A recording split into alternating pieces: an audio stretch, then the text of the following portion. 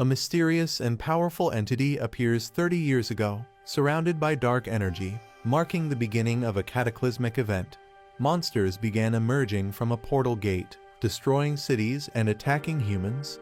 The monster invasion throws the world into chaos, and another dangerous gate seems to open. A young man, frustrated and full of anger, lashes out at the gate and the hunters responsible for handling them. Showing his despair, the boy vents his frustration, questioning why he has to endure such a miserable life. Feeling abandoned by the world, a police officer tries to stop the boy from jumping, warning him of the danger, but he remains defiant.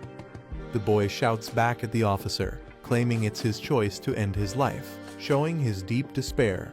The officers try to calm him down, but the boy struggles, refusing to listen and venting his overwhelming emotions.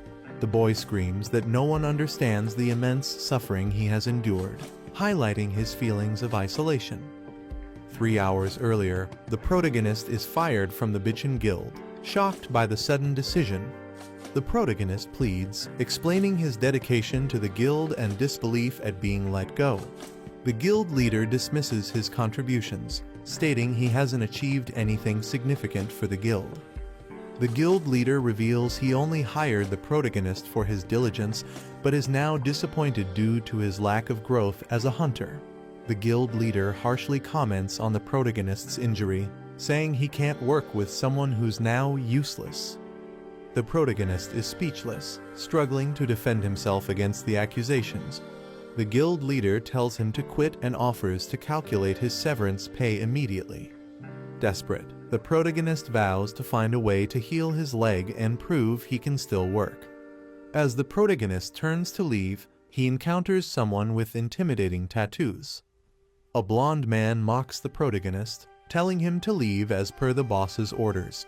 The protagonist recognizes him, shocked, and calls him Lee Youngjin. The blonde man ridicules the protagonist, mocking his attitude and calling him pathetic. He taunts the protagonist further, suggesting he should use his severance pay for snacks, belittling him as a D-rank hunter. The protagonist snaps, grabbing Lee Youngjin's shirt and accusing him of being ungrateful, stating he got injured saving his life. He reminds Youngjin of his reckless behavior in the dungeon that led to him being poisoned. Further venting his anger, Youngjin laughs dismissively, mocking the protagonist's claims of saving him.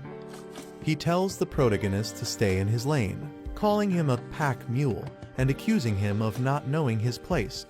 Youngjin questions how someone as weak as the protagonist could even possess an S-rank skill, ridiculing him further.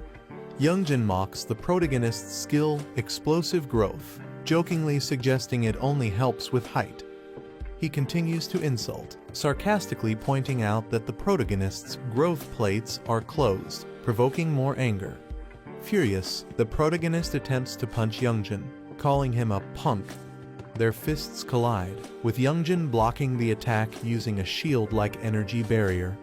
Youngjin taunts him, saying it's time for the protagonist, Taejun, to learn his place. Youngjin throws a powerful punch aimed at Taejun. The punch lands directly on Taejun, sending him flying backward with intense impact. Taejun cries out in pain and shock, visibly overwhelmed by the attack. Taejun accuses Youngjin of acting arrogant just because he started earlier. Taejun sees this confrontation as long overdue. Youngjin punches Taejun with full force, mocking him, saying, "Let's see how tough you are today." The guild leader mocks Taejun, sarcastically labeling his crime as standing up to someone of a higher rank. Other guild members ridicule Taejun for challenging the boss, mocking him for simply being Lee Taejun. Taejun is brutally beaten and collapses to his knees, injured and humiliated. Youngjin looks smug and satisfied, breathing heavily from the confrontation. Taejun lies on the ground, battered and bleeding. A severance envelope is thrown at him with a mocking remark, thanking him for his past 7 years of work. As Taejun sheds tears of pain and humiliation, the final insult is delivered, but let's not see each other again. Taejun leaves a convenience store late at night, carrying a bag, while the clerk bids him goodbye. He walks through the empty, quiet streets under the moonlight, reflecting on his situation. Taejun opens a bottle, likely filled with alcohol, showing his desire to escape his emotions. He drinks deeply, sitting alone, visibly distressed, trying to drown his sorrow. Taejun gazes at the cityscape, enjoying the taste of the alcohol, though it seems bittersweet. He pulls out the severance envelope he received earlier, staring at it with a heavy heart. Taejun laments over the meager severance money, angry and defeated after 7 years of hard work. Feeling there's nothing left for him in the world, Taejun steps onto the edge of a bridge, considering ending it all. Taejun stands on the edge of the bridge, ready to jump, when a holographic window suddenly appears in front of him. The window displays a warning. The user's life is in danger. Please step back from the bridge. Taejun sarcastically responds, questioning why the system suddenly cares about his life now. He angrily addresses the system, blaming it for his suffering over the past 7 years. Taejun punches the holographic window in frustration, blaming the useless skill it gave him. He continues to vent his rage, criticizing the explosive growth skill for failing to improve his stats and questioning how he's supposed to survive with it. The warning reappears, urging him to step back from the bridge, but Taejun remains furious. A red warning appears, stating, "Initiating strike due to baseless violent actions by the owner." Taejun breathes heavily, his emotions boiling over. Laughing hysterically, he mocks the red warning from the system as rain pours down. Taejun challenges the system, sarcastically inviting it to strike him, calling it useless for failing to explain skills properly. In a fit of rage, Taejun hurls his bottle and attacks the holographic warning, shouting for it to disappear. He slumps in defeat, trembling from the overwhelming emotions. Taejun reflects bitterly, lamenting that no matter how hard he tries, nothing changes. He accuses the system of ruining his life, blaming it for not explaining his skill correctly from the start. Taejun screams at the system, enraged that it dares to dictate his actions, even denying him control over his own life.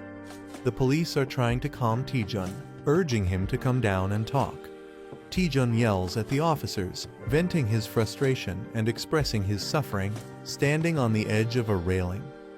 Taejun loses balance, his foot slipping off the railing. Taejun begins falling, looking shocked. As he falls from the bridge, he contemplates his imminent death, thinking, "This is how I die." Taejun reflects that maybe dying is better, given the misery of his current life. A mysterious system or entity acknowledges Taejun's complaint and initiates his transfer to the administrator's server. Taejun is enveloped by a glowing light, likely signifying his transportation to a different realm or scenario. Taejun is surprised and confused as glowing blue digital patterns start surrounding him. Taejun panics, asking what is happening, as the situation becomes more chaotic. Status windows appear, indicating that his system is being updated. Taejun is engulfed in a surge of bright blue energy, seemingly in the middle of a transformation or upgrade. The progress bar shows the update nearing completion, reaching 99%. The update is complete, confirmed by a glowing yellow status message. Taejun wakes up with a bandage on his nose, clearly feeling the aftereffects of something troubling. Sitting on a bench, he holds his head, complaining about a headache. Reflecting on his actions, he regrets drinking too much alone the previous night and vows not to drink again. Taejun recalls falling and suspects something unusual happened. He experiences strange sensations, as if a status window update is happening, confusing him. Laughing at the absurdity of a status window update, Taejun dismisses it as nonsense. He laments being jobless and wonders how he'll make a living. Considering doing day labor, Taejun is suddenly addressed by a glowing girl who knows his name. Shocked by her appearance, Taejun asks who she is, panicked and confused. A glowing girl introduces herself as Miri from the Status Window Management Department. Taejun is shocked and questions if such a department is real. He realizes that the strange events of the previous night were not a dream. Miri explains they investigated his case regarding explosive growth. She humorously admits his outdated status window wasn't working properly. Taejun is stunned, questioning if this was the reason for his struggles. Miri informs him that due to security reasons, she can't reveal further details. She assures him that the issue is now fixed, but Taejun wonders if all his effort was wasted. Taejun gets angry, realizing that all his hard work may have been for nothing. Taejun accuses Miri of making him train in vain for 7 years due to an outdated status window. Enraged, Taejun demands compensation for his suffering and threatens her in anger. Miri panics and explains that she has restored his stats and healed all his injuries to calm him down. Taejun, surprised, realizes that his body has been completely healed. He checks his condition and finds himself in perfect shape, questioning how Miri achieved it. Miri hints that a special trigger is required to activate his explosive growth but cannot explain fully yet. She proposes a partnership to help Taejun achieve his potential. A sudden disturbance occurs as a massive gate opens in the city. A terrifying monster emerges from the gate, and people scramble to call the suppression team to handle the threat. Taejun is shocked and questions how he is expected to deal with the massive monster. He accuses Miri of sending him to his death, while she tries to reassure him, claiming he can handle it. Miri optimistically tells him to give it a shot, saying, "Worst case, you'll just die," trying to sound encouraging. Taejun is left speechless by her casual attitude. The monster, identified as Venom Spore, is described as needing at least a B-rank hunter to defeat, even posing a challenge to skilled suppression teams. Miri promises that defeating the monster will trigger Taejun's explosive growth. Taejun debates whether to trust her or not, finding the task insane. Despite his hesitation, Miri insists the monster isn't in the best condition, trying to convince him further. Taejun remains silent, deep in thought, contemplating his next move. Taejun reflects that his life has always been full of challenges and hardships. He considers running away but feels weighed down by his current situation.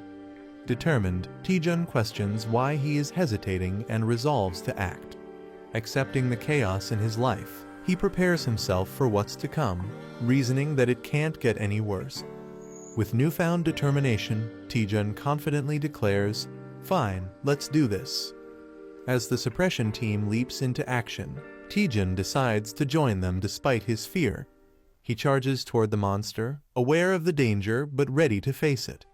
The venomous monster retaliates, releasing its toxic attack. Taejun counterattacks with fierce determination, unleashing a powerful move against the creature. Taejun successfully attacks the monster, splitting it apart with great force. A notification confirms that the quest, "A Small Step Forward," has been completed.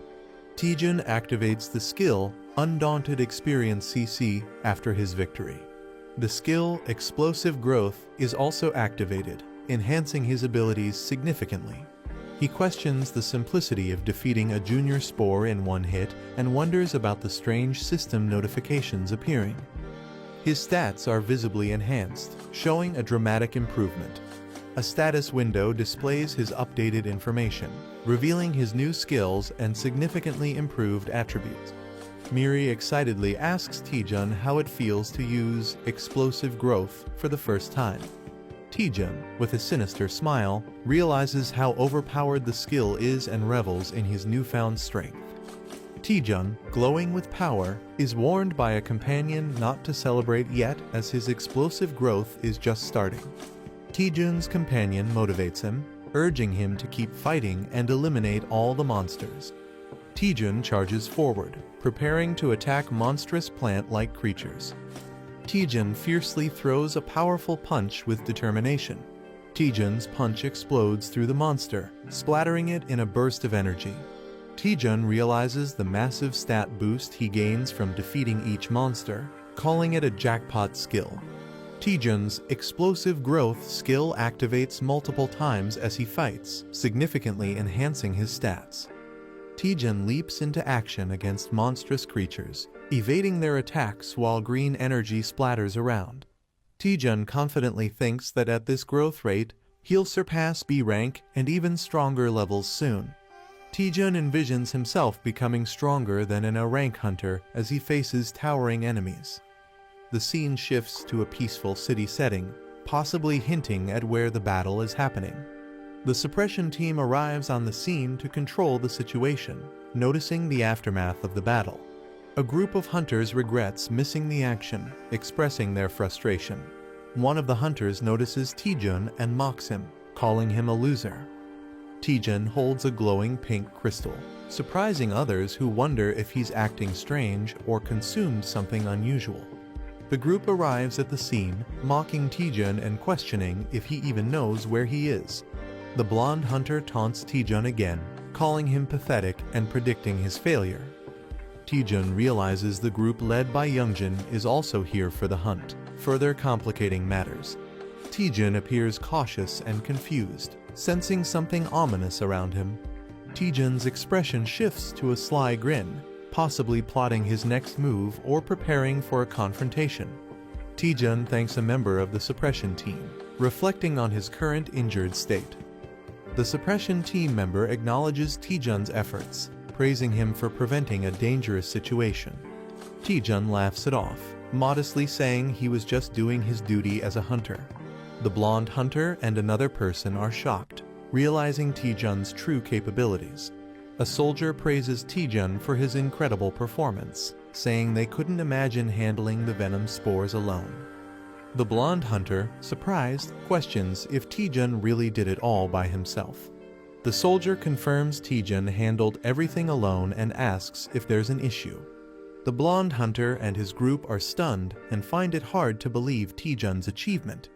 Taejun tells the group to leave and assures he'll explain everything later. The scene transitions to an abandoned building, indicating a new setting or upcoming event. The blonde hunter confronts Taejun, asking if he truly managed everything by himself. The blonde mocks Taejun, doubting that a D-rank hunter could achieve such a feat. Taejun remains silent, standing unfazed despite the insult. A glowing notification startles Taejun, hinting at a new event or quest. Taejun reads the quest details, which challenge him to teach the disrespectful juniors a lesson in exchange for an A-rank skill.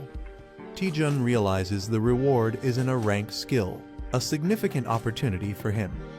Taejun smiles darkly, thinking about how he can get both revenge and a skill by completing the quest. Taejun apologizes sarcastically to the group, preparing to take action. Taejun sarcastically apologizes and asks if they mind if he beats them up. The blonde hunter is stunned and confused by Taejun's statement. Taejun dramatically pretends to cry, saying he's not good at sugarcoating things. Taejun repeats his challenge, asking once more if he can teach them a lesson. The group mocks Taejun, thinking he's gone mad or joking around. One of the group members angrily lunges at Taejun, demanding he stop talking nonsense and answer. The attacker emphasizes that in this world, those who commit crimes should be punished, delivering a strong blow. Taejun is grabbed by the head as someone questions if he's serious. The attacker prepares to punish Taejun but realizes something is wrong as he can't move properly. Taejun, with a dark smile, taunts the attacker, telling him to take his punishment like he deserves it. The attacker is shocked, unable to understand what's happening. Taejun strikes the attacker, sending him collapsing with one blow. Taejun easily overpowers the attacker, leaving him stunned and collapsing to the ground. The others are shocked, questioning what just happened. The others are confused, questioning why the attacker collapsed so suddenly. Taejun casually gestures for the rest of the group to come at him, inviting them one by one. Taejun menacingly smirks, daring them to endure just one flick on their foreheads for bullying their senior. The group questions Taejun's confidence and his intent to flick them, finding it ridiculous. Taejun flicks one member's forehead with enough force to cause intense damage, sending blood gushing. Taejun unleashes powerful attacks, effortlessly taking down multiple opponents. Another member suffers a devastating blow as Taejun displays overwhelming strength. The blonde hunter is stunned, questioning why his group is losing so easily. Taejun dismisses the idea that it's a joke and approaches the blonde hunter menacingly. Taejun calls out Youngjin directly, asking if he finds the situation amusing. Taejun declares he might let the others go but won't spare Youngjin. Taejun taunts Youngjin, saying a simple flick isn't enough for him and warning him to get ready. Youngjin, enraged and clenching his teeth, swears revenge, calling Taejun dead meat. Youngjin activates an ice ability, surrounding himself with sharp icicles and a cold aura. He mocks Taejun, assuming he has gained some physical enhancements, and warns him not to get overconfident. Youngjin arrogantly declares that Taejun is the one who's in trouble. Taejun observes the ice missiles and sarcastically questions when Youngjin learned such a skill. Taejun reveals that he, too, has just learned a new skill, showing flames igniting in his hand. A massive explosion of fire erupts as Taejun prepares to test his newly acquired ability in a grand display of power. A rank skill that is stronger than normal fireballs and reduces the target's healing ability. He is stunned by the fireball's sheer intensity, calling it incredible. Taejun jokingly admits he's new to the skill and advises Youngjin to be cautious. The fireball unleashes a massive, fiery explosion, showcasing its destructive power. Youngjin feels the overwhelming heat and realizes the power of the fireball. The fireball creates a huge fiery blast, leaving a crater. Youngjin, charred and exhausted, struggles to breathe and process what happened. He's confused but relieved, questioning how he managed to survive such destruction. Taejun jokes about Youngjin being so scared that he looks like he wet himself. He tells Youngjin to stop bullying guild members and be more respectful. Terrified, he promises to change and never bully anyone again. Taejun charges energy in his finger, hinting at a playful but intimidating move. Taejun suggests there's still something left to deal with, keeping the pressure on Youngjin. A cheerful narrator introduces herself and promises to explain what happened in the previous episode. Taejun gains a new status window ability, unlocking powerful skills to fight back. He uses his newfound strength to stand against those who tormented him. Taejun successfully takes revenge on his bullies. The narrator hints that Taejun might have pushed his power too far, and he collapses. Taejun lies unconscious, exhausted from overusing his abilities. Despite his state, the narrator urges him to head to the dungeon. Taejun has been unconscious for 3 days, and the narrator questions if he can overcome this challenge. Taejun is lying on his bed, suffering from intense pain after pushing himself too hard. He's frustrated and tells others to be quiet. The narrator is relieved Taejun is awake, but he explains he overused his mana, leading to his current state. Taejun admits he was reckless and got carried away with his newfound strength. He resolves to focus on improving his mana. The narrator acknowledges Taejun's rapid growth, but questions whether he truly needs to focus only on mana. Taejun clarifies that his extraordinary growth boosted all his stats except mana, which is now his priority. Taejun explains that his skills, like the fireball, consume a lot of mana, forcing him to prioritize increasing it to avoid future collapses. The narrator wonders if there's a specific way to raise just his mana more efficiently. Taejun notices that he has a set recovery time of 8 hours and 30 minutes before he's back to full strength. A massive tower designed for training and improving mana is shown. Taejun explains to the narrator that the Tower of Training is a well-known dungeon where beginners go to boost their mana. Despite being famous, the narrator notices the tower is oddly empty and questions why no one else is there. Taejun recalls the tower being popular a few years ago, but wonders if it's no longer in use. Taejun and the narrator spot an old man in the tower, surprising them. The old man tearfully mistakes Taejun for someone he refers to as Granny. Taejun and the narrator are bewildered by the old man's behavior, finding it strange. Taejun formally requests the old man for the Tower of Training quest, but the old man mishears it as fast food. Taejun clarifies he's talking about a quest, not fast food, but the old man misunderstands again. The old man finally understands Taejun is here for the tower's quest. The old man agrees to guide Taejun and the narrator through the tower of training. The narrator feels uneasy about the situation, but Taejun reassures her, saying he's prepared. The old man starts explaining the mechanics of the tower to Taejun and the narrator. The tower is divided into 10 stages, and clearing all of them will complete the quest. Taejun guesses the first task is to defeat 10 goblins, and he's correct. The old man acknowledges Taejun's guess with a cheerful response. Taejun impresses the narrator with his knowledge of the tower, claiming no one knows its strategies better than him. Taejun reveals he studied dungeon strategies on YouTube and memorized them, even though he couldn't go on real expeditions. Taejun confidently declares the beginner dungeon will be easy for him, earning admiration from the narrator. Taejun mutters to himself, and the old man overhears, prompting Taejun to play it off as a joke. They reach the first trial area, and the old man prepares to summon monsters. The old man struggles dramatically while summoning monsters for the trial. The old man nervously announces the arrival of the monsters, completing the summoning.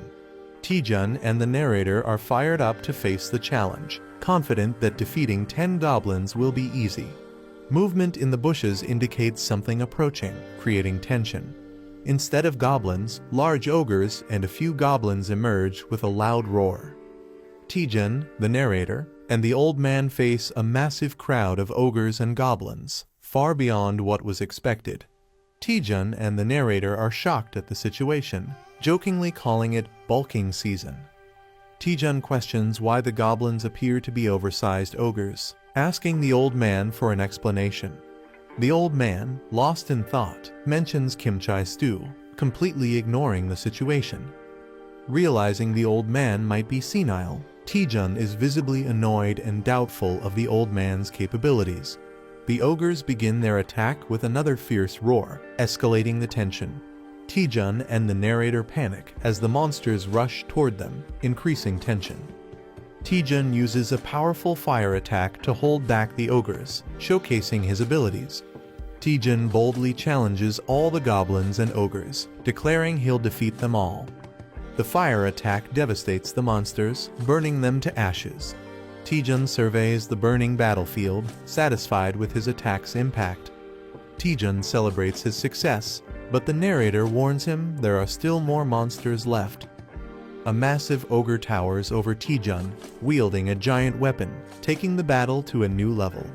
The giant ogre swings its weapon, landing a powerful blow on Taejun, catching him off guard. Taejun faces off against an ogre and prepares for a fight. The ogre attacks, and Taejun responds with determination, challenging its strength. Taejun skillfully dodges the ogre's powerful strike. Taejun spins, preparing a counterattack. He delivers a powerful blow to the ogre's head, drawing blood. The ogre roars in defeat as Taejun stands confidently. Notifications appear, confirming the completion of Stage 1 and increased experience. The old man, impressed by Taejun's swift completion of the first stage, acknowledges his achievement while flames blaze in the background. Taejun looks surprised but takes in the comment. The old man teases Taejun, suggesting the first stage was easy. Taejun nervously pretends it was harder than it seemed, masking his frustration. The old man casually suggests moving to the next stage, frustrating Taejun. Monsters appear, stronger and in overwhelming numbers, challenging his mental resilience. Taejun faces a giant beast, feeling the intense physical and mental pressure. Taejun realizes why no one dares to challenge this place anymore. He yells in frustration, calling the dungeon impossible to clear and referring to it as hell. Someone pleads for mercy, revealing Taejun's name as they face the tower. Taejun reaches the final stage, facing an ominous silhouette. The final boss is revealed, a massive hellhound Cerberus, ranked S and level 90. Taejun is horrified, sweat dripping as he reacts to the terrifying scene. Taejun realizes the final boss isn't a simple dog as expected, but an overwhelming threat. Taejun gives up, believing he can't defeat the boss, even with multiple lives. He's out of mana and struggles to find a way to continue. A hidden quest appears, tasking him with curing a senile NPC to restore order. Taejun reads the hidden quest details and begins thinking. He realizes the dungeon relies on the old man's unstable mana. The old man's loss of mana control causes the monsters to grow stronger. Taejun decides that if he can return the old man to normal, he can clear the dungeon. Taejun shares his plan with the spirit, but he's uncertain if it will work. Taejun gathers his resolve, deciding to give it a shot. He recalls that uncontrolled mana can drive powerful mages insane. Taejun notices the tangled strands of mana in the old man's mind. Taejun approaches the old man, ready to act. The spirit is shocked and asks Taejun what he's doing. Taejun channels his focus, preparing to fix the old man's mana. He starts calming the old man, who begins to relax. Taejun jokingly calls it nirvana, while continuing his task. Taejun redirects the scattered mana back into the old man's head, stabilizing him. Taejun checks on the old man, determined to fix the broken mana flows. A massive pink energy blast emerges, alarming the spirit. The pink energy intensifies, threatening Taejun and the old man. Taejun desperately shields the old man, bracing himself. The energy surges out of the tower, creating a massive explosion. The old man regains consciousness, apologizing for the trouble caused by his body. The old man transforms into a muscular and revitalized version of himself. Taejun is shocked, questioning the old man's new appearance. The old man expresses clarity and refreshment, thrilled to be himself again. The revitalized old man confidently stands, emitting a powerful aura. A view from above shows the final battle arena, with the red beast still present. The old man expresses his gratitude to Taejun, calling him his benefactor and offering to grant any request. Taejun looks shocked as someone counts numbers, reaching 97 and 98. A glowing girl stands behind him. A muscular man lifts a heavy barbell, reaching 99 reps. The old man, now glowing with power, shouts 100 while lifting the weights. The weights slam into the ground, cracking it. The man explains that physical strength is needed for high-intensity mana use. His muscles flex, and he begins revealing something important. He proudly announces that his secret to becoming an archmage is intense physical training. The old man flexes and asks if they can feel the mana radiating from his muscles. He invites Taejun to touch them, but Taejun nervously refuses, questioning if this kind of power is necessary. The old man insists and then asks Taejun what he truly wants. Taejun hesitates to answer. Taejun complains about his low mana and asks if his mana capacity can be increased. The old man easily accepts the request and activates the mana body technique. He unleashes the mana technique build-up on Taejun. Taejun screams in pain as his mana increases dramatically to 500. Taejun coughs and complains that he almost died from the process. The old man observes that Taejun's issue isn't a lack of mana. Taejun, confused, asks what the old man means. The old man explains that Taejun is using too much mana for his Fireball skill. Fireball is supposed to be a basic skill. The old man explains that Taejun's Fireball is much stronger than normal but consumes too much mana. He reassures Taejun and offers to help him recreate his Fireball. A large modern cityscape appears, showing a tall building. A woman named Lee Seon-ah, a grade hunter from the Myth Guild, waves and calls out. Taejun's companion is surprised and asks if he knows her. Taejun says she's an old friend from Hunter's Den. The glowing girl teases Taejun, shocked that he has a female friend. Taejun gets annoyed. She asks why Taejun called Seon-ah. He explains it's to test his new Fireball technique. The Myth Guild has the largest training facility in the country. Taejun's previous Fireball was powerful enough to destroy a building. The new one will be even more dangerous. Taejun suggests they need a safe training area for testing his new Fireball. The glowing girl teases Taejun, surprised that he has more connections than she thought. Seon-ah hears something and asks what Taejun said. He nervously laughs and denies saying anything. In the elevator, Seon-ah comments that it's been a long time and asks how Taejun has been. He replies that he has just been doing his usual hunter duties. Seon-ah gives Taejun a curious look, making him wonder if there is something on his face. She smiles and tells him he seems different from before. Seon-ah tells Taejun that he used to rely on her, but now seems more confident. Taejun is surprised. She mentions that another person requested to use the training ground today. She hints that Taejun will be excited to see who it is. Taejun is shocked that someone arrived before him. Choi Jin-hyuk, a grade A hunter from Bichon Guild, appears riding a massive beast. Taejun and Jin-hyuk exchange intense stares, recognizing each other. Seon-ah notices the tension and wonders why they are acting like rivals after a year. Inside the training facility, Seon-ah activates the system. She explains that the strength of the training monsters depends on how much mana is used. Seon-ah summons a monster, calling it cute, but Taejun is horrified by its appearance. The monster rushes forward, and Seon-ah asks if that explanation was enough. She casually leaves to grab drinks, leaving them to train. Taejun, the glowing girl, and Jin-hyuk stand in silence. Taejun learns that he can create a monster using mana. A giant, muscular orc roars as it appears, surprising Taejun. Taejun cracks his knuckles, ready to fight. The orc charges at Taejun aggressively. Taejun focuses, preparing to counterattack with his fist. Taejun punches the ground, releasing a massive explosion of blue energy. A shadowy figure looms in the background. An ogre wouldn't even count as a warm-up. He considers summoning hundreds more while Taejun prepares for battle. Taejun, lying down, suspiciously asks, "It was you, wasn't it?" The other person responds in confusion. "What?" Choi Jin-hyuk glares at Taejun and accuses him. "Don't play innocent. You're the one who messed up the guild juniors, aren't you?"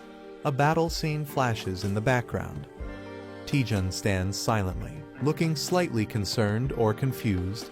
Someone walks forward and says, "At first, I didn't want to believe it, but now that I look at it, it's true." Their steps echo in the empty space. Choi Jin-hyuk confronts Taejun. "Have you awakened some new power? What are you doing now that you're so strong?" He looks frustrated. A furious Choi Jin-hyuk accuses, "You're beating up your own family members who used to eat from the same pot." His face shows anger and disappointment. Taejun's face darkens as he mutters, "Choi Jin-hyuk." His expression is filled with determination and rage. A flashback shows Taejun, Choi Jin-hyuk, and Lee Seon-ah enjoying a meal together at Hunter's Den. The text reveals that Choi Jin-hyuk was once one of Taejun's few trusted friends. Choi Jin-hyuk distances himself from Taejun as he joins the Bichon Guild and climbs the ranks, symbolizing their growing gap. Choi Jin-hyuk, now more powerful and confident, surrounds himself with strong allies. Taejun watches from afar, feeling left behind. His expression is colder, showing that he has become someone different from the friend Taejun once knew. Taejun, carrying a large backpack, looks troubled. The text states, "I'm no longer a friend," indicating his bond with Choi Jin-hyuk is broken.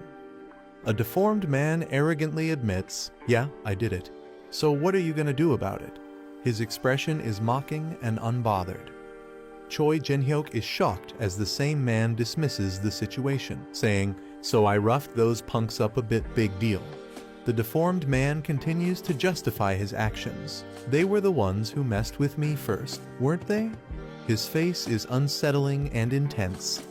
Choi Jin-hyuk gets angry, clenching his teeth. He confronts someone, "And you? While I was getting beaten to a pulp, what did you do besides watch?"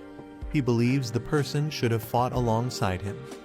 Choi Jin-hyuk grabs Taejun aggressively and yells, "Hey, you've got some nerve." Taejun is taken aback, responding, "Excuse me."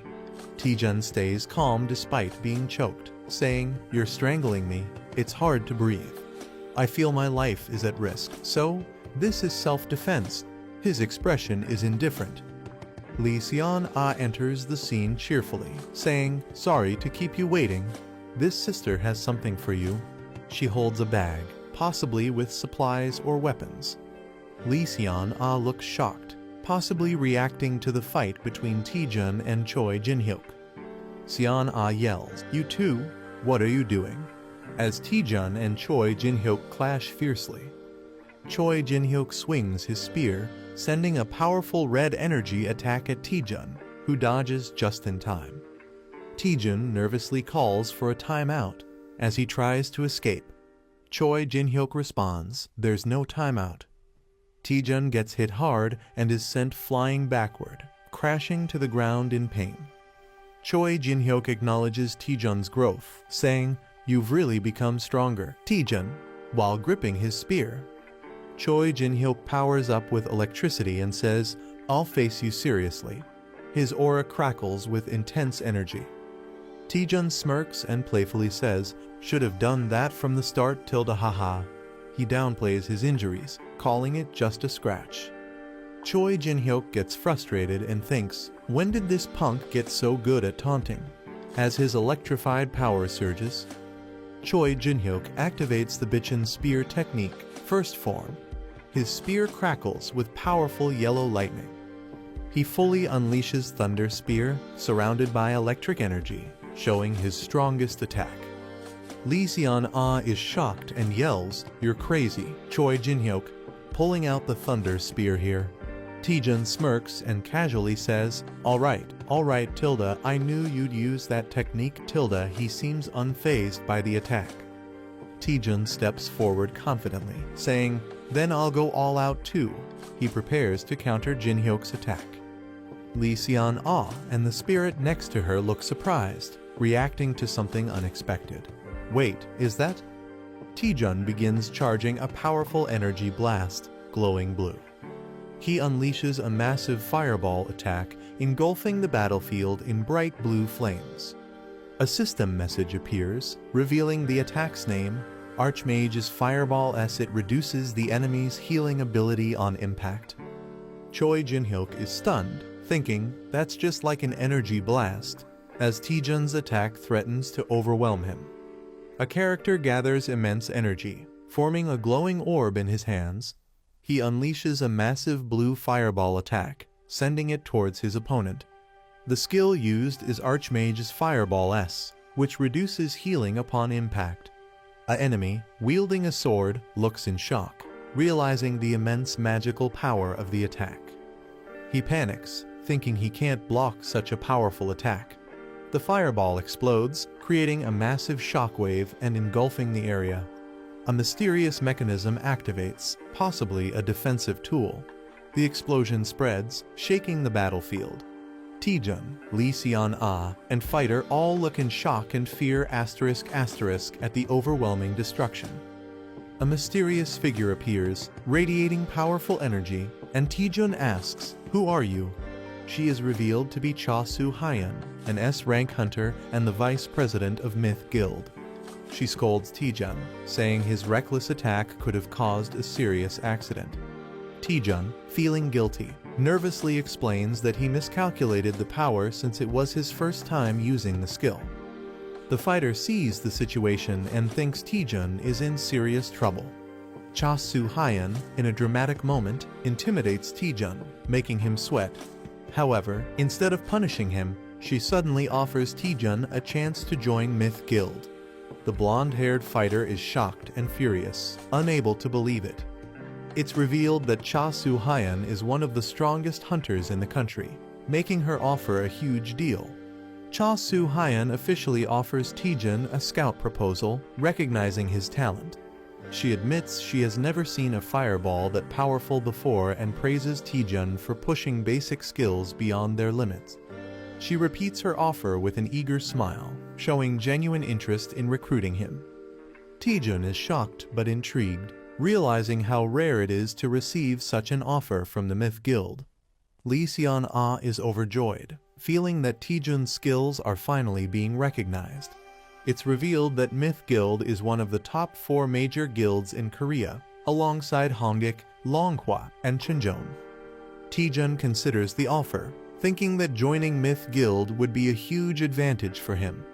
Cha Soo-hyun emphasizes that a true hunter must constantly train and overcome their limits. Taejun recalls his earlier excitement, remembering that he wanted to duel today to test his own limits. Choi Jin-hyuk looks confused, denying that he ever agreed to duel Taejun. Taejun, fired up, reflects on his fight with Choi Jin-hyuk, realizing something important. He sees Jin-hyuk as a massive mountain he cannot overcome yet, symbolizing his current limits.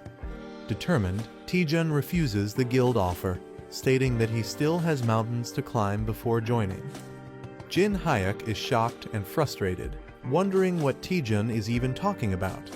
Cha Soo-hyun laughs, admiring Taejun's dedication to training and liking his spirit. She asks for his name and rank, and Taejun proudly introduces himself as a D-rank hunter. Soo-hyun is surprised, believing that his talent is wasted at such a low rank. In recognition of his potential, she gives him a recommendation letter, showing that she still believes in his future. Taejun receives an invitation to take the B-rank hunter evaluation in a month. His friends congratulate him. Choi Jin-hyuk is furious, realizing Taejun is advancing quickly. Taejun reflects that higher ranks allow hunters to enter stronger dungeons, making this a valuable opportunity. 1 month later, he arrives at the hunter testing site to take the B-rank exam. Taejun feels excited and confident, believing the atmosphere itself feels different. His spirit companion notes how Cha Soo-hyun gave him a recommendation right away, proving her high regard for him. She then asks, "Why didn't you join the Myth Guild, since they were offering him so much support?" Taejun comically shouts money, revealing his real reason. He explains that guild hunters have to share their earnings, making solo hunting more profitable. Taejun criticizes guilds, saying their rewards are low and they control schedules too strictly. He recalls how guilds exploit hunters, overworking them and discarding them if they get injured. He dramatically declares he would never join a guild, stating his only goal is making more money. Suddenly, someone calls out to him, catching his attention. A cheerful cat-eared girl, Yo Si-ah, from Chincheon Guild, greets him and asks if he's taking the test. Taejun is surprised she knows him, but she reveals that his reputation has already spread. She smirks, saying her guild is determined to recruit him, hinting at Myth Guild's interest. Taejun nervously laughs, realizing his name is spreading too fast. Suddenly, a tall, intimidating man appears, mocking Taejun, calling him a mediocre man. Kangjin, a C-rank hunter from H-Warring Guild, mocks the event, calling it overhyped. He boldly introduces himself, claiming he's destined to be the greatest hunter of the era. Taejun and Yo Si-ah are speechless, with Taejun internally wondering if this guy is crazy. The announcement begins, signaling the start of the B-rank hunter evaluation test. The participants, including Taejun, Kangjin, and Yo Si-ah, prepare for the test. The examiner introduces their mentor for the test, an experienced hunter. The mentor is revealed as Choi Jin-hyuk, an A-rank hunter from the Bichon Guild. Taejun is shocked, recognizing his rival, Choi Jin-hyuk. Jin-hyuk greets the participants, preparing to explain the test rules. The test will take place in a dungeon, and 8 participants will be grouped into teams of 2. The dungeon has 4 entrances labeled A, B, C, and D. The first 2 teams to reach the merge point will proceed to the boss fight. A man announces that even if participants retire from the dungeon, they should not worry. Safety personnel are stationed throughout the dungeon to ensure protection. A streaming score system will be used to track and rank participants. The test is being streamed live, showing a battle against monsters, and viewers are commenting. The test officially begins with red portals activating. The first team, Yu Si-rin and Kangjin, is called to start. The second team, Yang Dong-jun and Hong Ah-ryeom, is introduced. The third team, Cho Song-yi and Bong Jun-hyun, is introduced. The fourth team, Lee Tae-jun and Kim Jun-hyun, is announced, and all teams are instructed to enter their designated gates. Tae-jun recognizes Kim Jun-hyun and is surprised to see him, while Jun-hyun happily greets him. The teams begin entering the red portals, with Tae-jun leading the way. Someone watches Taejun closely, saying his name with suspicion. A man smirks darkly, realizing that Taejun is using him for his own advantage. Kim Jun-hyun clenches his fist, determined not to be underestimated. Taejun confidently steps into the portal, fully prepared for the test. A dark and eerie dungeon scene appears, with someone in the shadows vowing revenge, saying, "I'll make you regret it." A member of Bitchin Guild is shocked when asked to participate in the B rank assessment. A heavy-built man and a young hunter with blue hair discuss something. The man is confused, while the young hunter seems uninterested. The young hunter is asked to disrupt Taejun during the assessment. The D route is much harder than the standard path, so interfering would make it difficult for Taejun to pass. The heavy-built man is reminded that his mother is sick, implying pressure on him. The blue-haired hunter tempts him with money for his mother's surgery. The man looks nervous, but the blue-haired hunter assures him he'll be rewarded if he cooperates. Taejun and his teammate enter the D route and encounter monsters. A giant snake with red eyes appears, roaring fiercely. Taejun easily defeats the monster, shocking his teammate. Taejun complains about the weak opponent, but his experience points slightly increase due to an ability. The heavy-built teammate is shocked at Taejun's sudden strength.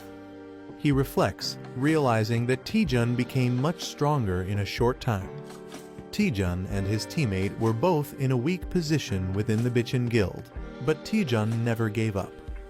Taejun praises his teammate's skill to absorb attacks, calling it amazing. Taejun encourages him, saying he'll shine one day as a great hunter. Taejun's words gave his teammate hope when he had none.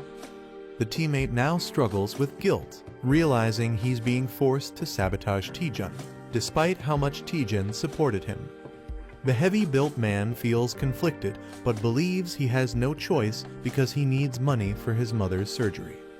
He convinces himself that betraying Taejun is necessary for his family. He hands Taejun a bottle, acting innocent. He tells Taejun that it will help him, making it seem like a friendly gesture.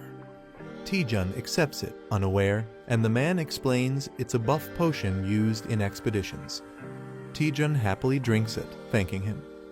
However, the potion is actually poisoned, meant to paralyze Taejun.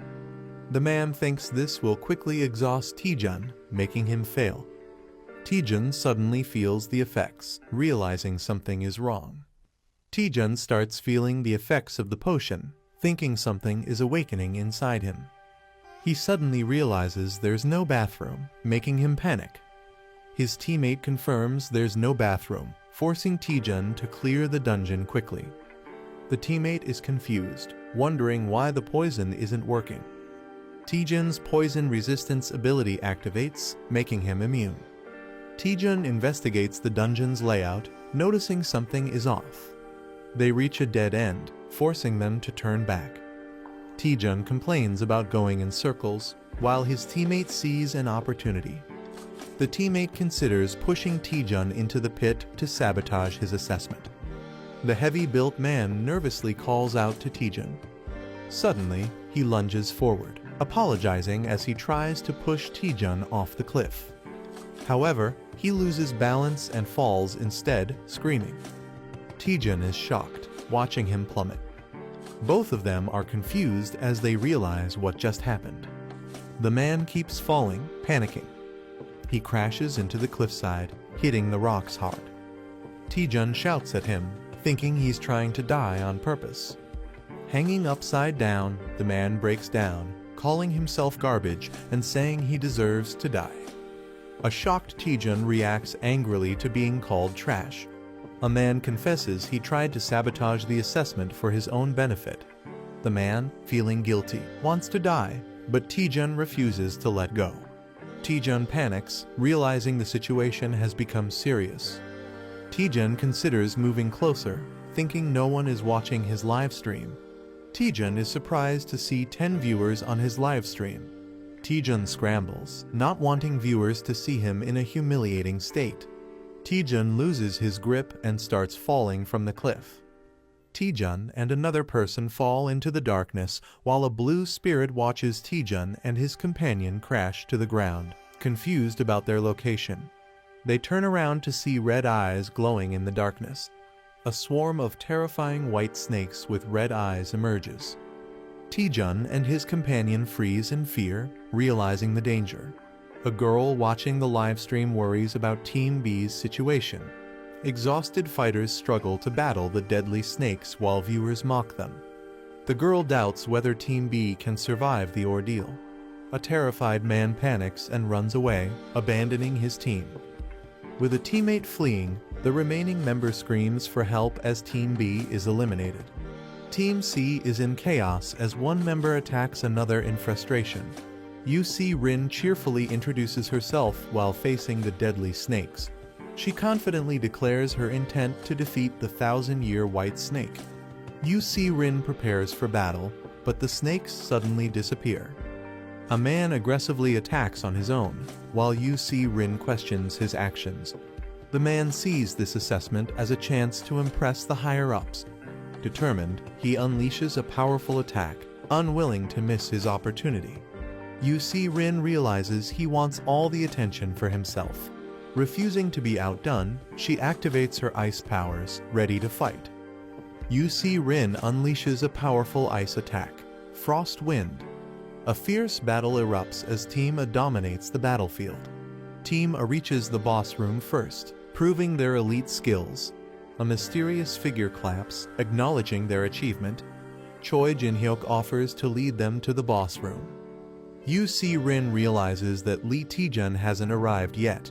Choi Jin-hyuk confirms Team D's signal is lost, hinting at their elimination. A teammate mocks Taejun, doubting his potential. Choi Jin-hyuk leads Team A through a portal to the boss room. Choi Jin-hyuk smirks, realizing Junhyun's plan was successful. He mocks how Vice President Cha Soo-hyun would react if she knew the truth. The group looks shocked as they sense something ominous. A monstrous spiked snake corpse lies before them, unsettling the team. A skeletal figure sits on a throne, exuding a terrifying aura. The Skeleton King awakens, its eyes glowing with dark energy. The absorption skill allows the user to absorb magic attacks and return them. The more magic absorbed, the stronger the attack, but it depends on the user's limits. A comedic moment shows the absorption skill leading to an unexpected fiery result. Lee Taejun and Kim Jun-hyun use their combined attack, Hell Train. Taejun pushes Jun-hyun to absorb more power as they charge forward. Determined, they rush straight to the boss room. Team A is confused, realizing the boss should be the Emuji. The team wonders how things took a drastic turn. Suspicion rises as they question the mysterious lick before them. The lick fully awakens, its glowing eye radiating dark energy. Team A realizes the danger as they recognize the powerful lick. They are shocked to see a lick instead of the expected dungeon boss. Choi Jin-hyuk urgently commands everyone to retreat.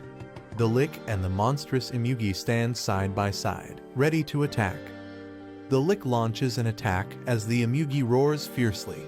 Choi Jin-hyuk prepares to counterattack with determination. He leaps into action as the Emugi strikes with force. UC Rin and her teammate refuse to stay idle and prepare to assist. UC Rin and Kang Jin launch their combined attacks against the Emugi. The Emugi retaliates, injuring UC Rin as she screams in pain. Choi Jin-hyuk panics as he sees his teammates wounded. He realizes that the lick is controlling the Emugi. He determines that taking down the lick is the key to victory. Choi Jin-hyuk prepares to strike but is caught off guard. The Emugi launches a surprise attack, hitting him hard. He regrets recklessly charging in without a proper strategy. The Emugi roars, ready to finish him off as he faces near death. The girl regrets not saying something before dying. A hunter is violently thrown back by a powerful attack. A shocked boy feels fear as he senses something terrifying. The team celebrates reaching the boss room. A man is relieved to be alive but realizes something is wrong. Urgent warning is given to Lee Taejun and Kim Jun-hyun. A massive monster, Imugi, looms over them in danger. Taejun and Jun Hyun barely dodge a devastating attack. They realize facing a lick and an Imugi is too much for a B-class test. The man suspects someone is sabotaging the evaluation. The team speculates that a powerful guild member might be involved. Taejun acknowledges the situation but finds it complicated. Taejun confidently suggests taking down the Imugi. Taejun and Man reluctantly agree to work together. A warrior with dual swords charges forward as something powerful descends from above. A fighter holds a glowing energy orb, declaring a temporary alliance. One character asks if Jun Hyun can take more fireballs, but he seems exhausted. A large, wounded serpent-like creature appears, still moving. A character warns Lee Taejun to be cautious as a dangerous attack approaches. The fighter with the glowing orb confirms that he also sees the danger. A massive 20% fireball attack is launched toward the enemy. A massive blue energy dragon appears, roaring fiercely. A warrior activates Divine Spear Technique, second form, preparing to attack. The warrior unleashes a powerful spear technique, cutting through the air. A lick with a flaming purple staff stands atop a defeated beast. You see Rin and Hangjin see the lick is vulnerable and prepare to strike. Hangjin charges at the lick while it casts an attack. Hangjin declares he won't miss his opportunity to attack. He delivers a powerful ice punch straight at the lick. A fighter asks Jun Hyun for one last favor, believing they can't lose as a team. Lee Taejun and Kim Jun Hyun activate a collaborative attack. Hell Train attack is unleashed, surging with immense energy. The enemy is frozen solid, trapped in ice. A fighter questions if they've finally defeated the enemy. The entire group looks shocked, realizing something unexpected. The lick survives the attack, unaffected by their efforts. The lick counterattacks, summoning deadly energy spikes. Two fighters are impaled, unable to escape. More allies are struck, screaming in pain. The team is injured and trapped by ice spikes, realizing the lick seems immune to damage. A fighter questions their lack of knowledge about the lick, wondering if they missed something. A mysterious manager appears, glowing with energy. The manager jokes about struggling to download an app. She suggests using a map hack key to fight more effectively. Taejun is shocked by the mention of a map hack as dungeon information starts loading. The system analyzes the dungeon, revealing details about its structure and enemies. Parsley navigation activates, displaying a virtual map. Taejun is confused by the new system's function. The manager explains that Parsley navigation reveals dungeon secrets, enemy patterns, and rewards. She has also installed more apps, advising Taejun to use them in battle. Taejun realizes this is beyond a normal map hack, calling it a game-changing ability. The dungeon's original boss was supposed to be a B-class Imugi, but something changed. Taejun questions what the lick really is, as it wasn't supposed to exist. The Parsley translator activates, revealing that the lick, Iratus Chan, is excited. Taejun senses something terrifying, feeling uneasy. He asks the manager what's happening, suspecting a system bug. Iratus Chan thanks a contractor, hinting someone summoned it. Taejun realizes the translation is working fine, but something feels off. He questions if someone forcibly summoned the lick. Taejun checks on Choi Jin-hyuk, who barely avoided a fatal injury. Taejun claims he found the lick's weakness. Jin-hyuk is shocked but doesn't get a full explanation. Taejun asks him to trust and cooperate. Jin-hyuk hesitates, but the situation forces him to follow Taejun's lead. Jin-hyuk agrees to cooperate, asking what to do first.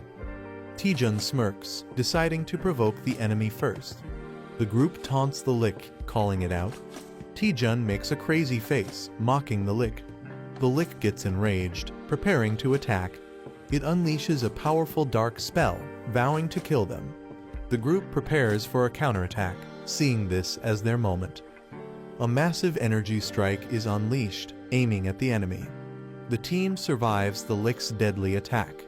Taejun realizes he can predict the lick's attack patterns. He gains confidence, knowing his strategy will work.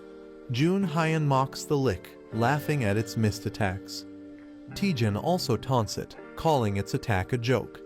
The lick counters with powerful purple fireballs. Taejun gives precise movement instructions to his team. The attacks explode, but they dodge successfully. Taejun remains focused, ready for the next move. The team is amazed that they dodged everything perfectly. A skeletal enemy acknowledges the protagonist's dodging skills and prepares a stronger attack. The enemy unleashes a massive attack, covering the battlefield in dark energy and sharp projectiles. A panicked ally questions how they are supposed to dodge the incoming attack. A system or skill activates, with glowing barriers appearing around the characters.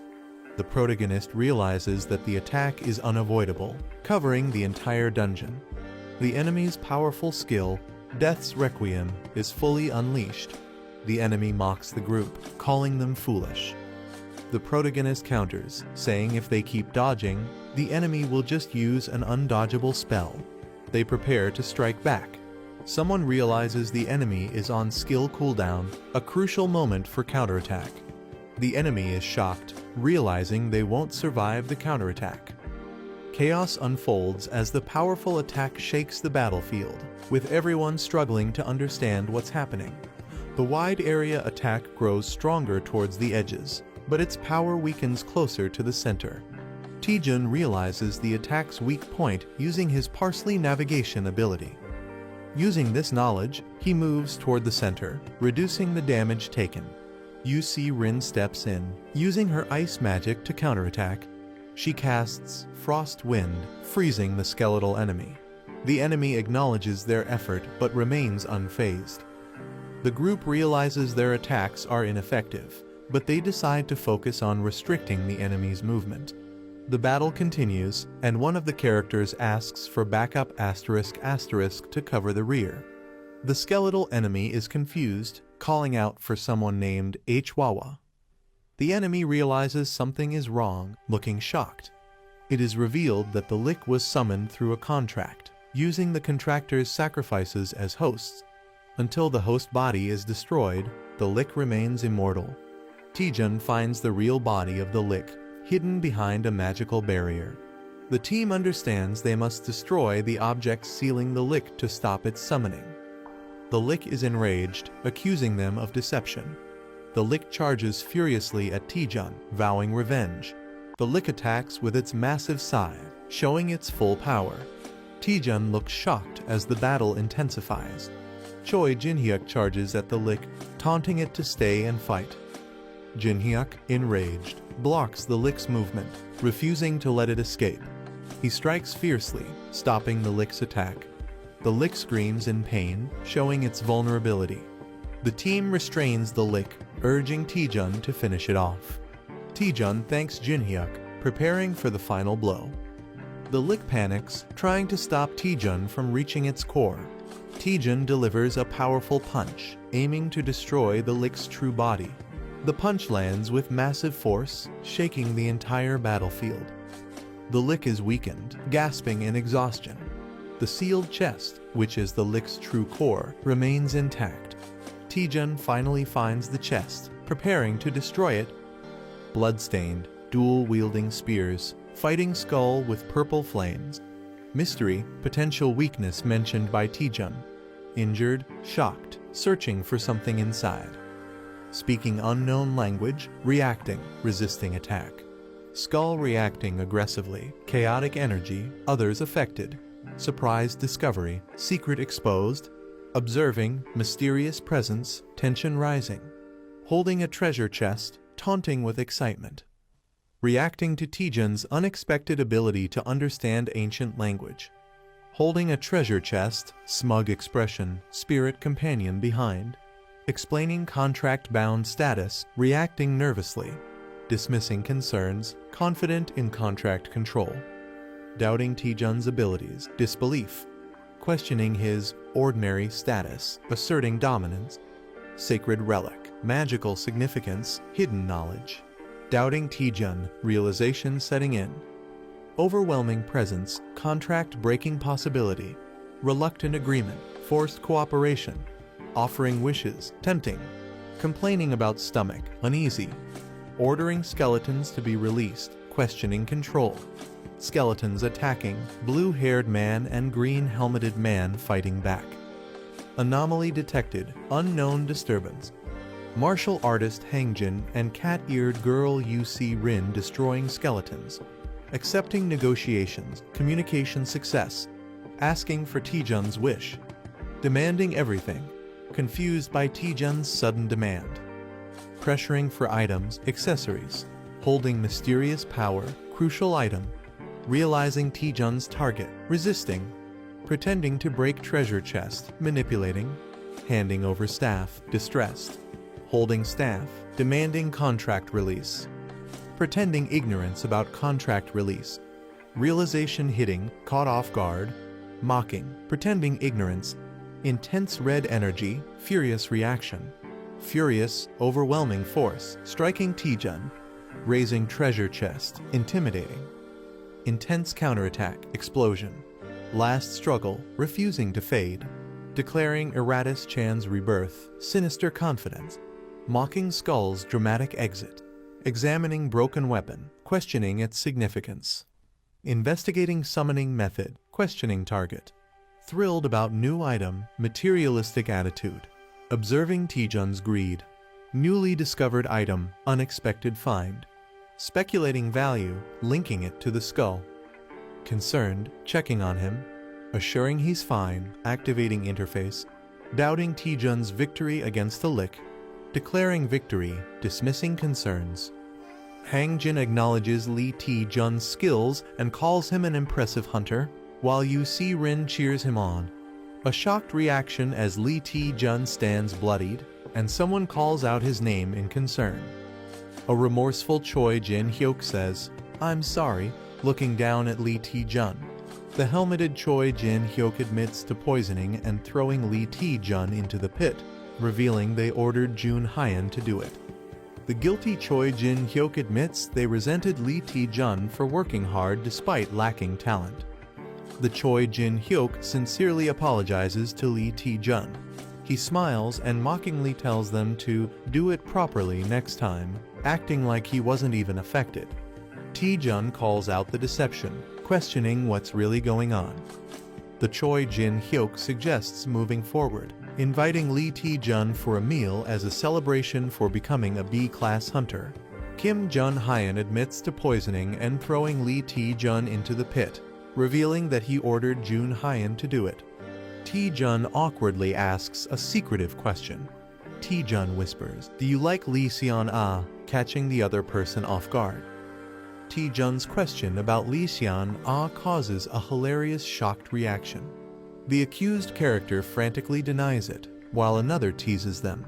A glowing green gate appears, signaling their way out. UC Rin and Kim Jun Hyan celebrate being able to leave, dreaming about food. Taejun smiles and tells everyone to go back together. The group walks toward the portal, feeling the relief of survival. Taejun hesitates for a second as he steps through the gate. They successfully exit, and a mysterious figure watches them. Taejun is officially promoted to B-class hunter, greeted by some intimidating figures. Lee Taejun is shocked to see Seo Yeon HWA Clear Sky Guild representative and Maddie Pyong Hwarang Guild representative. Maddie Pyong, a powerful and imposing figure, raises suspicion as Taejun wonders why the strongest hunters are present. The elegant yet authoritative Clear Sky Guild leader enters. Seo Yeon HWA reveals that someone interfered with their test, manipulating the results. She explains that monsters, including the Lick and an undead Emugi, should not have appeared. The investigation suggests that a powerful force was trying to disrupt both the Clear Sky Guild and Hwarang Guild.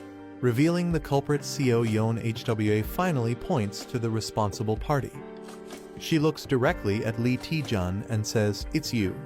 Lee Taejun is left utterly dumbfounded, unable to comprehend how he could be the culprit. UC Rin and Hangjin defend Lee Taejun, insisting there's no way he could be responsible. She smirks and points out that Taejun seemed to handle everything alone. The high rankers reveal they witnessed everything live, including Taejun's leadership and strategic decisions against the Lick. She suggests that the Lick's weakness was concealed somewhere, and Taejun somehow knew about it. Seo Yeon HW questions how a D-rank hunter like Taejun knew so much critical information. Even Hangjin and UC Rin start to hesitate, considering the possibility. Seo Yeon HWA steps up to Lee Taejun, pressing him for answers.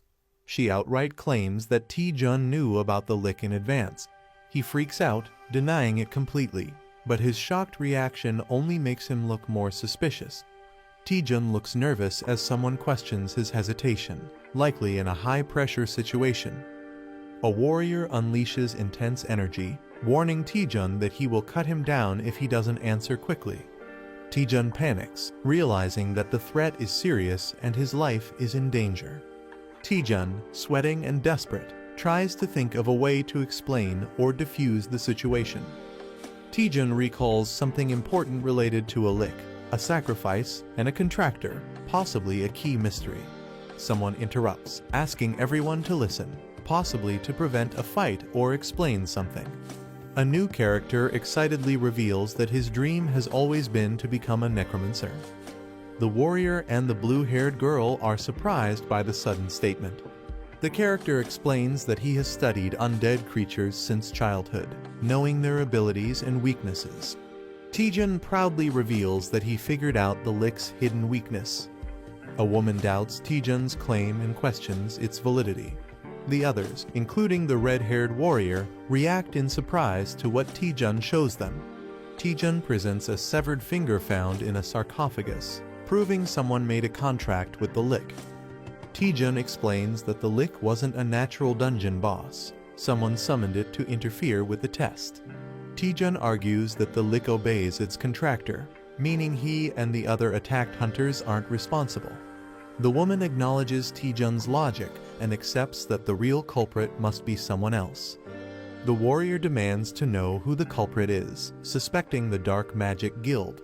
A dramatic moment as the mystery is about to be solved. Taejun boldly announces that the culprit is among them. Taejun asks everyone to check the hands of those nearby. People start showing their hands, nervously accusing each other. One man hesitates and appears nervous. The true suspect is exposed as the owner of the severed finger. She is impressed and questions how Taejun figured it out. Taejun casually jokes that he learned this from detective manga. She looks completely stunned and exhausted by Taejun's reasoning. The warrior charges at Seo Yeon HWA, who prepares a magical defense. Someone traps the culprit inside a glowing green barrier to prevent escape. Furious, he charges at the bald man, vowing not to forgive him for harming his apprentice. The warrior unleashes a devastating attack called Dragon Strike. He suddenly notices something unexpected. The bald man appears lifeless, making others question if he took his own life. The warrior orders the body to be sent to the Alliance headquarters. He instructs his men to investigate the suspect's origins. The woman realizes that someone is using dark magic to target multiple guilds. She vows to uncover the mastermind behind the attack. The woman apologizes to Taejun for misunderstanding him and promises to repay him. Suddenly, Taejun faints and falls to the ground, shocking those around him. Taejun lies exhausted, realizing he has completely run out of mana. He starts regaining consciousness, wondering where he is. Taejun sees Choi Jin-hyuk and Lee Seon-ah looking at him with concern. Taejun wakes up in a hospital bed, surprised to see them there. Seon-ah says she came because she was worried, while Jin-hyuk jokingly says he just wanted to see if Taejun was still alive. She questions how much he pushed himself to collapse like that. They mention that Taejun made a huge impact in the B-rank exam, surprising him. News about Taejun defeating the Lick spreads all over the internet. He is surprised to see himself being praised in online discussions. Jin-hyuk feels overshadowed and claims Taejun wouldn't have succeeded without him. Seon-ah playfully argues that the video clearly shows Taejun doing all the work. Taejun enjoys the friendly banter, realizing it has been a while since they talked like this. The representative makes an unexpected entrance. Taejun and his friends are shocked to see her there.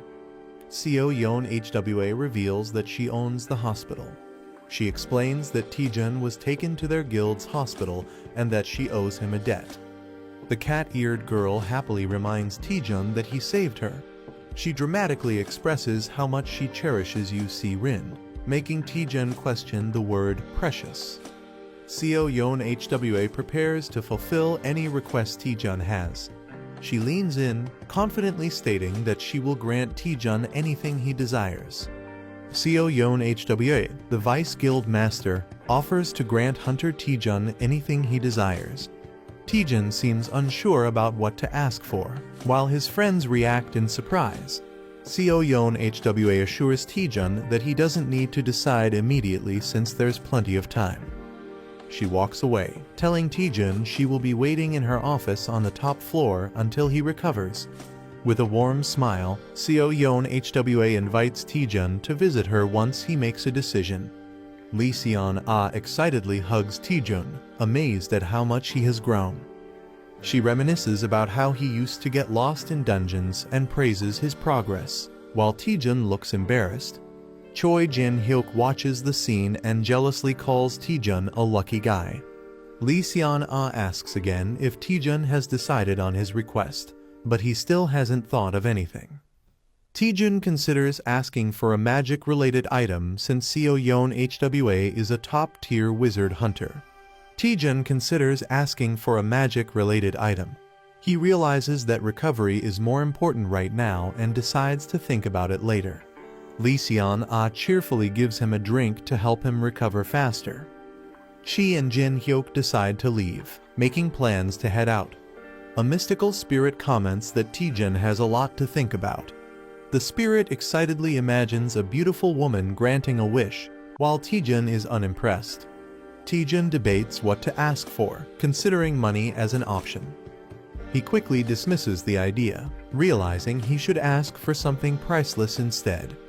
Determined, Taejun decides he needs to figure out what he needs the most. Suddenly, he remembers and asks about the items he got earlier. Taejun realizes his items were automatically stored in the Parsley Market vault. Confused, Taejun wonders what Parsley Market is. The spirit excitedly acknowledges that Taejun is finally asking about it. Parsley Market is revealed as a massive second-hand trading platform with over 100 million users. It has users from various dimensions, offering a wide range of items at reasonable prices. The platform provides no currency exchange fees, membership rewards, and secure transactions. Taejun is shocked to learn that even people from other dimensions use it. The spirit encourages him to try it out, while Taejun realizes he has unique access on Earth. Taejun understands his advantage. He can buy artifacts from other dimensions and sell Earth items exclusively. Excited, Taejun realizes he has the opportunity to monopolize the market. Taejun gets greedy, imagining the money rolling in, while the spirit looks unimpressed. Excited, he decides to connect to Parsley Market and collect amazing items. Taejun initiates the connection, pressing the screen. The system begins analyzing his body and player data as he connects. Taejun is amazed as he enters a bustling marketplace filled with unique beings. A dwarf vendor offers a fully enhanced dragon skin shield for 1.8 likely currency. Another seller offers arcana gems, asking for offers first. Taejun compares it to a generic mobile game, while the spirit encourages him to explore. He approaches the dwarf vendor and asks to check item prices. The dwarf happily invites Taejun to take a look at the dragon skin shield. The Dragon Shin Shield Plus 13 is a powerful B-rank shield made from dragon scales, priced at 18,000 parsley coins. Taejun questions the currency value, asking how much 18,000 parsley coins is worth. The spirit excitedly reveals that 18,000 parsley coins equals 240,000 magic stones. Taejun is shocked, realizing that 240,000 magic stones is worth over 1 billion won. He wonders if there's a cheaper item, but the spirit explains that 18,000 parsley coins is the market average. Disappointed, Taejun realizes he can't afford anything. A new idea strikes him. He wonders how much the items he obtained earlier would be worth. Taejun approaches a vendor, pretending to be a newbie, and asks for a price check. He shows the vendor an unusual item and asks for its value. The vendor examines it closely, getting ready to determine its worth. The vendor declares the staff unsellable, surprising Taejun. The staff is cursed, making it difficult to use unless someone is a powerful mage. Taejun is shocked to learn the staff is completely unusable for him. He shows another item, a crystal he obtained from the same monster, for appraisal. The vendor values it at only 10 parsley coins, leaving Taejun frustrated at how worthless it is. Taejun feels disappointed, but the spirit encourages him to take things slowly. A mysterious figure approaches, asking Taejun for a trade. A demon lord offers a trade, requesting to examine the crystal. Taejun thinks it's just junk, but the demon lord insists he accepts the trade. The demon lord is pleased, revealing that with enhancements, the crystal will become valuable, and he even offers to cover the costs. Taejun excitedly accepts the demon lord's offer, thinking it's a great deal. The demon lord reveals a condition: if the enhancement fails, Taejun must cover all costs. Taejun and the spirit are shocked by the risky condition. The demon lord adds that if the enhancement succeeds, it's completely free, tempting Taejun. The spirit warns Taejun, whispering that the demon lord looks like a scammer and they should ignore him. The demon tricks new players with high enhancement costs, calling it a classic scam. A character sees through the scam, thinking only a fool would fall for it. Something unexpected happens, making the character hesitate. The demon reassures that the player can stop enhancing anytime. With confidence, he prepares to begin the enhancement. A girl tries to stop Taejun, fearing he'll lose all his money. He reassures her, saying he has a winning strategy. She questions his plan, but he tells her to watch and see. He declares he'll prove that luck-based mechanics can be broken. The demon lord explains the game rules, where Taejun can keep enhancing until he decides to stop. If Taejun succeeds, all costs are covered by the demon lord. If he fails even once, Taejun must pay everything himself, making it a risky gamble. The higher the success, the bigger the risk, making it a high-stakes game. The demon lord gives Taejun 100 parsley coins and materials for enhancement. The demon lord offers to show a perfect spot, but Taejun remains skeptical. Taejun confidently starts the enhancement, ignoring the demon lord's trickery. The obsidian crystal begins glowing, signaling something unexpected. The enhancement of the obsidian crystal was successful, granting +1 strength. The demon lord is surprised by the success rate and admires the player's boldness. The demon lord taunts, questioning if the player will stop at just one enhancement. The player smirks confidently, hinting at his next move. With a crazed look, the player declares he's going straight to +9, daring others to back out. The demon lord is shocked and questions if going straight to +9 is a wise choice. The player mocks the demon lord, laughing and asking if he's scared. The demon lord mocks the player, calling him an idiot for attempting a +9 enhancement with a near impossible success rate. Seeing the challenge, the demon lord decides to take the bet and commits his money. The player confidently confirms the deal with a smirk. He presses the Enhance button, ready to take the risk. A rapid sequence of enhancements begins, filling the screen with energy. A character panics, calling out to Taejun in disbelief. The demon lord laughs hysterically, believing the player has doomed himself. A dramatic reveal: Taejun succeeds in enhancing the crystal to +9. The enhanced obsidian crystal now grants major stat boosts and mana recovery.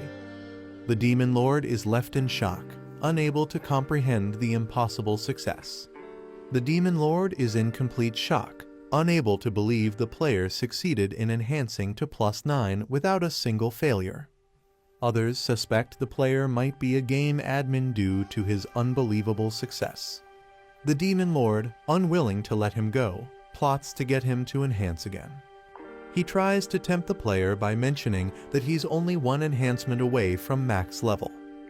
With a creepy grin, the Demon Lord pressures him to go all the way. The player hesitates, holding the enhanced crystal and considering full enhancement. He reveals that his success up to +9 was guaranteed due to the extraordinary growth buff. However, the chance for the final enhancement is only 10%, making failure a huge risk. Despite the low chance, the player's curiosity and excitement push him to try. Instead of deciding immediately, he suggests making a deal with the Demon Lord. The player confidently suggests going to the perfect spot for the enhancement. They arrive at Pyrrhian Peak, a legendary enhancement spot. Other players pray desperately, fearing complete ruin if they fail their enhancements. The player stands calmly among the desperate crowd, exuding confidence. He claims he can feel the sorrow of all the failed enhancements from this place. The elf girl asks if enhancing at this location will increase his chances. With a smirk, the player bluntly states that it won't help at all. She is shocked and questions why they even came to this place. The player cryptically explains that luck follows a flow. He believes that understanding the right timing can help overcome even the lowest odds. The elf girl is somewhat convinced, but still questions the reason for coming here. The player cryptically asks if she can hear the wailing of countless items. He claims he can sense the precise moments when to proceed or stop based on the reactions of others. With confidence, he declares that luck is now on his side.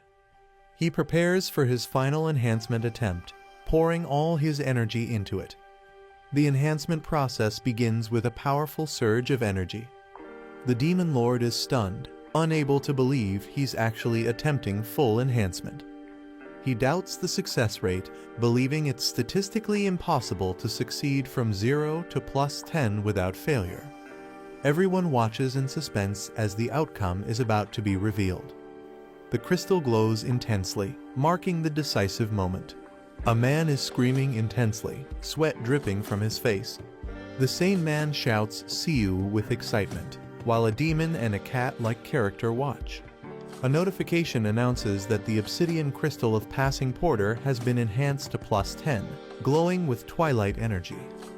The star-shaped Demon Lord and others are shocked, realizing they are seeing a fully enhanced item, calling it National Power Level material.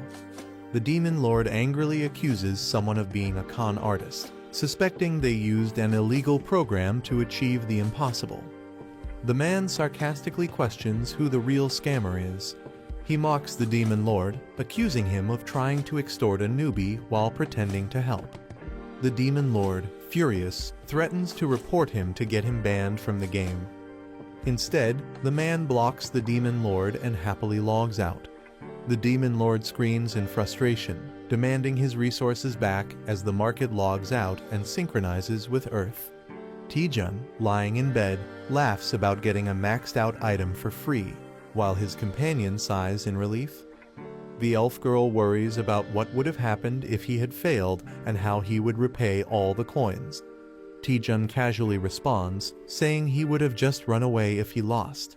He then laughs menacingly, mocking the real scammer, while the elf girl wonders if he is a demon. Taejun reveals that he also got valuable intel from the Parsley Market, holding up a mysterious item. Taejun holds a mysterious staff, realizing he might be able to use it. The scene shifts to the Clear Sky Guild's office, located at the top floor of a hospital. Seo Yeon HWA, the Vice Guild Master, is working at her desk and allows someone to enter. Taejun arrives, greeting her and being asked if he has recovered. He smiles, saying he isn't fully recovered yet, but is able to move. Seo Yeon HWA smiles, assuming Taejun has come because he has made a decision. She reflects on Taejun's impressive performance, ranking first in the last assessment. She believes that if her intuition is correct, Taejun will become one of Korea's top hunters. Taejun takes a determined step forward, about to make an important statement. He suddenly grabs her hands and boldly declares, "I want you." A large building with a medical cross symbol is shown. Someone questions if their skill is what the other person wants. Seo Yeon HWA teases Taejun about his way of speaking, while he looks confused. Taejun is puzzled, but the woman laughs it off, saying it was just a misunderstanding. Taejun wonders if he said something that could be misinterpreted, while a girl observes him. Taejun and the Seo Yeon HWA arrive at the 3rd basement level. Seo Yeon HWA confirms that Taejun wants to lift the curse from his item, finding it simpler than expected. Taejun hands over a skull-shaped cursed item to the Seo Yeon HWA. Seo Yeon HWA examines the item, confirming that Taejun obtained it when he was a D rank hunter. Seo Yeon HWA prepares to analyze the curse, confident that it won't take long. She activates her magic, generating a glowing green spell circle. Taejun and the girl recognize it as one of Seo Yeon HWA's powerful S-rank skills. The skill, Spell Dispel, nullifies and breaks down the structure of the targeted spell. Since a curse is just a complex spell, Spell Dispel is effective against it. A sinister man reveals that he wants that exact skill and holds a glowing crystal. Perfect Mimic's Obsidian Crystal Plus 10 allows the user to scan and store another person's skill. A man confidently declares that he won't just lift the curse, but will also steal the skill. Holding a glowing triangular artifact, he prepares to initiate something powerful. Seo Yeon HWA performs a mysterious ritual, copying the skill using green magical energy. Seo Yeon HWA, now focused, looks ahead with a serious expression. A terrifying shadowy creature suddenly appears, shocking the Seo Yeon HWA. Covered in blood, she looks exhausted while a young man reacts in horror. A monstrous entity emerges, wielding dark energy and exuding a threatening aura. The young man runs toward the woman, calling her Vice Guild Master Seo Yeon HWA. The man attacks the creature with a powerful explosion, determined to complete his goal. His eyes glow red as he focuses intensely on the situation. A terrifying dark monster with glowing red eyes emerges, exuding an ominous aura. The young man realizes that physical attacks have no effect and prepares a new strategy. He unleashes a powerful 20% fireball, summoning blue flames in his hands. The massive fireball hurtles toward the monstrous creature, illuminating the surroundings. The young man checks on Vice Guild Master Seo Yeon HWA, who admits she let her guard down but isn't fatally injured. The young man is shocked and confused, wondering where the monster suddenly came from. Seo Yeon HWA corrects him, revealing that the entity is not a monster, leaving him puzzled. She explains that the eerie figure is actually a cursed spirit, a manifestation of the curse itself. They realize that the curse is attached to the staff and can only be lifted using spell to spell. Seo Yeon HWA, wounded and struggling, reveals that she has been hit with a debuff skill, preventing her from using spell to spell. Seo Yeon HWA decides to forcefully dissipate the curse using her magic. Surrounded by intricate magical symbols, she acknowledges the loss of the staff but promises to grant a wish next time. The young man panics as he realizes something is about to go wrong. He shouts in frustration, realizing that he won't be able to lift the curse or obtain spell dispel. Desperately, he asks Vice Guild Master Seo Yeon HWA if she has a skill called Power Infusion, to which she hesitantly confirms.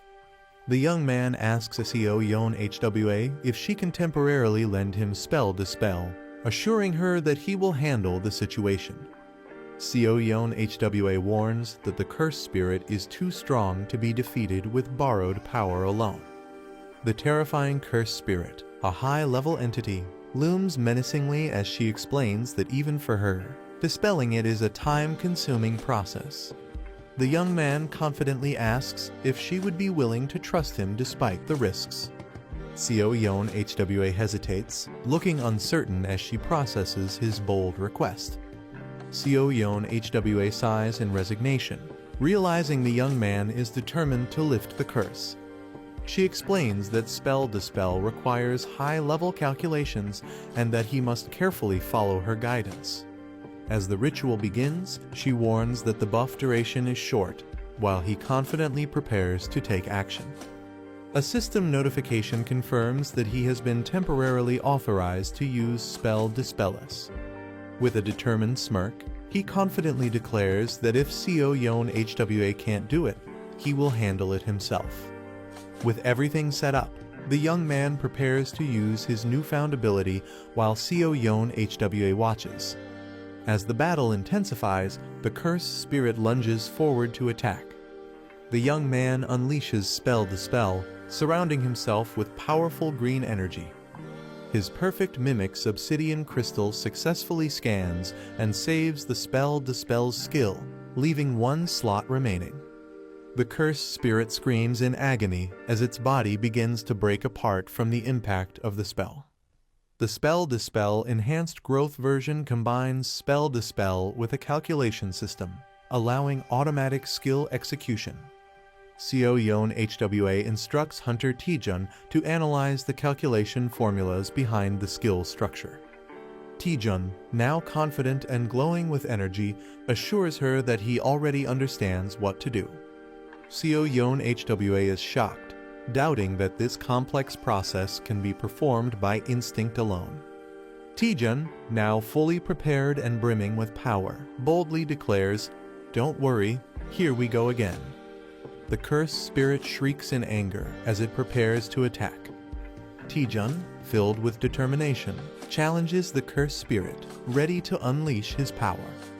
He activates Lee Taejun's ultimate automatic spell dispel macro version, sending a massive surge of energy toward the enemy. The cursed spirit roars in agony as it is overwhelmed by the powerful blue energy. Seo Yeon HWA watches in shock, realizing that the curse is truly disappearing. Even a skilled spellcaster would need at least 5 years to analyze this complex curse. Taejun effortlessly calculates and breaks the spell structure, impressing those watching. The curse takes the form of a ghostly entity as it begins to break apart. Taejun successfully dispels the cursed spirit using Spell Dispel, leaving everyone in awe. The errata staff is now completely freed from its curse. Taejun sarcastically praises Vice Guild Master Seo Yeon HWA, shocking her.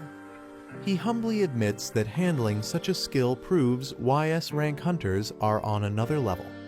Seo Yeon HWA is stunned, realizing Taejun is far more impressive than she expected. She worries that joining Clear Sky Guild might actually hold him back. She suggests that Taejun check out Hwarring Guild, where the guild master has something for him. She smiles, implying that whatever it is could greatly benefit Taejun. The scene shifts to Hwarring Guild, located in the mountains. A giant red-scaled beast appears, preparing to fight. A martial artist with red afro hair proudly demonstrates his rising dragon fist technique. He ignites his fists with fiery energy, calling it a rare opportunity to witness his ultimate skill. The martial artist prepares himself, ready to demonstrate his technique. He uses Phantom Step, moving at incredible speed with a fiery aura. He launches his powerful Rising Dragon one-horn strike at the massive beast. Proud of his display, he asks if the technique was impressive, while Taejun awkwardly agrees. Meanwhile, a sinister figure observes the fight, holding a mimic crystal, waiting for the right moment to steal the skill. The protagonist dashes forward with intense energy, preparing for an attack or skill on Hanyang Island.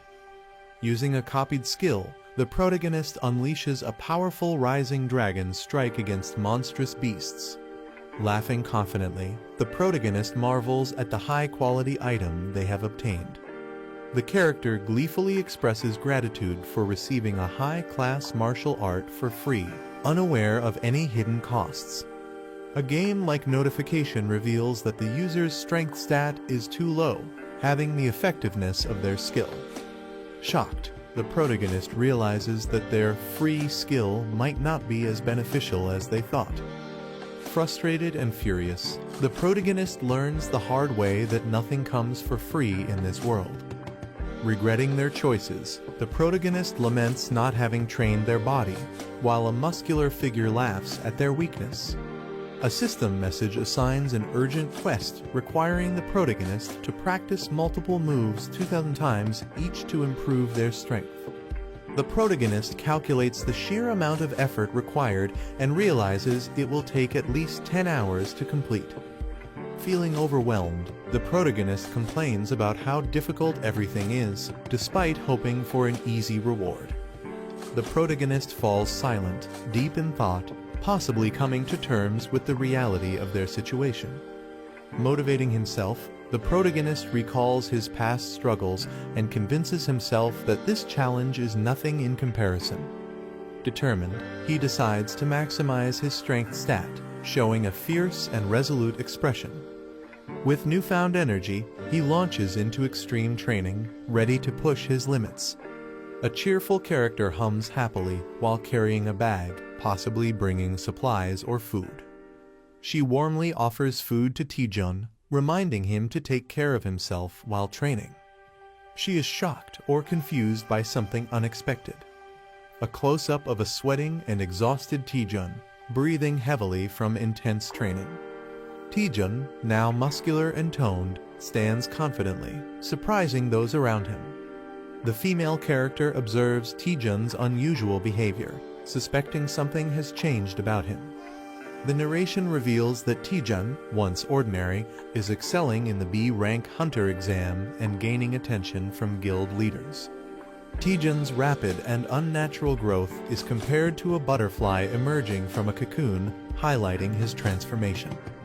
Lee Xian-ah feels conflicted about someone's growing recognition, sensing they are drifting apart. She is startled when addressed, realizing she might be caught for unauthorized training. She nervously tries to cover up, fearing punishment for using the training room without permission. Instead of scolding, the other person reassures her, patting her head. They notice an unusual aura, which turns out to be Taejun fighting inside the training room. The observer recognizes Taejun's martial arts style and seems intrigued. Taejun, surprised, greets the observer, who acknowledges their past acquaintance. The man acknowledges Taejun's success in passing the B-rank hunter exam. Taejun humbly thanks him for the compliment. The man asks if Taejun is still working as a freelancer, and Taejun confirms. The man decides to make an offer to Taejun. He explains that an expedition is planned, but a member dropped out due to injury. Lee Xian-ah panics and interrupts, concerned about something. She expresses her worry that the expedition might be too difficult for Taejun. Taejun asks about the dungeon's difficulty, and they reveal it's a grade 2 dungeon with little information available. Lee Xian-ah worries about the unknown dangers in the dungeon and is concerned about Taejun's safety. Taejun is surprised by her concern and calls her name. Internally, Taejun feels frustrated, believing she is underestimating him.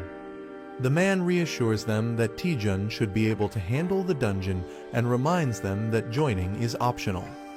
He suggests that fighting real monsters will be more beneficial than just training in a controlled environment. Taejun realizes that fighting in real battles gives a significant advantage compared to training. He agrees to join the expedition, but has one question. Taejun slyly confirms that freelancers keep all the magic stones they collect. Taejun walks through the city with a small spirit-like creature following him. A text conversation shows someone reminding Taejun to arrive on time, but he's still on his way. Taejun finds the situation annoying while the spirit calls out to him. The spirit warns him that it's dangerous to move freely since the culprit behind the evaluation manipulation is still unknown. Taejun reassures the spirit, saying he'll be with Shinhwa Guild members this time. The spirit questions if Shinhwa Guild can be trusted. A backstory panel explains that Hwarang Guild's Mati Pyong and Shinhwa Guild's Cha Sunhyun have been close friends for 20 years, strengthening the relationship between both guilds. Taejun explains that Shinhwa Guild is highly unlikely to be involved in the manipulation. Taejun confidently brags about his strength, claiming he's nearly invincible. He insists his confidence is justified, but the spirit warns him to stay cautious. They arrive at a grade 2 transfer-type dungeon, which has no prior information. Lee Seon-ah is surprised to see Taejun already there. She introduces him to the team members from Shinhwa Team 3. No Young-chul, the youngest member, enthusiastically introduces himself. The team prepares to enter the dungeon, ensuring everyone is present. Lee Seon-ah reveals that one more person is joining, which surprises the team. She explains that a member got injured last night, so they called in a replacement hunter. Taejun is shocked to hear about another hunter, just as someone yells at him to move. Taejun turns around, noticing someone approaching. A rough-looking man steps out of a car, annoyed by Taejun. The man rudely questions if Taejun is deaf, acting intimidating. Taejun and the others realize this is the replacement hunter, and his appearance makes them uneasy. Taejun politely introduces himself to the rough-looking hunter and asks for his name. The man remains silent, staring at Taejun with a serious expression. He suddenly bursts into loud laughter, making the situation awkward. He rudely questions who Taejun is, clearly unimpressed. Ignoring Taejun, he tells the team to hurry up and enter the dungeon, frustrating Taejun. Lee Seon-ah calms Taejun down, explaining that despite his rough attitude, he is a well-known figure in the industry. Kim Ji-hoon is revealed as an A-rank freelance hunter, infamous for his terrible personality but unmatched skills. Kim Ji-hoon hoards all the magic stones, taking advantage of his freelancer status. His teammates suffer, left without resources, even for medical treatment. Taejun and Lee Seon-ah discuss Ji-hoon's reputation, realizing how terrible he is. Taejun has a moment of self-reflection, feeling like he can relate to Ji-hoon's greed. Taejun acknowledges that meeting someone like Ji-hoon was bound to happen sooner or later. Ji-hoon intimidates one of the younger team members, asserting his dominance. Taejun, with a sinister grin, plans to give Ji-hoon a taste of his own medicine, signals danger as a monster appears. Ferocious monsters charge forward, screeching wildly. The team prepares for battle, maintaining formation. Lee Seon-ah watches as the fight turns intense. A strong fighter swiftly eliminates low-level monsters. Kim Ji-hoon laughs, feeling rusty in battle. Lee Seon-ah scolds Kim Ji-hoon for acting alone. She warns that his reckless actions endanger the team. Kim Ji-hoon dismisses her concerns, questioning her leadership. Lee Seon-ah is furious after being insulted as a leader. Kim Ji-hoon mocks her, emphasizing power and fame. He laughs, belittling her leadership as he walks away. Another team member grits his teeth in frustration. A mysterious castle welcomes them under the red sky. Duke Duwas, the ruler of the cursed land, introduces himself. Kim Ji-hoon rudely interrupts, demanding answers. Duke Duwas reassures them he won't keep them long. The land once sealed away a great and ancient evil. The land was cursed, unfit for human life, until an artifact suppressed its evil. The artifact purified the land through consecration. Someone has stolen the sacred artifact, causing concern. Duke Duwas explains that restoring the artifact could revive the land. The invaders broke the artifact into pieces and scattered them. Kim Ji-hoon laughs, thinking the quest is too easy. Other members discuss the lack of a real boss monster in this quest. Lee Seon-ah realizes there are 4 artifact pieces in different locations. Kim Ji-hoon mocks her, questioning why she's even thinking about it. Kim Ji-hoon suggests splitting into pairs to search faster. Lee Seon-ah insists on staying together for safety, but Lee Taejun eagerly agrees. Lee Taejun silences her with a SHH before she can argue. A creepy smile appears as someone volunteers to team up with Kim Ji-hoon. The teams agree to regroup in the south after finding an artifact. Lee Taejun excitedly calls Kim Jae-hoon Sir, surprising him. Lee Taejun claims he was inspired by Kim Jae-hoon's words. Kim Jae-hoon enjoys wealth and power, believing skilled hunters deserve more. Lee Taejun passionately declares his loyalty to Kim Jae-hoon for life. Kim Jae-hoon laughs, impressed by Lee Taejun's mindset. He tells Taejun to stick with him, offering to help. They arrive at a graveyard, sensing eerie tension. Taejun asks about the artifact, but Jae-hoon smirks knowingly. Jae-hoon suspects monsters are lurking nearby, protecting the artifact. He prepares to fight, while Taejun requests a favor. Taejun pretends to be nervous, asking for a small task. He requests to handle a small area alone. Jae-hoon laughs and agrees without suspicion. Jae-hoon allows Taejun to handle the small area alone. Jae-hoon grows impatient, demanding the monsters to appear. Taejun swiftly eliminates the incoming monsters. Taejun pretends to be lucky after obtaining high-grade magic stones. Jae-hoon complains about not getting any loot as more monsters are spotted. Taejun effortlessly takes down 3 monsters at once. He reassures Jae-hoon, claiming he'll handle the endless monsters. Jae-hoon realizes all the monsters are appearing near Taejun. Jae-hoon starts suspecting that Taejun knew about the monsters all along. Jae-hoon laughs, doubting Taejun is smart enough to plan ahead. Jae-hoon activates a special skill he didn't want to use. He unleashes a powerful area-wide taunt, challenging all enemies. Taejun grins, knowing exactly what's happening. Lee Seon-ah observes Jae-hoon's skill but isn't impressed. She recalls that Jae-hoon possesses a taunt skill. Taejun suspiciously shows interest in Jae-hoon's skill. He smirks, realizing the skill could be useful. Taejun manipulated Jae-hoon into activating the skill, making monsters gather. A radar shows a large number of monsters hidden in the area. Someone plans to take advantage while another person lures the monsters. A man turns around in surprise, sensing something.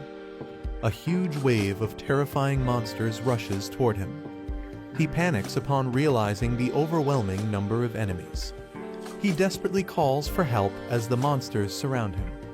A calm young man reminds him that it's his assigned area.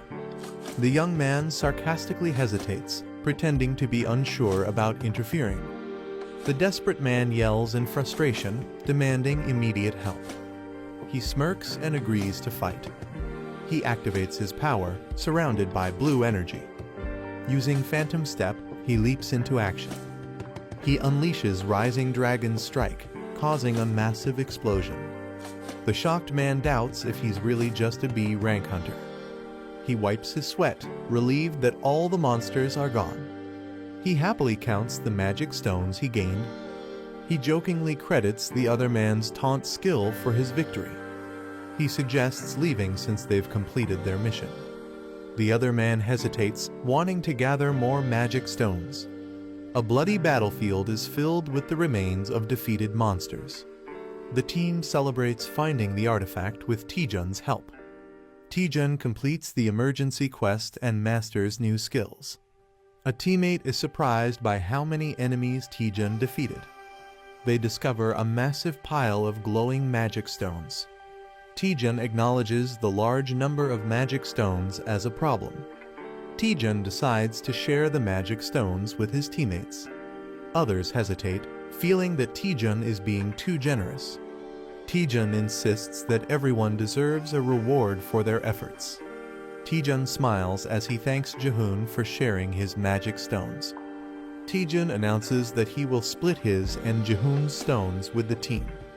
Jae-hoon hesitantly agrees, but looks regretful about losing his stones.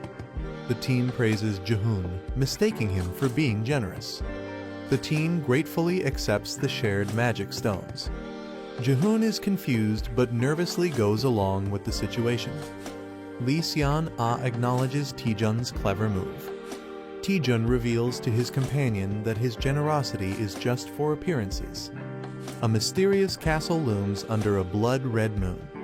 The team returns with the collected artifacts. The Lord thanks them, saying the land may be restored. The Lord requests the artifact, saying he will offer it himself. The girl hesitates while holding the artifacts. She questions the Lord before handing over the artifacts. She recalls how the artifact was lost to barbarians. The sealed evil was unleashed, destroying everything. The Lord confirms the story but gets interrupted. The girl suspiciously asks how the Lord survived. The Lord remains silent, deep in thought. He laughs, impressed that someone finally figured it out. The artifacts react with dark energy as he reveals it's too late. The Lord transforms into Duke Duwas, a high-ranking vampire. The girl realizes something is wrong with the dungeon. She suspects finding the artifact wasn't enough to clear the dungeon. She deduces that handing over the artifact triggered a new quest. Duke Duwas acknowledges the duplicate quest's true nature. The team realizes that the Lord was the final boss all along. The vampire demands the artifacts to complete his resurrection. Xian-Ah stands in a trance, clutching the artifacts. A teammate shouts in panic as Xian-Ah moves forward.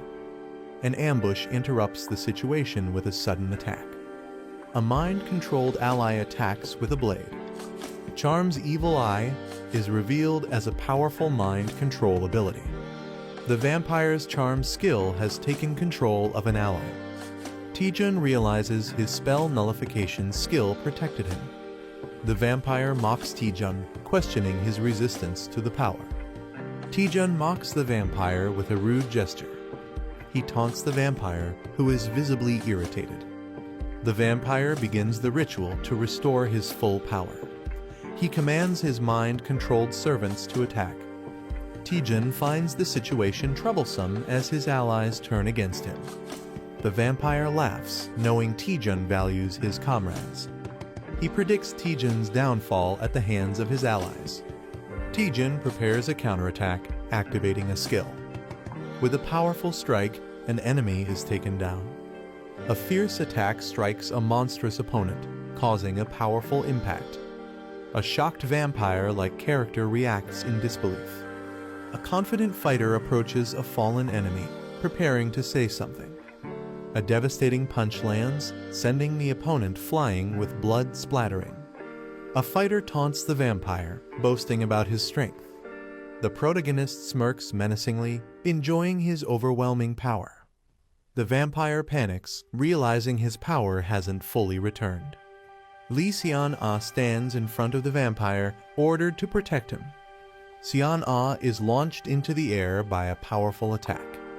Taejun, injured and sweating, warns Xian-Ah about the opponent.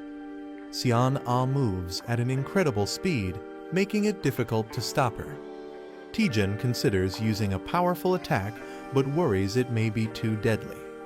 The vampire laughs and taunts Taejun, understanding the situation. Someone accuses Taejun and Xian-Ah of being in love, shocking both of them. The vampire enjoys the drama, calling it a tragic love story. Taejun is confused by the vampire's words while a small spirit warns him. Xian-Ah suddenly stops moving, appearing hesitant. Taejun realizes that the charm controlling Xian-Ah has weakened. The vampire angrily orders Xian-Ah to kill Taejun, but she hesitates. Taejun realizes that Xian-Ah reacted to the vampire's words about love. He suspects strong emotions can help Xian-Ah break free from the charm spell. Taejun urgently calls out to Xian-Ah, preparing to say something important. A flashback shows Taejun receiving a wallet from Xian-Ah as a gift last Christmas. The wallet, now a significant memory, is highlighted. Taejun awkwardly confesses that he sold the wallet on Carrot Market. He explains that financial struggles forced him to sell it, but Xian-Ah is furious. Taejun realizes that making her angry is actually working to break the charm. Taejun angrily confronts the vampire, vowing to stop his powers. Taejun activates his spell nullification technique, preparing to counter the vampire's magic. Taejun unleashes his attack, targeting the vampire's evil eye while the vampire screams in pain. A powerful roar shakes the air as blue lightning surges wildly. The enemy screams in pain as a hand forcefully presses into their eye. The attacker laughs maniacally, refusing to let go. He declares that the enemy will stay like this until death, acquiring a new skill. The Eyes of Enchantment skill has been nullified. The enemy howls in agony as lightning surges through them. The enemy growls in frustration, confused about what happened to their eyes. Someone reacts in shock, while another grins and flashes a victory sign. Two fighters feel as if they were struck, questioning if their powers were broken. The enemy is in shock, unable to believe what just happened. He panics, realizing his power has never been broken before. Furious, he demands to know how his power was shattered. The protagonist mocks him, saying he'll die soon anyway. Jokingly, he tells the enemy to search for the answer online, but laughs at the irony. The enemy grins menacingly, enraged by the mockery. His bloodied hand trembles as he vows that the protagonist will be the one to die. He lunges forward, determined to kill with a bloodthirsty grin. The protagonist smirks, while a red-haired ally rushes in to attack. The enemy is struck mid-air as the team launches their attack. Taejun is surprised to see Lee Seon-ah awake, and she praises him. With a determined expression, Lee Seon-ah tells them to leave the rest to her. She calls everyone to attack, revealing the enemy can no longer use mental skills. The team unites, preparing to take down the vampire together. The vampire mocks them, but Taejun eagerly accepts the challenge. Taejun grins confidently, declaring that the enemy will be beaten. A cowboy-style fighter leaps in, ready to attack alongside his brother. No Young Chul fires his weapons, determined to prove himself in battle. The vampire is struck by powerful energy blasts, staggering backward. The team calls out to Taejun, telling him to let them handle the fight. The fighters attack together, causing the vampire to scream in pain. The vampire realizes their teamwork is flawless. He acknowledges that they are not just ordinary fighters. Lee Seon-ah prepares a powerful sword technique. She unleashes Shattering Strike, creating a massive wave of destruction. The battlefield is covered in mist, leaving an eerie silence. One of the fighters nervously asks if the battle is over. The protagonist counters with a swift, determined strike as his eyes flare with energy. An enemy combatant is blasted backward by the force of the attack. The heroine charges forward, her mystical sword gleaming amid swirling light. A burst of radiant magic overwhelms the enemy, leaving him staggered on his knees. The team quickly regroups, seizing the moment of the enemy's vulnerability. A surge of inner power is visible as one fighter channels his strength into a powerful blow. The battlefield erupts with rapid strikes, each clash echoing the intensity of the fight. Two rivals engage in a fierce duel, their clashing weapons showering sparks around them. In the dramatic climax, the protagonist stands tall as the dust settles, his resolve unshaken. The group celebrates, but Lee Seon-ah suddenly realizes someone is missing. They find Hunter Kim Jae-hoon unconscious on the ground. The team questions Taejun, who awkwardly avoids answering. They confirm Kim Jae-hoon's injuries are not serious and decide to head back. The group invites Taejun to join them for a meal, but he declines. Seon-ah is curious about Taejun's other plans, but he brushes it off. Taejun explains he wants to analyze the dungeon more before leaving. He considers it part of his training, looking at the mysterious dungeon. The team admires Taejun's dedication and commitment to his goal. Lee Seon-ah sighs, acknowledging Taejun's extreme passion. She admires his dedication to staying in the dungeon for research. A mysterious warning is given with a gentle touch on the face. Seon-ah warmly tells Taejun not to push himself too hard. Taejun is left speechless and flustered by her concern. The team waves goodbye, reminding Taejun not to go overboard. Taejun stands alone as a spirit questions his unfinished business. The spirit correctly guesses his real intent to study the dungeon. Taejun reflects on his past struggles, recalling how hard he worked to survive. Taejun excitedly explains that he found something interesting using parsley navigation. The navigation points to a mysterious jackpot treasure. Taejun can't resist the excitement and insists on exploring, while the spirit looks unimpressed. The spirit questions if Taejun ever studied dungeons, and he playfully claims he was a hard worker. Taejun explores a library, looking for clues.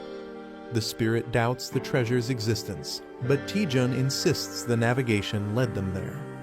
Taejun decides to try pulling a book like in the movies. The book triggers a hidden mechanism, revealing something. Taejun finds a secret passage and celebrates discovering hidden treasure. Taejun excitedly rushes forward to explore, but his companion warns him to wait. Taejun steps onto the ground, unknowingly triggering something. A trap activates, sending Taejun flying through the air.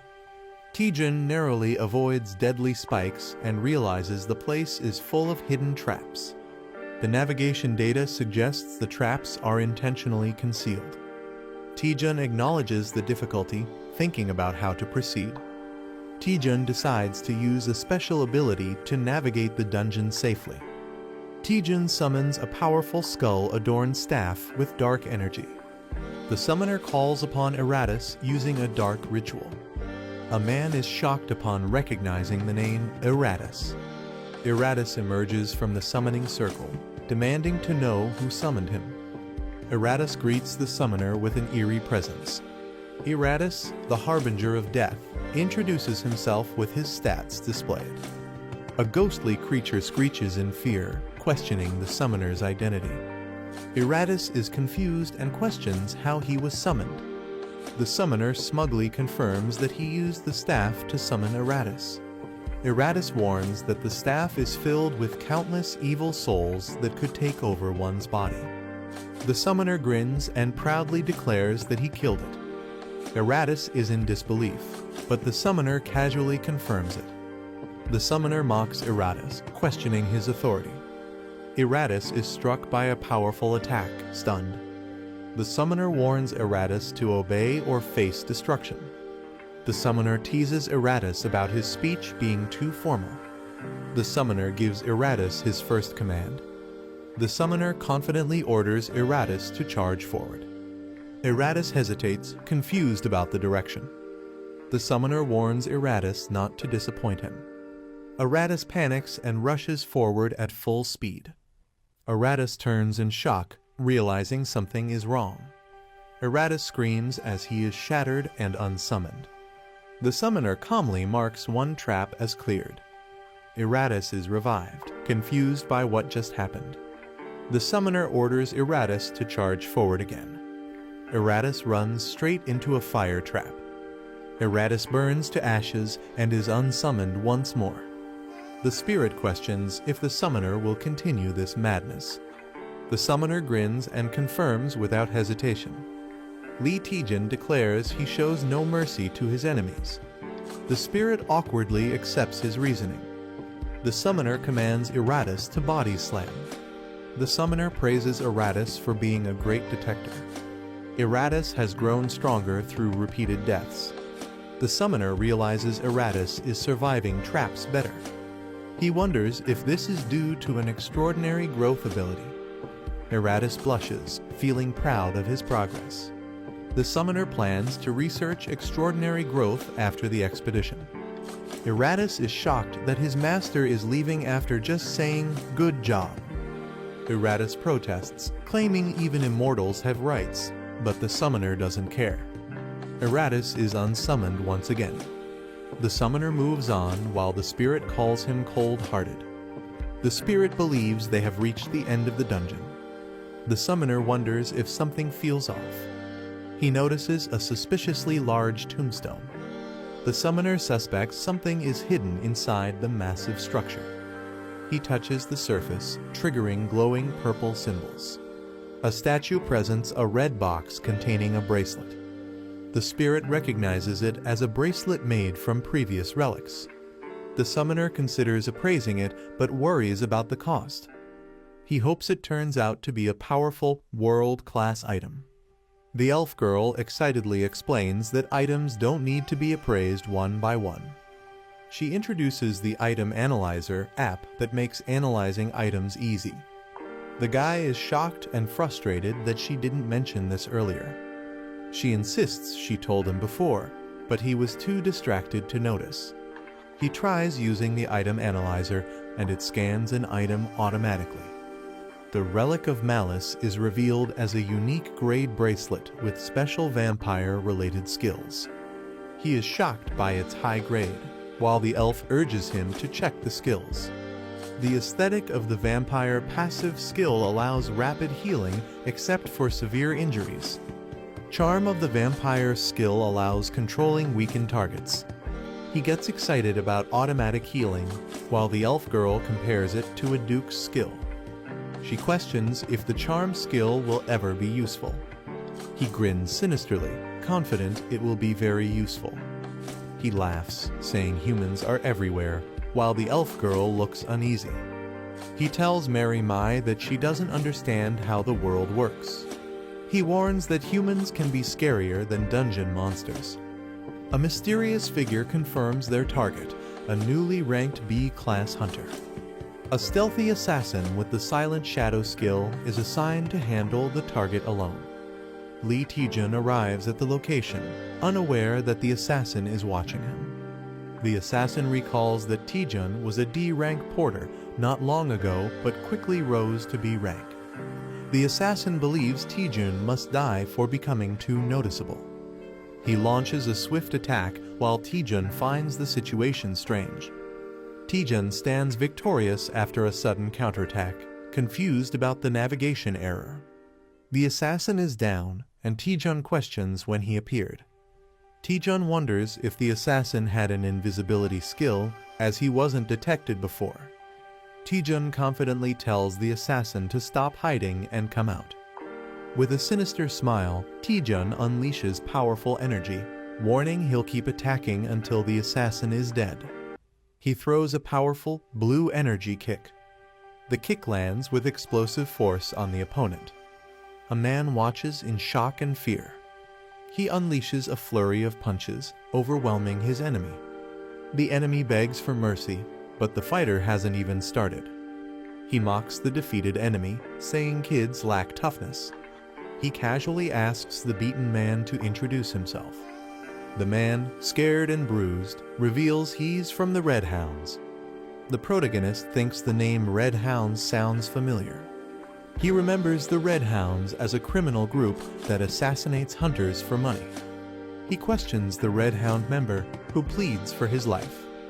He mocks the man's excuse of just following orders, calling him shameless. He prepares to interrogate the man using a mysterious power.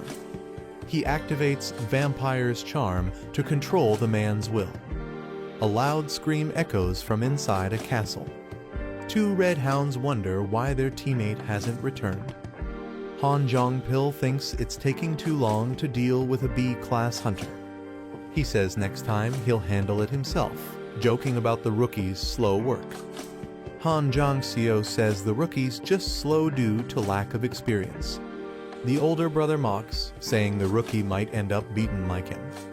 The protagonist appears with the captured brother and calls them out. He says their late parents would be ashamed of what they've become. They ask how he knows them. He admits he interrogated the youngest. He jokes that he came himself to gather the rest of the info.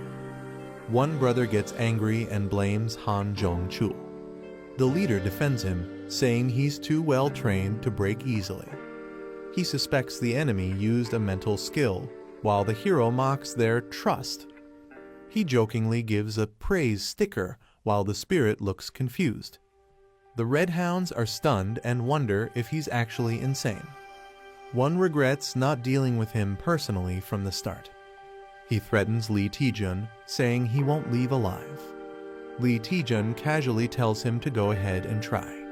The assassin prepares to use a deadly technique called Shadow Strike. Before he finishes, Lee Taejun punches him right in the face. His brother screams in shock while Lee casually comments on how boring it was. The last Red Hound hesitates, saying he's low on mana. Taejun threatens the last brother to talk or end up like the others. The Red Hounds are arrested and taken into custody by the Hunter Alliance. The brothers had planned their ambush using dungeon info. They disguised themselves as cleaners, waiting for Taejun to exit the dungeon. When he didn't come out, they went in to kill him themselves. A mysterious woman admits they got careless. In a guild meeting, she explains they expected an attack on Taejun. She didn't expect them to sneak into a dungeon owned by Shinhwa Guild. She blames herself, but someone reassures her there's no need to apologize. Taejun sensed trouble coming but didn't expect it so soon. An angry ally yells that the enemies targeted Taejun, Kangjin, and Yu Si-rin. He wants to go interrogate them by force, but Taejun stops him. Taejun calmly reveals he already knows who's behind it all. They're surprised how easily the enemies talked during the interrogation. With serious eyes, she demands to know who's responsible. She's furious about the attacks on multiple hunters, including Taejun. Taejun silently stares, ready to expose the truth. He names the culprit, Bi Hyun-soo, the head of the Seong Guild. They're shocked to hear that Bi Hyun-soo is the culprit. The man claims he knew it just by Bi's suspicious face. Seong Guild rose rapidly in rank, known for dirty and ruthless tactics. Until now, they only had suspicions Taejun brought real proof. They trust Taejun's judgment, completely no room for doubt. The guild leader decides to bring elite members and retaliate. The man vows to protect his disciple and join the fight. He gets fired up to storm the enemy HQ and Taejun asks to come too. Taejun smiles and says he wants to see the face of the man who tried to kill him. The Seong Guild building shakes as the heroes arrive to confront Hyun-soo. The man powers up and calls out Hyun-soo, saying it's been a while. He smashes the ground, demanding Hyun-soo to come out. Guild members rush in, shouting at him and calling him insane. Someone reminds them they already know why this is happening. The woman from the Chunjeon Guild demands Bi Hyun-soo be brought out now. She threatens to burn the whole building down if he doesn't show up. She orders her guild to begin the attack. The guild unleashes powerful magic, striking the building with green energy. A man desperately bangs on a vault door, calling for his boss. The boss is panicking as he's told 2 guild leaders have broken in. He curses his situation, blaming himself for hiring incompetent people.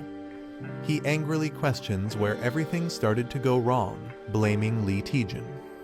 Planning to flee, he decides to take the money and escape unnoticed. He hears a sudden noise and looks back, startled.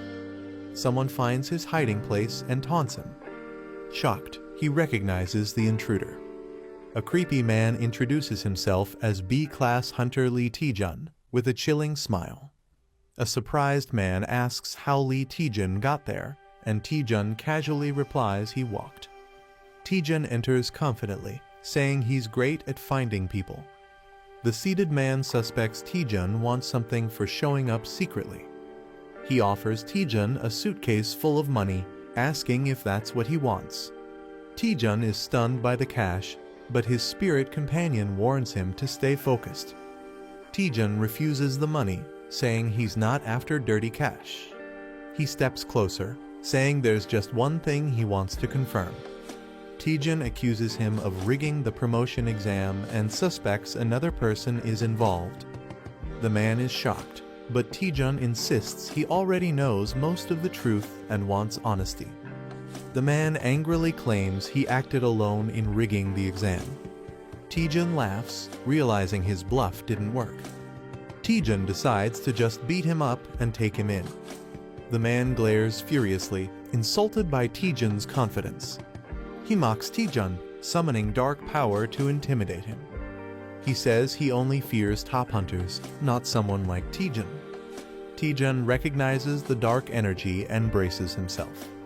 The man smirks, thinking Taejun would have avoided all this by accepting the bribe. Taejun wonders if he should have taken the deal, but his companion freaks out.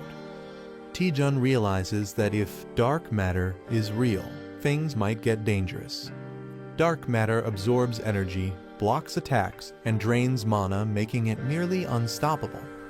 Taejun's spirit warns him to run, but Taejun stays calm despite the threat. Taejun mocks the opponent, calling the dark matter fake and weak. The enemy is shocked Taejun would fight with just a fireball and accuses him of bluffing. Taejun activates a QR scanner ability to expose the truth behind the opponent's skill. He charges down confidently, ready to reveal what's really going on. The scan reveals it's just a copied skill with only 10% of its original power. Realizing he's been exposed, the man panics and begs to talk it out. Taejun blasts his enemy with a powerful electric attack. The enemy screams in pain as the electricity hits hard. He rolls on the ground shouting for help, while Taejun is confused. Taejun is surprised that the enemy is so weak even though he held back. Water is dumped on the burnt man while Taejun tells him to stop being dramatic. Soaked and miserable, the enemy admits he's done talking. Taejun activates a skill to search for any hidden tricks or surprises. A damaged building sets the scene for Taejun's victory over Bi Hyun-soo. Taejun gets praised for being way more capable than the usual HQ members. Taejun humbly agrees with praise, while the man proudly smiles. The guild master jokes he held back, or the building would have been destroyed.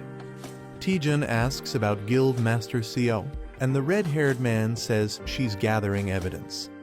A portal opens, and Guild Master Seo arrives just in time. Seo Yeon HWA confirms she found solid proof of exam tampering at the main office. She says some officials were involved, but they've already escaped overseas. She clarifies that Bi Hyun-soo rigged the exam with help from corrupt officials. The man gets angry about how people will do anything for dirty money. Furious, he grabs Bi Hyun-soo and scolds him for thinking money could solve everything. The man drags Bi Hyun-soo off for a beating before handing him over, while Taejun and Seo just watch. Seo Yeon HWA thanks Taejun for catching Bi Hyun-soo in his secret hideout. She says they're once again in Taejun's debt, but he says he did it for his own reasons. Taejun explains he wanted to uncover any hidden forces involved in the corruption. He doubts Bi Hyun-soo acted alone and suspects a bigger plot.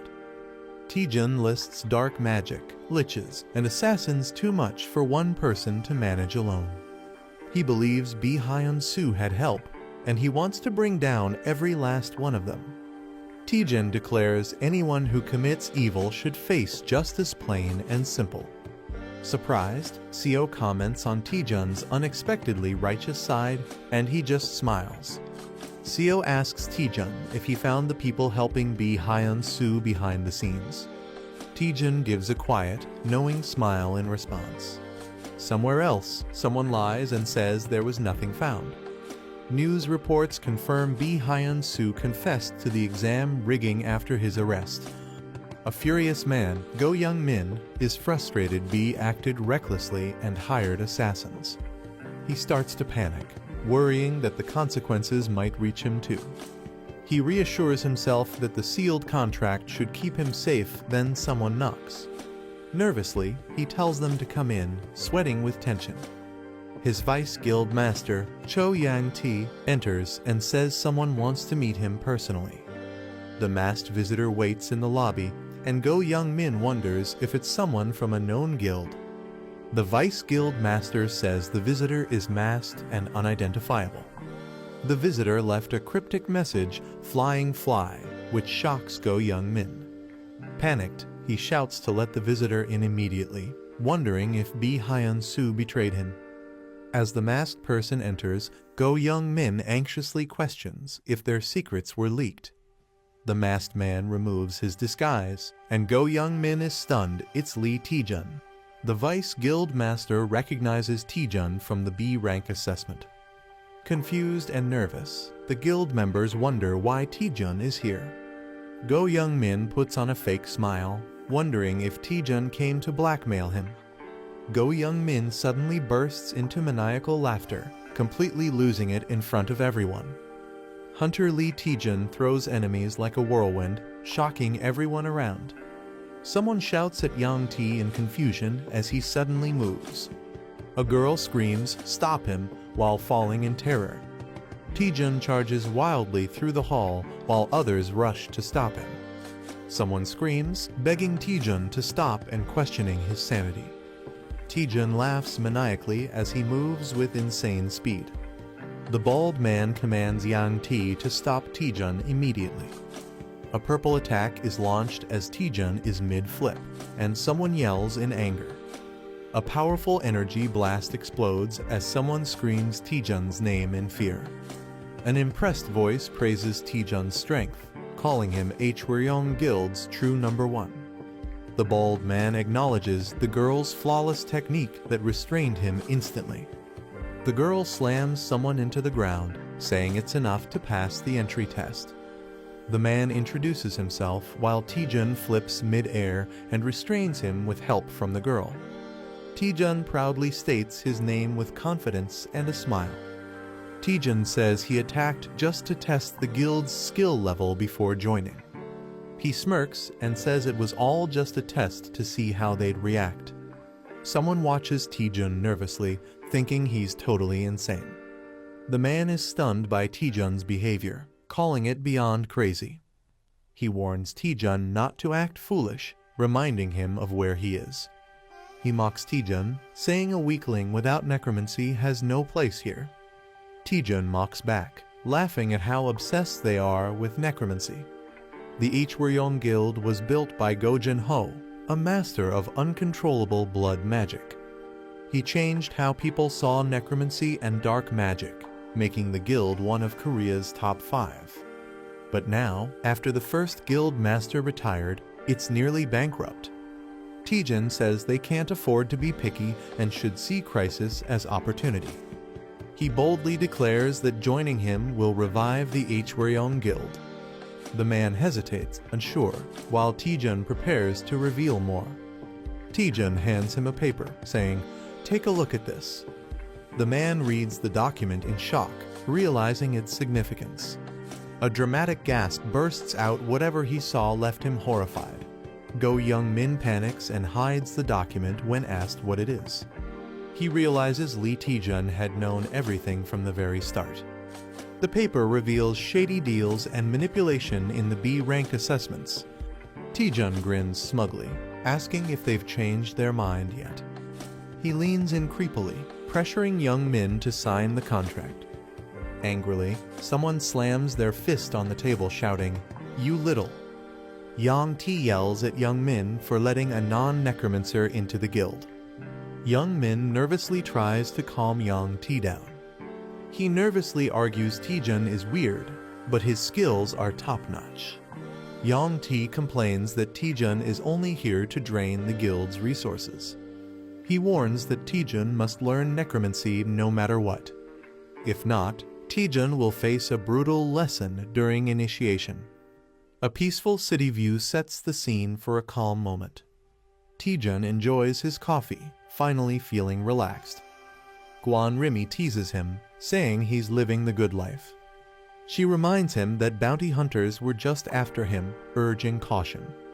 Taejun says he has a plan and wouldn't sit around carelessly. He shows a special ring, saying it helps assassins avoid being caught. Wearing the ring changes Taejun's appearance so most people won't recognize him. The ring is called the Ring of the Hidden Hunting Dog and disguises the user randomly. Guan Rimi feels relieved Taejun can now move around safely.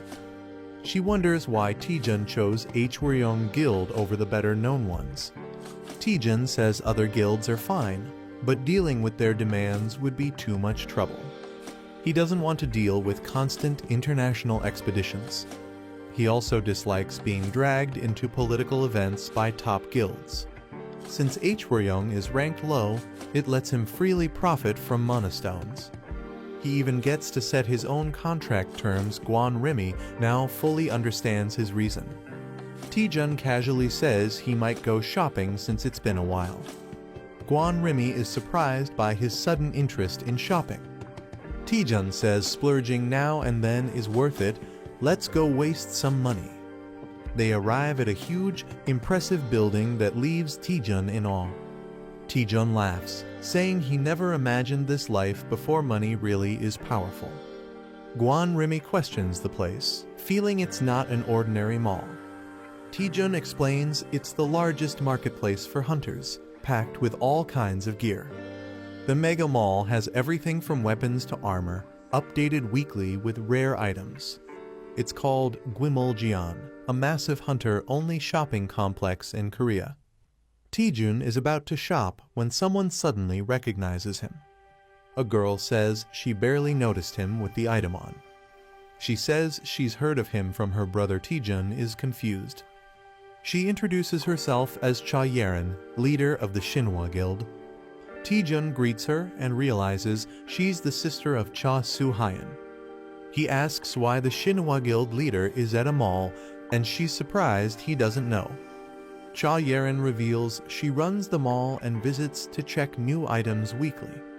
Taejun is shocked the biggest mall in Korea belongs to Shinhwa Guild.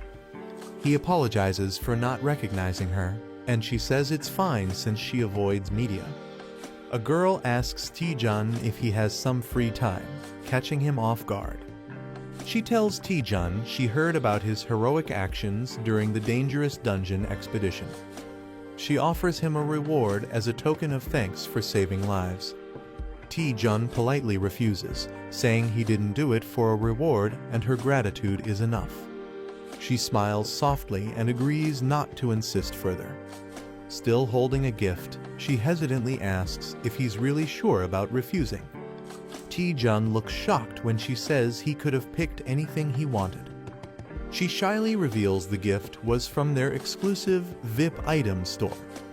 She double-checks if Taejun is really okay with giving up the reward. She reminds him it's a rare VIP exclusive item she was offering. Taejun is stunned to realize she was offering such a valuable item for free. She starts to walk away disappointed, but Taejun stops her. Taejun changes his mind and asks to see what items are available. While riding the elevator, she comments that Taejun seems more ordinary than she expected. She admits she thought Taejun would have a more unique presence. She explains her expectations were based on all the impressive rumors about him. Taejun laughs awkwardly, realizing he unintentionally hyped himself up. She reassures him kindly. She admits she likes how humble and grounded Taejun seems. She laughs, wondering if Seon-ah might not like her saying that Taejun is confused. As the elevator opens, she tells Taejun that the area ahead is only for VIP customers. She invites him to look around freely in the special VIP section. Taejun is amazed they've entered the rare item store's VIP section. He realizes the items are worth billions and is shocked at their value. He's stunned to realize that she, the person before him, owns everything here. She asks Taejun if anything caught his eye. He admits it's hard to choose. Blushing, Taejun says there is something that definitely caught his eye. Taejun points to a set of items and asks what they are. She smiles and says Taejun has unique taste. She explains the items once belonged to legendary guild masters from Korea. Though no longer usable, the items are preserved to honor their legacy. She tells him they aren't for sale, but offers to show even better items. An assistant notifies her that the vice director of Hyonin Guild has arrived. She realizes she's late for a critical meeting. She says goodbye, planning to meet Taejun again after the meeting. The spirit warns Taejun about his deep bowing, but he says it's part of work life. The spirit is confused why Taejun is interested in such an old, useless item. The item is a broken gauntlet with zero durability, once used by a forgotten martial artist. Taejun admits it's useless, but something about it draws his attention. He can't explain why. but he feels strongly interested, especially since it connects with his skill set.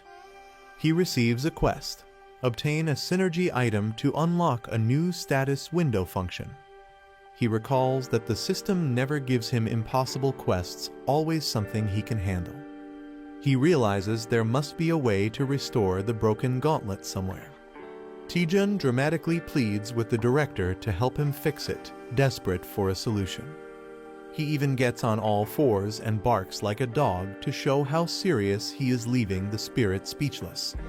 Taejun lies on the floor, desperately trying to think of a way to convince the director. He overhears something surprising and snaps to attention. He's confused, hearing someone mention a previous agreement and contract fee. Director Cha Yerin appears surrounded by guards. Someone seems to be causing her trouble. Taejun realizes something: he might have a chance here. He sees an opportunity to help the director and earn her favor, and maybe that item too. Determined, he dashes off to help her like a dramatic hero. He dramatically declares himself as the loyal hound, ready to serve Director Cha Yerin. Cha Yerin, unimpressed, expresses her disappointment and asks how long he'll keep being stubborn. Kang Young-seok sarcastically praises the director's boldness while defending his high pricing.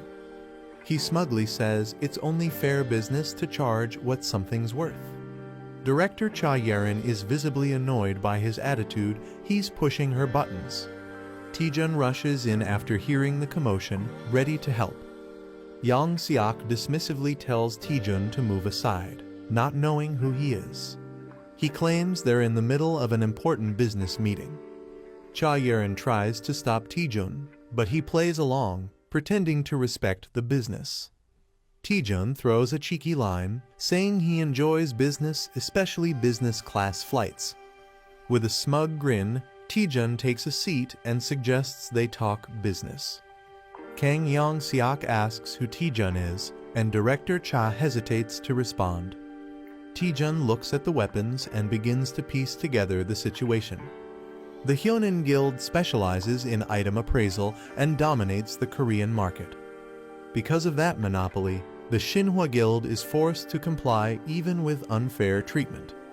Taejun confidently introduces himself as Cha Yerin's legal advisor.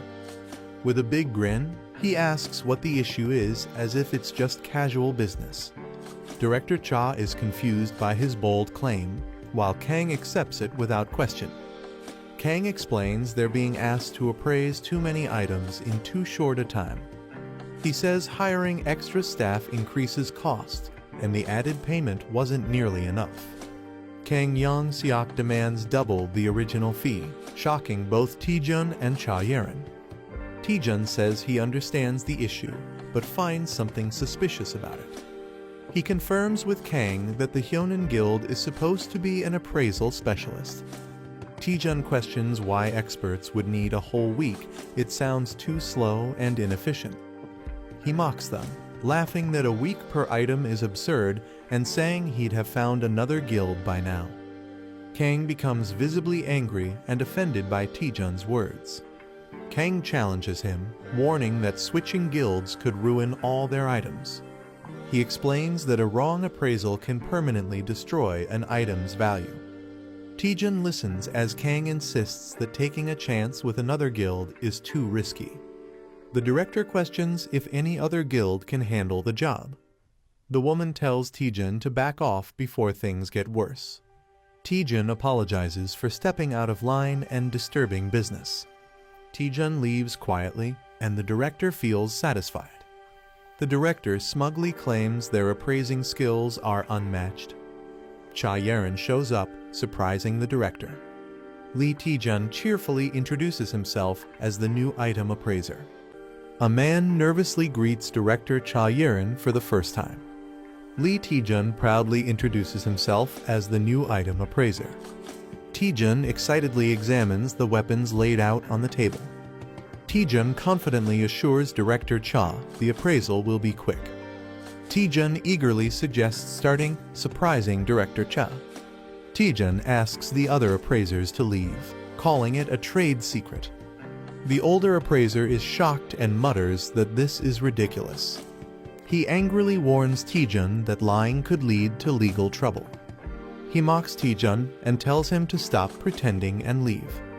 The appraisers mock Taejun for claiming he can finish in 1 hour. Taejun pulls out a necklace and asks them to look at it. He says he already checked this item earlier out of curiosity. Taejun reveals he finished the appraisal in just 10 seconds. He jokes that even he could become an appraiser at this rate. The boss tells his assistant to confirm if the appraisal is real. As the assistant reaches for the item, Taejun stops his hand. Taejun grabs and twists his arm, warning not to act without certainty. The assistant, shocked and hurt, says he doesn't want to be treated like this. Taejun tells the deputy director he must also risk something if he wants proof. The deputy director bursts into laughter, amused by the situation. He agrees to the bet, saying Taejun finally makes sense. The condition: if Taejun can't appraise all items in 1 hour, he loses. The deputy director wagers 1 billion won and asks what Taejun will risk. Taejun laughs and praises the director's boldness. As tension builds, Taejun suddenly agrees to the bet with a firm deal. Taejun ups the stakes dramatically by adding 10 billion won more. Everyone is shocked, and someone yells out, questioning Taejun's sanity. Director Cha questions how Taejun plans to appraise everything and handle 10 billion won. Taejun confidently says he already has a plan. Taejun asks Director Cha to check the item's appraisal status. She's shocked to see the cape is already fully appraised. She's stunned and wonders how it's possible, while Taejun smiles. The spirit reveals the secret Taejun used the new Item Analyzer feature. She wasn't sure it would work for others until now. Director Cha realizes the appraisal data can be shared with others. Taejun celebrates, dreaming about making a fortune as an appraiser. Director Cha is surprised Taejun really did the appraisals. Taejun proudly announces all the items have been appraised. Shocked, Director Cha is told to check the items herself. She places her hand over the weapons to verify. She sees detailed information about each item instantly. She's amazed the data appears instantly, unlike normal appraisals. She asks Taejun in awe how he pulled this off. The deputy director stands frozen, shocked by what he sees. Taejun laughs and teases the stunned deputy for looking shaken. Taejun smugly reminds the deputy he warned him not to bet without certainty. Taejun lightly mocks him, offering compensation and sarcastic advice. The deputy director loses it and grabs Taejun, accusing him of scamming. He lashes out, suspecting everyone is in on the trick. Director Cha calmly tells him to look at the proof himself. She confirms the contract states he owes Taejun 10 billion won. Taejun grins and tells the deputy to stop whining and pay up. Devastated, the deputy drops to his knees, unable to believe it. In denial, the deputy convinces himself it must all be a bad dream. The deputy director loses his mind, laughing hysterically and calling everything a dream. The girl feels pity as the boy grins oddly with a strange monocle on his eye. She thanks Taejun but warns him that his actions can't be ignored. She says his skills could revolutionize item appraisal and destroy the market overnight. She's shocked and asks how he managed something so impossible. He laughs nervously and says it's a trade secret. Taejun brings up a forbidden antique, saying he found it interesting. He offers a hint about his technique in exchange for the antique. She hesitates, surprised that he wants the item so badly despite the rules. He celebrates excitedly after getting approval to take the antique. She casually sits and asks him to explain. She directly questions how he appraised the items. He stays silent with a smirk, not answering right away. He begins to respond while a tall building is shown. Outside a store, someone thanks the director. She waves goodbye while he happily holds the antique. Someone asks the director what she found out. She says he told her everything before leaving, surprising the other person. She exhales softly, smiling with mixed emotion. He claims the secret is listening to the item's voice, baffling others. She suspects he never planned to reveal the truth or simply couldn't. She warns she won't let Taejun off that easily. With determination, she vows to recruit him into their guild. He laughs maniacally after finally getting a mysterious item. Taejun clings to the item like it's his true love. The girl tells him the item is now just useless junk. Taejun asks if the item can be fixed. He admits with a grin that he has no clue how to repair it. Still hopeful, he believes he'll figure something out. The girl suggests posting about it on Parsley Market. She explains the market has people from many dimensions who might help. She tells him he can post using just the status window. He gets ready to post something using the virtual screen. He asks if anyone can repair the broken spirit sword. He wonders if the post will help. She's unsure but smiling. He says it's not urgent and expects someone to reply eventually. He shifts focus to more important items lying in the room. He laughs about tricking someone to get these powerful tools. She notices all the weapons have holy attributes. She questions why holy items are needed for a black magic guild. He reveals the ceremony will involve dark summoned monsters. She's confused why he's using items in a duel where they're forbidden. He smirks and tells her to just watch how he handles it. The Worm Guild welcomes Hunter Lee Taejun. Taejun arrives earlier than expected and is being guided in. The man says preparations for the duel are already complete. It's revealed that the duel is against Deputy Leader Jo Young-tae. A special arena is prepared to witness Taejun's necromancy skills. They enter a dark arena where a grim opponent awaits. Taejun and his guide walk past a strange crowd of bald men. Taejun suspects the guild is trying to mess with him. He thinks they want to humiliate him for being weak at necromancy. He always felt something was off, but now it's clearly worse. The girl wonders why all the necromancers are bald. She panics after learning dark mana may cause baldness. The opponent reminds Taejun of the duel rules. The duel will be strictly limited to necromancy skills. If Taejun wins, he can join the guild on his own terms. But if he loses, something ominous awaits. If Taejun loses, he must serve the guild leader forever. Taejun expected this and isn't surprised at all. Jo Young-tae secretly controls the guild from behind the scenes. The guild is crumbling because of Jo Young-tae's selfish rule. Taejun decides to add his own condition to the duel. If he wins, Taejun wants to replace the current deputy leader. He also demands compensation for the guild's financial damage. Taejun adds a wicked grin, making it entertaining for the crowd. The opponent realizes things might not go as planned. He angrily denies causing any harm to the guild. He claims the guild survives only because of him and summons a powerful Death Knight. He dares Taejun to show what he's got. He wants to see if Taejun's necromancy is truly impressive. The battle begins as energy builds around them. Taejun confidently calls out to a spirit named Eratus. The audience reacts with surprise and confusion. Taejun's summon is revealed to be a single skeleton warrior. Everyone doubts Taejun, mocking him for summoning just a skeleton. The guild leader laughs at Taejun for summoning just a skeleton.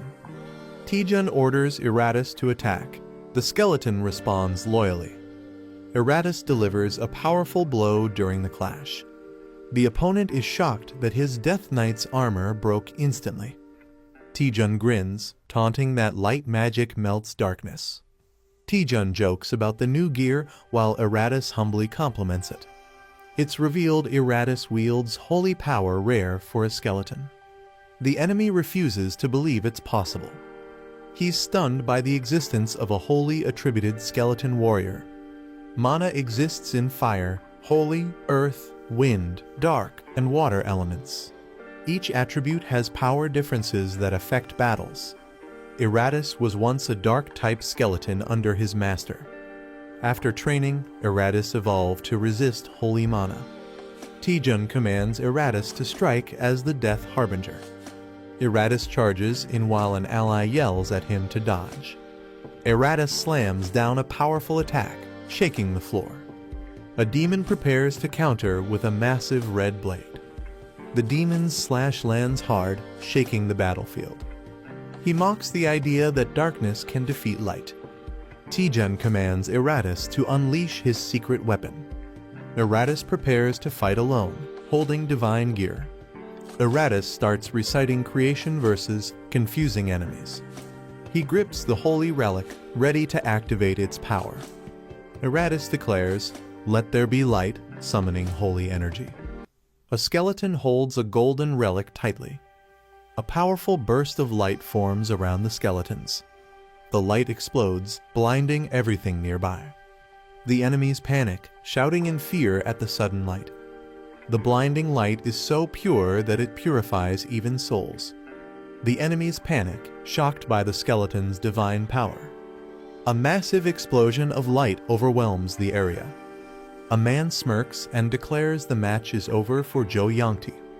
The skeleton Eratus wins by surviving until the end. It's weak, but slowly takes small damage over time. The skeleton is praised for being incredibly durable. The opponent panics while the victor demands the promised rewards. The victor demands everything the opponent gained from the Worm Guild. The crowd is shocked, wondering if he will claim all the rewards. The defeated enemy regrets not having more time to fight back. A hidden plan is revealed where Bi Hyun-soo was secretly tipped about the Lick's relic. Secretly, evidence was gathered to blackmail Ko Youngmin during his deal. The plan was to take full control of the Worm Guild. Lee Taejun stands confidently as the enemy kneels, furious. The defeated man curses him for ruining everything he worked for. The man refuses to surrender and reveals a dark, forbidden item. He threatens to destroy everything if he can't win. The crowd panics as he lifts the cursed heart, ready to act. Laughing madly, he shouts that they will all die together. People scream in terror as dark energy floods the area. A boy scans the situation seriously with glowing blue eyes. The cursed item is recognized as a deadly, suicidal weapon. The forgotten heart drains life and summons a cursed being from another world. The man laughs wickedly, accepting death and cursing Lee Taejun. A terrifying creature emerges from the dark portal. The summoned being, called the Black Death Bride, appears ominously. The onlookers panic, realizing they are all doomed. People scream in terror and try to run away from the cursed monster. Some manage to nullify the deadly curse effect on themselves. The Black Death Bride unleashes powerfulest grade curses immediately. Witnesses stare in horror, questioning what kind of monster it is. An old man steps forward and offers help to Hunter Lee Taejun. He introduces himself as Go Jin-ho, the former guild leader. Taejun is surprised, asking when Go Jin-ho arrived. Go Jin-ho comments that the summoned skeleton is no ordinary one. Go Jin-ho notes that the summoned skeleton feels more like a lick due to its high intelligence. He tells Taejun they need to handle the evil spirit before it worsens. Blood magic bursts out as they attack the Black Death Bride. The monster screeches in pain, caught in a fierce assault. The Black Death Bride shrieks in agony but remains strong. Go Jin-ho observes that a demon summoned with a life sacrifice is incredibly sturdy. He decides to escalate the attack using stronger blood magic. A massive, explosive blast of red energy is unleashed toward the monster. Taejun watches in awe, amazed by the legendary power of the Guchin Bone King. Go Jin-ho is revealed as the legendary Guchin Bone King, a master of blood magic. He once ruled the world after the Great Cataclysm and made the Worm Guild famous. The Black Death Bride shrieks as his attack strikes it. Go Jin-ho launches another blood attack with full force. Suddenly, he shows signs of exhaustion, surprising everyone. Lee Taejun rushes to support the weakened Bone King. It's explained that blood magic uses the caster's own blood, making it risky. Fighting the cursed monster in close combat is extremely dangerous. Another fighter prepares a long-range fireball attack instead. The boy launches a powerful fire attack at the monster, shouting fiercely. The Black Death Bride is hit but shows no real damage. Taejun is shocked, realizing the attack failed to harm it. The monster quickly charges toward them, gaining speed. Taejun worries because his mana is low after using the fireball earlier.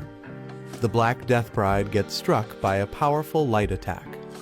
Eratus charges forward, vowing to protect his master. Taejun yells at Eratus for disappearing during the fight.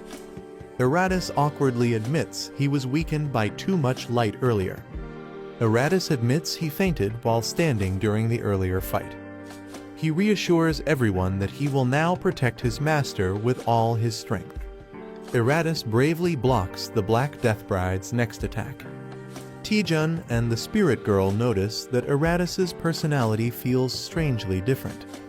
Eratus fiercely attacks the Black Death Bride with holy light. The Black Death Bride counters and grabs Eratus, overpowering him. Eratus screams in pain as purple energy surrounds him. Taejun shouts Eratus's name in shock as he is engulfed by the attack. Taejun panics, realizing even divine power isn't enough to defeat the monster. Eratus struggles to stand and tells Taejun he must survive without him. Eratus decides to burn all his remaining strength into one final attack. His sword glows brightly as he prepares to sacrifice himself. Taejun shouts in shock, trying to stop him, but Eratus charges forward. Taejun panics, warning Eratus about the cost of using the item. He cries out, saying once used, the item can never be recovered. Eratus charges ahead, holding the glowing, powerful weapon. Taejun screams in despair, knowing it's a one-time item worth 8 billion won. Eratus swings the glowing sword with all his strength. A blinding golden light floods the entire area with overwhelming power. The Holy King's gambling card is activated as Eratus strikes. Go Jin-ho watches in amazement, calling Eratus an unbelievable skeleton. He notes that Eratus can not only use holy items, but also wield the holy sword. The Black Death Bride screams in agony as the light overwhelms it. A system message announces the Black Priest is defeated and Eratus's holy durability slightly increases. Taejun scolds Eratus for using the powerful weapon too early. Eratus apologizes, explaining he only did it to protect his master. Taejun sighs, frustrated but unable to stay angry at him. He admits that despite the heavy debuff, the Holy King's star cluster's power is extraordinary. Taejun realizes recharging the Holy King's star cluster costs an astronomical amount. He jokes that it would be easier to just buy a new one because of the insane cost. Taejun pats Eratus and acknowledges his bravery and determination. He smiles and praises Eratus, saying he did a good job. Eratus feels emotional as Taejun thanks him for saving his life. Guchin Bone King notes that Eratus is stuck with a troublesome debuff. Taejun asks if he needs to take any action to fix it. Guchin advises him to simply release the summon and let it rest for a while. Guchin admits it's the first time he's seen a skeleton wield holy weapons. He says the sight reminded him of the heroes of the past. Taejun shyly smiles, thinking it was just a skeleton. Guchin sincerely thanks Taejun for everything he did. Guchin says Taejun helped stop Zhou Yangti's betrayal plan. He acknowledges that their goals aren't so different. Guchin asks Taejun if there's anything valuable left in Hwaryeong. Taejun awkwardly laughs, realizing Guchin had seen through him from the start. Taejun explains he joined Hwaryeong Guild only for his own benefit. He says he never intended to take anything from others. Taejun confirms that Hwaryeong Guild still holds value for him. Guchin quietly accepts his answer with a nod. Guchin declares in front of everyone that Taejun's abilities have been proven through the duel. He praises Taejun for defeating Jo Yangti and saving everyone from the summoned spirit. Guchun formally announces that Taejun will become the vice guild leader of Hwaryeong. Taejun is surprised and confused, not expecting this sudden promotion. Taejun is told to give his induction speech and feels awkward about it. He confidently introduces himself to the guild members. Taejun simply says he has only one thing to tell them. He shouts that everyone should protect each other's livelihood, surprising everyone. The scene shifts to Myth Guild's building shining under the sunset. News spreads that Lee Taejun has officially joined the Hwaryeong Guild as vice leader. A man feels surprised and betrayed by Taejun's decision. He blames another man for being careless and losing talented people again.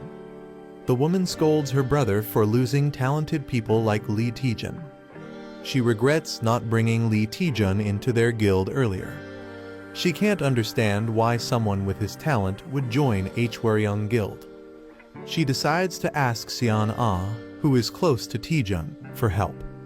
The girl says she's unsure if asking Taejun to join Myth Guild will work. She explains that although they're close, even she doesn't fully understand Taejun's thoughts lately. The woman wonders why Taejun suddenly joined Hwaryeong after insisting on freelancing. The girl admits that despite 10 years of friendship, Taejun remains unpredictable. Taejun arrives at the guild, determined to keep getting stronger. Guild members welcome him warmly with a red carpet and cheer for the new vice guild leader. A bald guild member insists on personally guiding Taejun to his office. Taejun, a bit overwhelmed, casually waves and tells him to proceed. Taejun feels awkward, noting how polite everyone is compared to what he expected. The spirit asks how he feels about becoming vice guild leader, and Taejun starts doubting if it's what he truly wanted.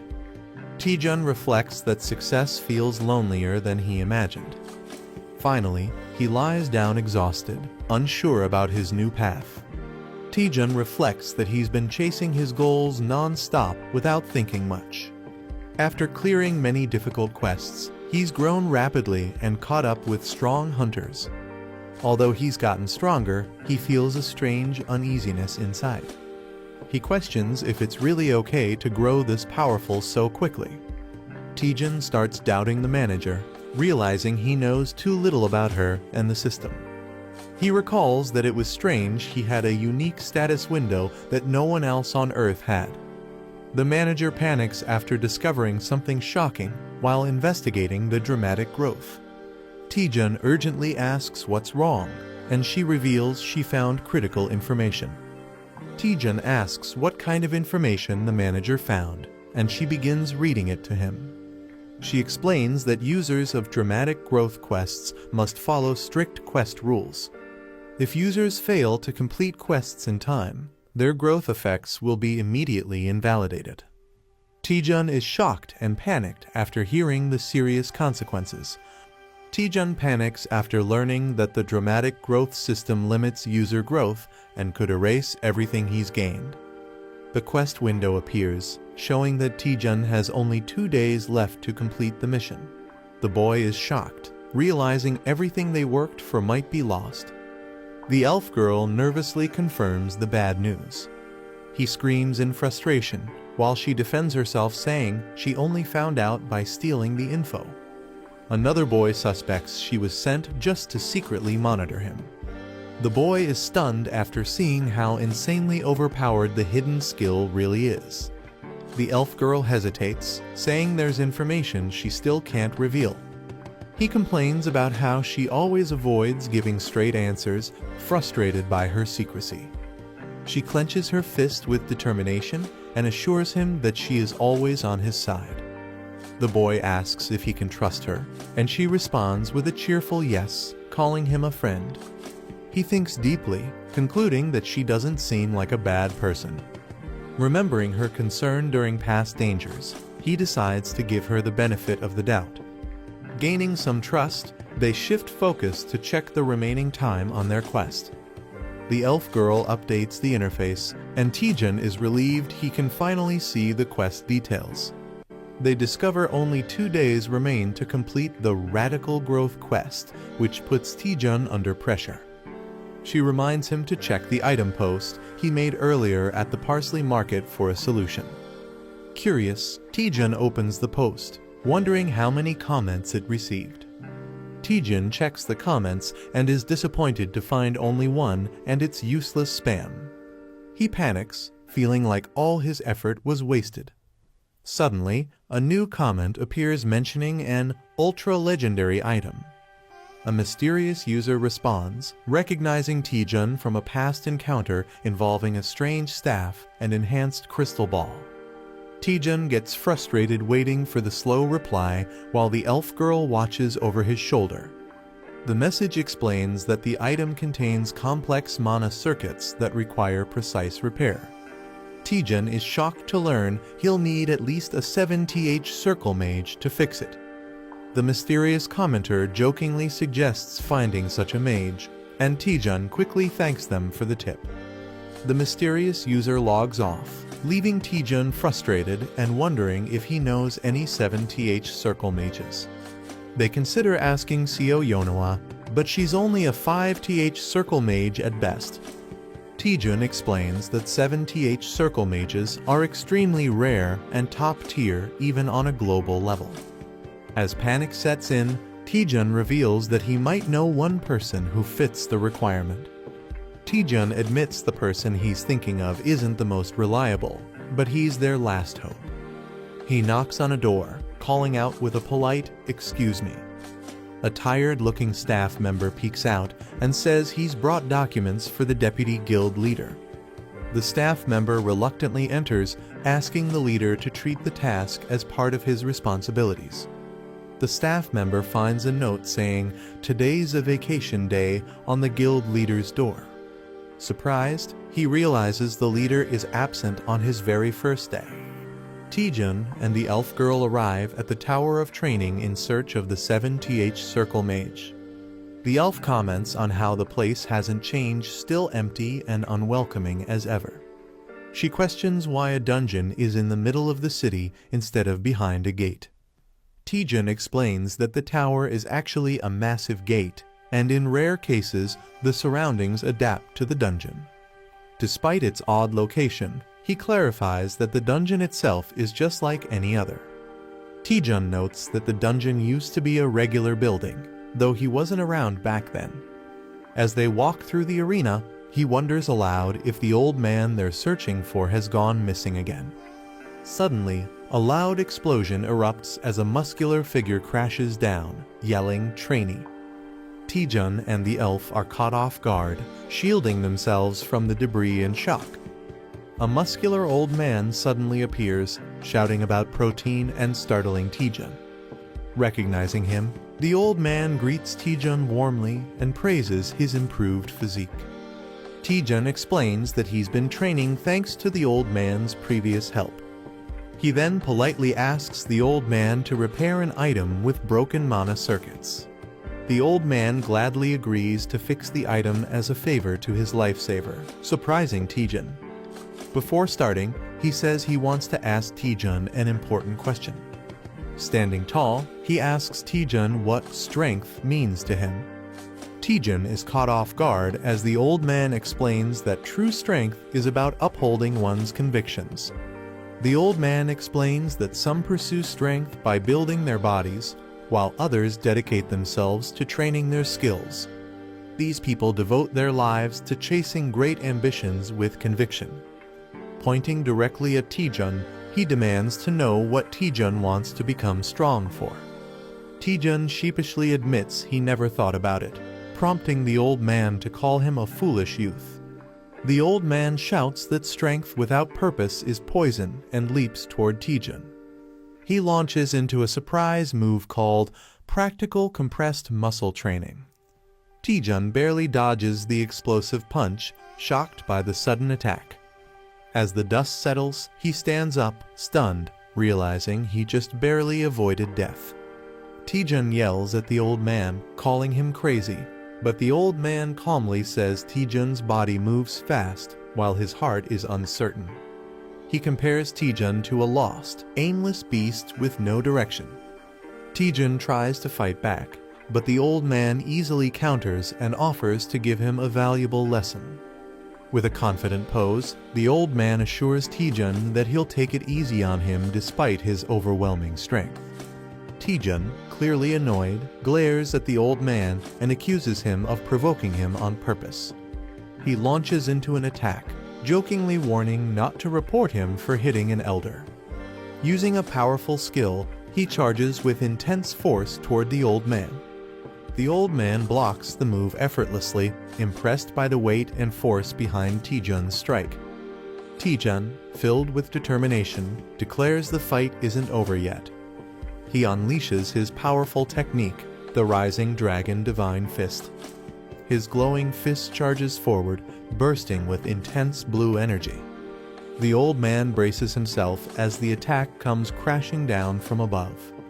Taejun's powerful attack creates a massive explosion, making it seem like the battle is over. Excited, Taejun and the elf girl wonder if they've actually defeated the old man. But the old man calmly reappears, praising Taejun's strength and creative combat skills. He warns them they've forgotten something crucial while Taejun focused on physical power. The old man reveals a glowing magical attack and reminds them that he's also a mage, casting Elkeroid's Fireball X. The old man confidently states he's a wizard and prepares to cast a powerful fireball.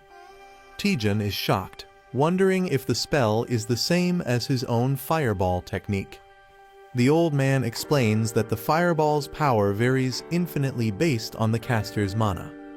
He demonstrates how mana strength and quantity shape countless versions of the same spell. He then tells Taejun that while his fireball has improved, it still lacks the essence of ultimate power. The old man explains that mana is fueled by one's desires and inner cravings. He unleashes his ultimate fireball, an embodiment of his dreams and willpower. He shouts that mere desire to grow stronger isn't enough to reach the highest level. Taejun panics as the massive attack barrels toward him, accusing the old man of not going easy. The old man urges Taejun to block it with everything he has and discover his true self through the clash. Taejun questions his true reason for wanting to become stronger in the first place. He recalls the silent years he spent climbing from the bottom with no recognition. The more others belittled him, the more determined he became to improve. Even without acknowledgement or support, he pushed himself forward through pure persistence. Taejun realizes that he sought strength to prove all his effort and pain hadn't been meaningless. Still unsatisfied, he channels the frustration of years of struggle into a new surge of power. As he charges forward, he vows to keep pushing ahead no matter what. The old man is stunned by the burning intensity in Taejun's new flame.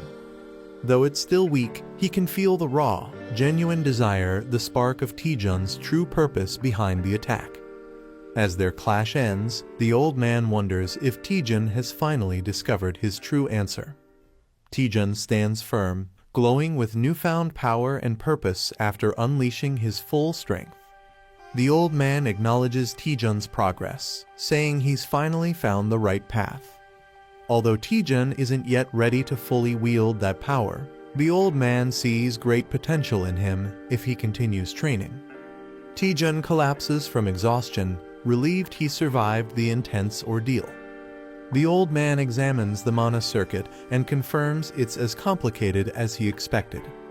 He estimates the repair will take between 8 to 12 hours due to its intricate structure. Taejun is shocked by how long the process will take. The old man explains that restoring the circuit demands deep concentration, and he'll be unable to do anything else during that time. He places crystals around the item, channeling all his focus and energy into the restoration. He asks Taejun to guard him in case anything goes wrong during the process. Taejun casually agrees, brushing it off as something easy and not a big deal. The old man confirms he'll begin and Taejun enthusiastically gives the go-ahead. He starts focusing his energy, placing his hand over the item surrounded by glowing runes. Suddenly, he erupts into a dramatic chant and intense ritual, surrounded by pink magical energy. Taejun and the spirit girl are left speechless, stunned by how extreme the process is. Taejun wonders what he's even guarding since there's no danger around, and the girl awkwardly realizes he has a point. Bored, Taejun decides there's nothing else to do but take a nap while the old man continues his intense ritual. He jokes about shadowboxing for 8 hours and lies down to relax, finding the situation surprisingly peaceful. The girl agrees and joins him in resting, reminding him to wake her when it's over. Taejun mumbles in his sleep, dreaming about receiving a gift and happily accepting it. Meanwhile, a monstrous spider-like creature creeps toward his unguarded body. Just as the creature gets dangerously close, it growls, breaking the silence. Taejun slowly opens his eyes in confusion, sensing that something is wrong. Taejun wakes up screaming as a monster nearly bites him, reacting in pure panic and smashing it in self-defense. After the loud screech and impact, he looks around in confusion, wondering when monsters even appeared. He realizes something's off. The tower was supposed to be cleared of monsters by the old man. More creatures begin to emerge from the shadows, and his spirit companion urgently checks if he's okay. Taejun realizes the monsters are not ordinary, they're void creatures invading through a dimensional shift. He recalls that such beings sometimes target strong mana sources in dungeons. Observing the old man deep in concentration, he connects the dots. They've come for the old man's powerful mana. It now makes sense why he was asked to guard him during this ritual. Energized and excited, Taejun powers up, ready to fight back with a grin finally shaking off his laziness. Taejun unleashes his Dragon Fang Slash, violently slicing through the wave of void monsters. His companion urgently warns him to watch his back as more creatures approach. Taejun sharply turns, realizing he's surrounded from behind. Facing the incoming threat, he braces himself with frustration, calling the monsters disgusting. Taejun casts a barrage of multi-fireballs to stop the monsters from reaching the item. His attack causes the void creatures to screech and fall, seemingly defeated. He cautiously asks if it's finally over while observing the aftermath. With a proud expression, Taejun declares that above all, he's someone who will always protect his items. Taejun wonders where all the monsters came from, and the spirit explains they're void creatures drawn by mana. Suddenly, a massive swarm begins pouring out from a dimensional rift with a loud screech. Taejun freezes in shock as he realizes just how many enemies are incoming. The spirit panics, warning Taejun about the overwhelming number of monsters, and he snaps back in frustration, already aware of the threat. Overwhelmed by the void spiders, Taejun realizes he can't fight them alone. He summons Eratus, his skeletal ally, to defend the old man during the battle. Taejun urgently commands Eratus to guard the area, and Eratus eagerly obeys without question. The intense fight against the void spiders drags on for nearly 2 hours as they fend off wave after wave. As they keep fighting, endless waves of void spiders continue to pour in, each swarm stronger and more numerous than the last. After 4 grueling hours, the battlefield is filled with corpses, yet the attacks show no sign of stopping. Exhausted and terrified, Taejun begins to break down, pleading for the relentless assault to end. With fear consuming him, he cries out in despair, realizing they might all die at this rate. A massive void spider lunges toward Taejun, leaving him paralyzed with fear and exhaustion. Eratus warns him to move, but Taejun is too drained to react and accepts he can't dodge anymore. Suddenly, a powerful blast hits the spider mid-air before it can strike. Taejun, stunned and confused, wonders what just happened. As he looks back, he senses something familiar about the attack and realizes he's seen it before.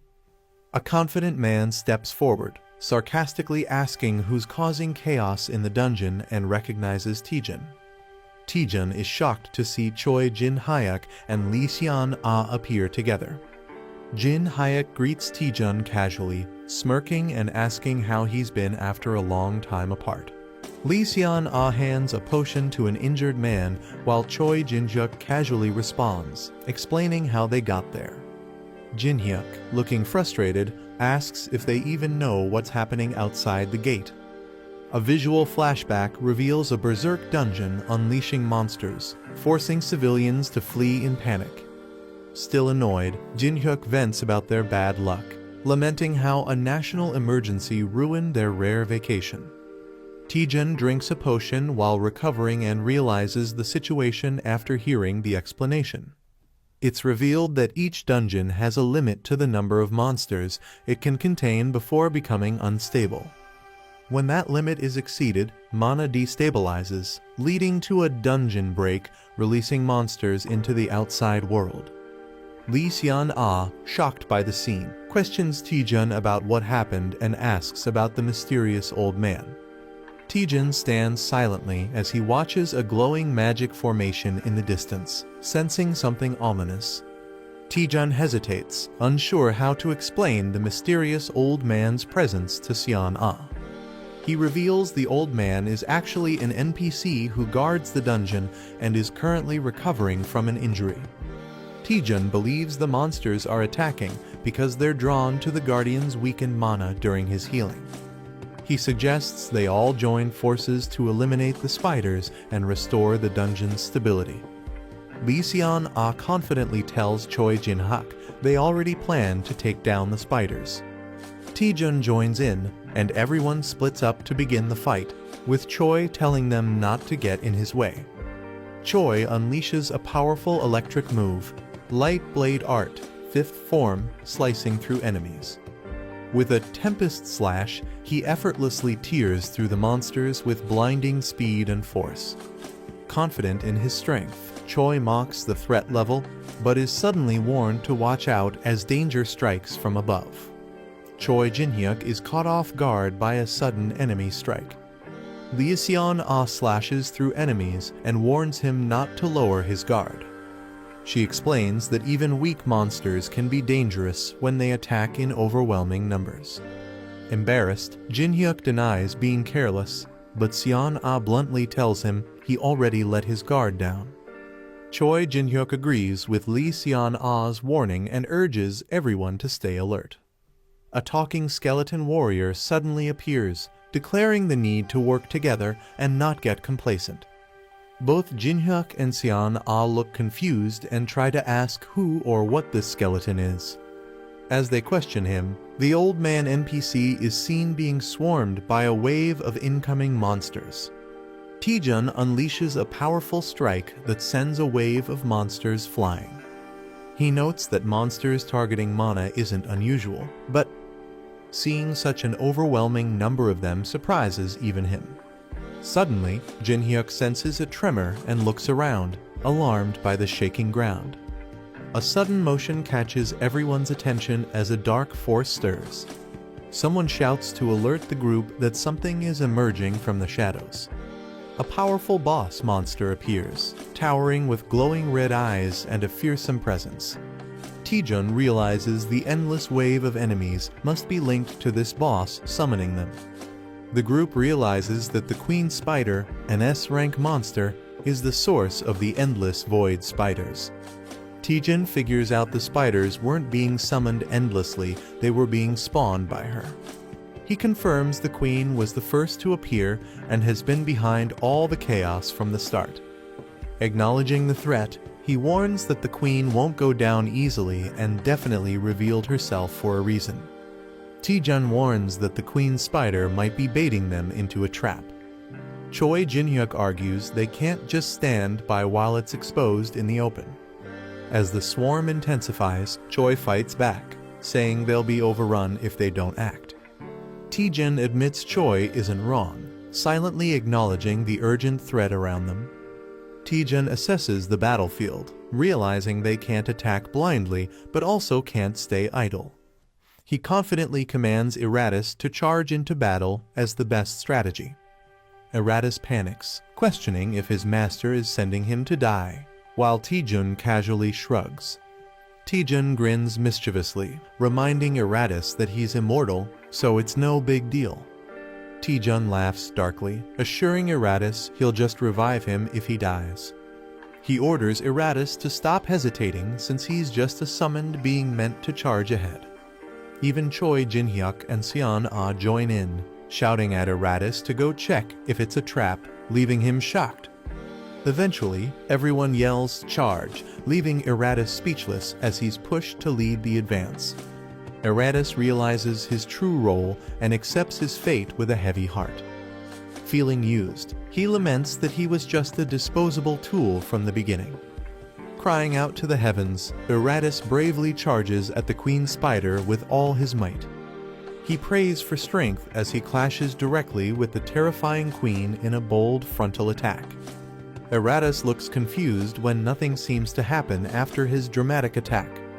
Sitting on the Queen Spider, he casually reports back that everything appears normal. Taejun mocks him for overreacting, calling him a drama queen with a laugh.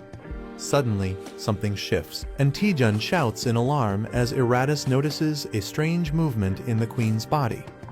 Eratus panics as the Queen Spider starts absorbing his sacred mace mid-battle. Taejun and the others react with disgust and confusion, wondering why the spider is devouring the weapon. Taejun suddenly realizes that the Queen Spider is absorbing mana from anything magical. He urgently warns Choi Jin-hyuk and Lee Seon-ah to stop using skills and fight without mana-based attacks. Jin-hyuk is shocked at the idea of fighting without skills, calling it absurd, but admits Taejun is right. Lee Seon-ah recalls that stronger attacks only caused more spiders to spawn. She realizes the monster has been feeding off their mana all along. Frustrated, Jin-hyuk admits this dungeon is far more troublesome than any he's faced before. Jin-hyuk decides to fight without using any skills, determined to adapt to the situation. He charges forward boldly, declaring he doesn't need mana or flashy moves to win. Swinging his weapon with raw strength, he overwhelms the spiders and calls them weak pests. Taejun gives him a thumbs up and tells him to keep it up, impressed by his efforts. Taejun rushes ahead, declaring he'll take on the Queen Spider while the others hold the line. Jin-hyuk grumbles that Taejun is trying to steal all the credit again. He warns that if Taejun fails just to show off, it'll cost him his life. Taejun stays focused, confirming that the Queen's real target is mana, as proven by Eratus's earlier attack. Taejun realizes the Queen Spider doesn't absorb just any mana, it targets specific types. He taunts the Queen, suggesting it's still hungry for more, as he prepares a risky move. Charging up a powerful fireball, he deliberately offers it as bait to test the Queen's reaction. Seon-ah and Jin-hyuk are shocked, questioning why Taejun is using skills after warning them not to. Jin-hyuk yells at Taejun, warning that using magic will only spawn more spiders. The Queen Spider reacts as the blazing fireball hurtles toward her. Taejun watches as the Queen is overwhelmed, revealing that mana reflects the caster's desires. He concludes that the type and effect of mana vary depending on what the user truly wants. Taejun explains that if one can conceal their desires, they can mask the mana's attributes. A powerful greedy fireball skill is launched, confusing Jin-hyuk with its hidden nature. Taejun mockingly offers the fireball to the Queen Spider, pretending it's a harmless gift. With a mischievous grin, he calls it a perfectly roasted fireball prepared just for her. A fluffy void spider shivers and cries out, looking both strange and cute.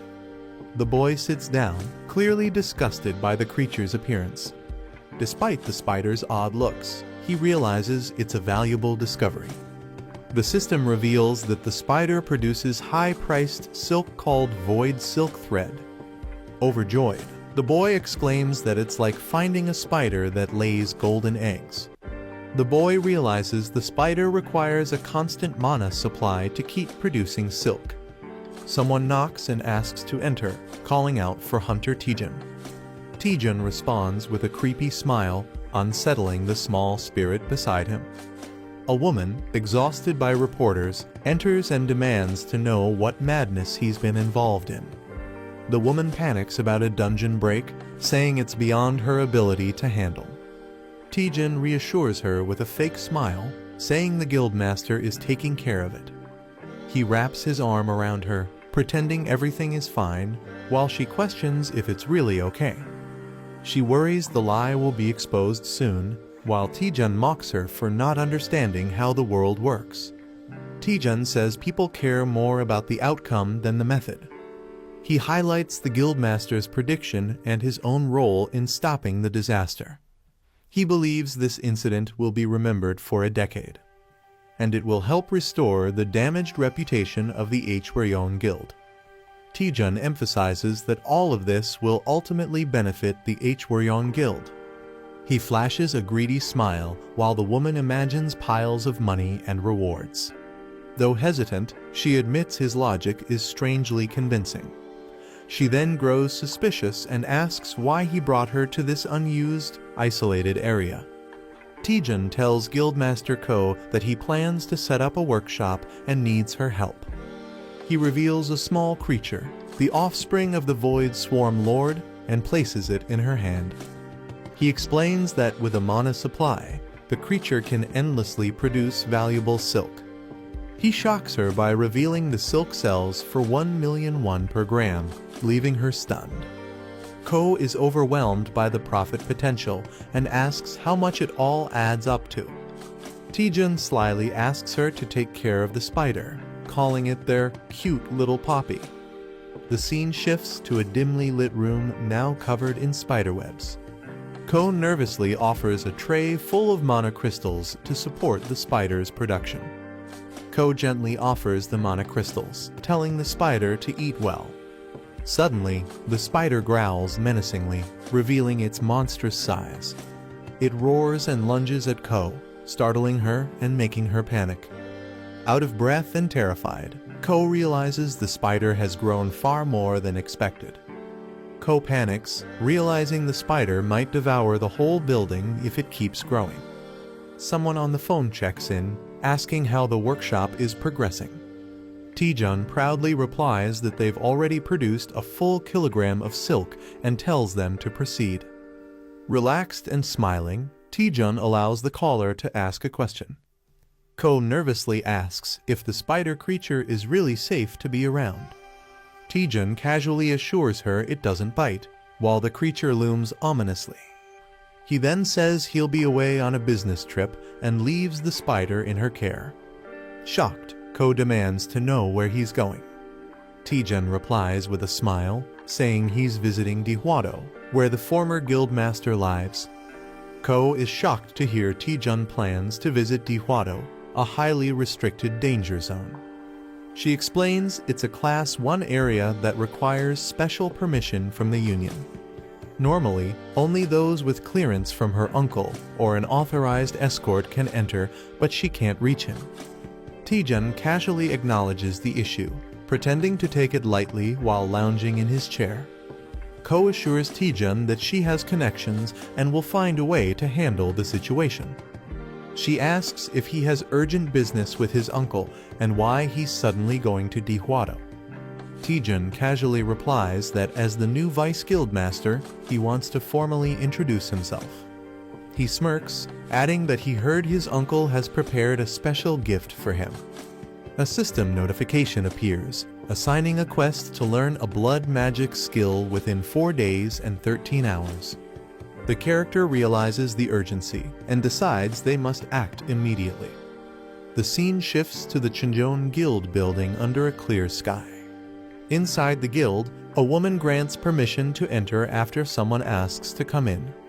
Taejun enters and greets Representative Seo Yeonhwa with a smile. She warmly welcomes him and asks how he's been doing lately. Reading the news, she mentions his recent feat of stopping a dungeon break. Curious, she jokes about how he's always involved in major incidents, and Taejun laughs it off, calling it luck. Seo Yeonhwa expresses regret, saying she would have tried harder to recruit Taejun if she'd known he'd join the Hwaryong Guild. She explains that not just she, but many others were disappointed by his choice. Taejun humbly reacts while she acknowledges his accomplishments make the disappointment understandable.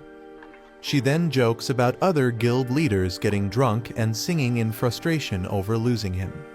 Seo Yeonhwa says Taejun's interest in dark magic explains why he joined the Hwaryong Guild. She asks why he came to visit her today, and Taejun begins to explain. He reveals his plan to visit Dihwa Island, but admits he can't go without an S-rank companion. Taejun then politely asks if she would accompany him on the trip. Seo Yeonhwa apologizes, saying she can't join Taejun due to prior commitments. Taejun panics, thinking her refusal ruins his entire plan. She clarifies that she can assign another guild member to escort him instead. Realizing he can still proceed, Taejun lets out a big sigh of relief. Seo Yeonhwa gives Taejun a gift as thanks for resolving the exam manipulation case. Taejun is surprised and asks what it is, and she explains it's a key card to a high-security apartment for top hunters. She says it's a perfect gift since he's been in the spotlight lately and needs privacy. The apartment is well protected, ensuring he can live peacefully without media disturbance. Overwhelmed with gratitude, Taejun tears up and asks if he can call her Nuna. Seo Yeonhwa laughs and playfully says she's not old enough to be called Nuna. The scene shifts ominously to Dihwa Island, revealing the lair of the Gucheng Bone King. A dark presence stirs inside the lair, declaring that the time has come.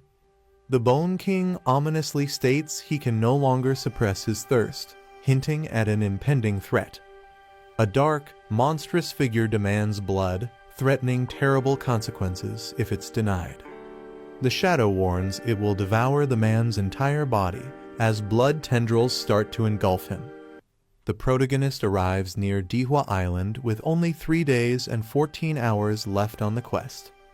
He realizes he must master blood magic within 2 days to meet the deadline. Even learning from the Gucheng Skeleton King might not be fast enough. The reward for success is unlocking the feature horizon of Communication Ver 1.1.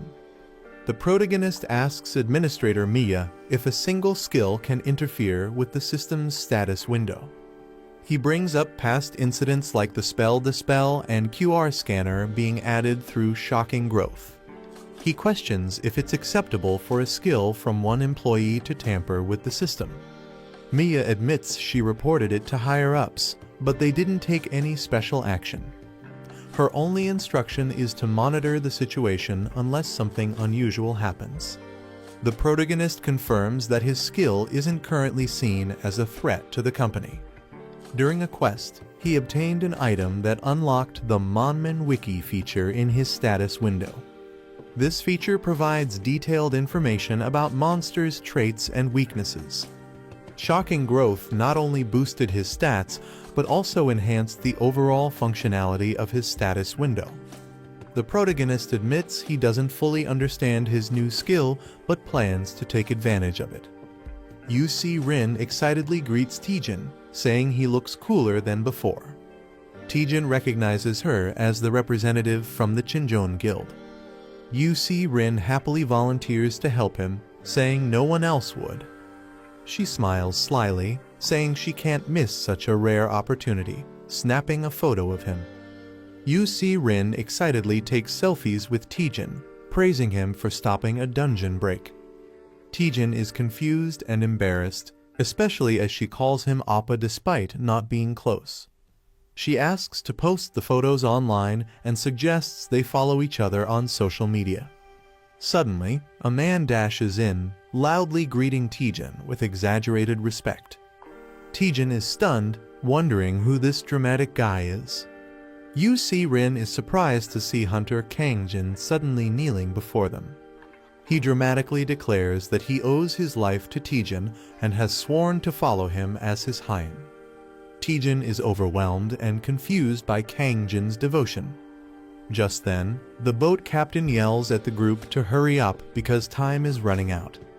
Captain Kim Young-soo waves from the boat, ready to depart once everyone boards. The group travels by boat toward Dihwa Island. Captain Kim Young-soo grumbles that he wouldn't go there if it weren't for Yeon Hwa's request.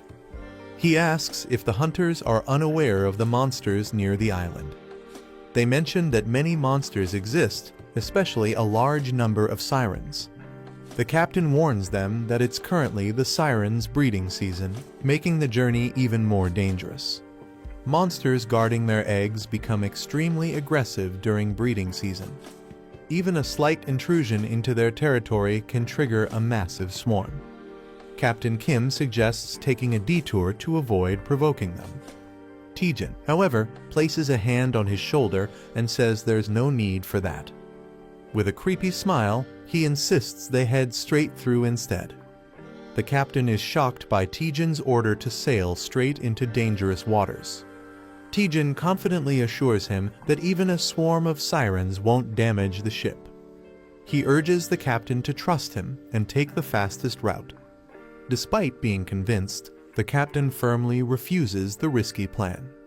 The captain refuses to risk his life, stating he has a family to provide for.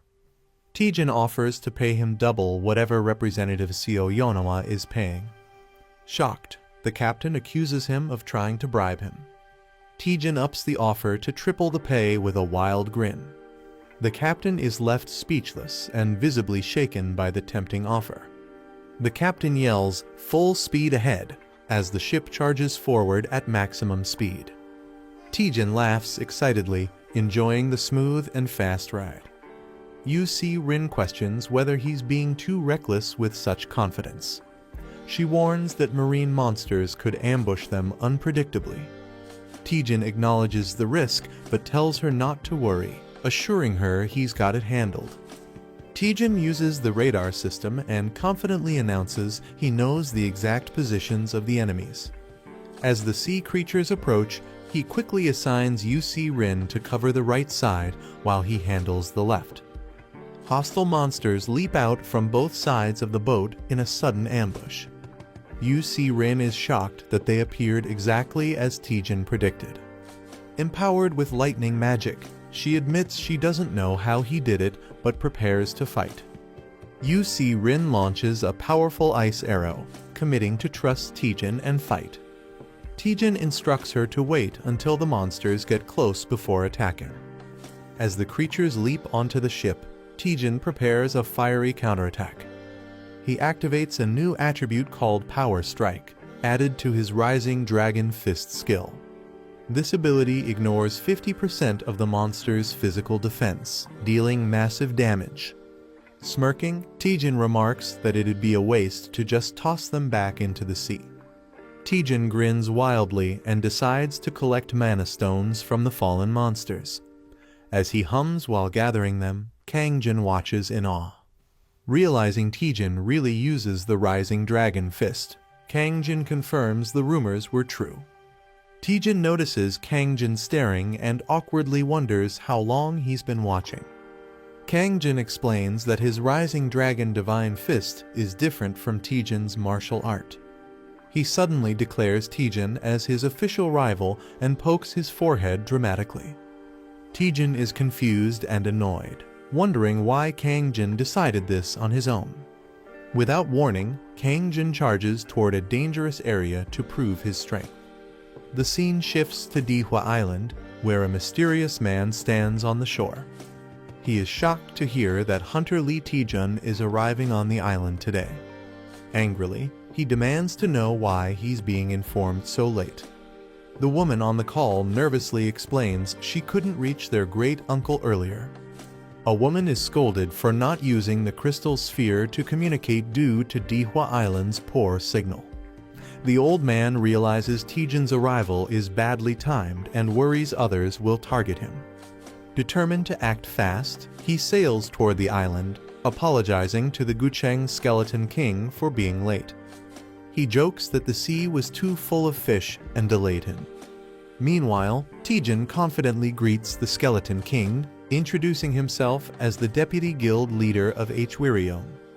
Lee Taejun, the vice guild master of Hwryong, arrives at the shore on a ship.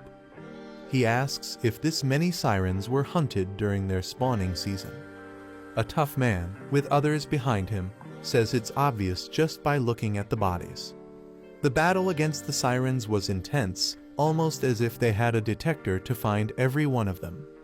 Though they hunted all visible sirens on the way to Dihwa Island, it's still uncertain if the threat is fully gone. The boy suggests some sirens might still be hiding deep in the ocean, but says they've done enough. Lee Taejun calmly replies that the remaining sirens will vanish on their own due to lack of food. He explains that sirens surprisingly can't dive into the deep sea, implying they're vulnerable. The boy is surprised, but Lee Taejun's serious tone hints there's something more to worry about. The system alerts that one hostile entity is still targeting them.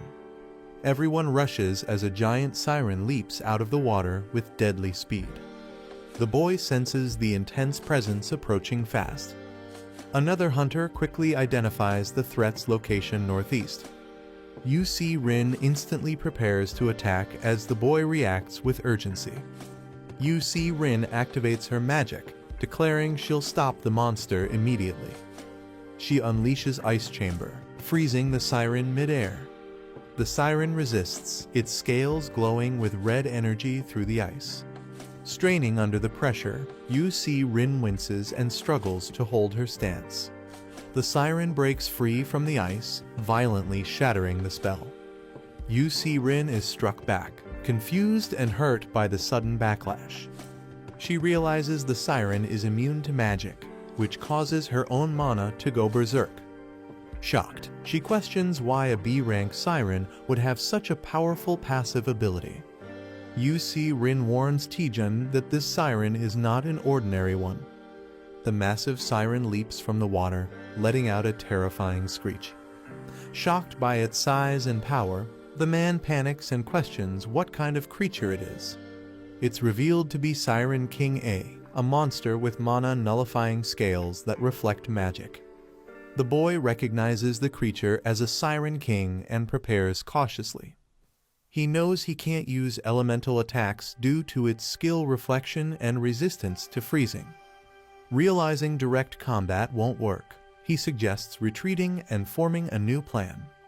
Meanwhile, Lee Taejun observes the situation, questioning if the boy's fate is sealed. Suddenly, he summons Mr. Gucheng's Skeleton King and orders the hunters to fall back. The Siren King rises from the blood-soaked sea, declaring it will fight alone.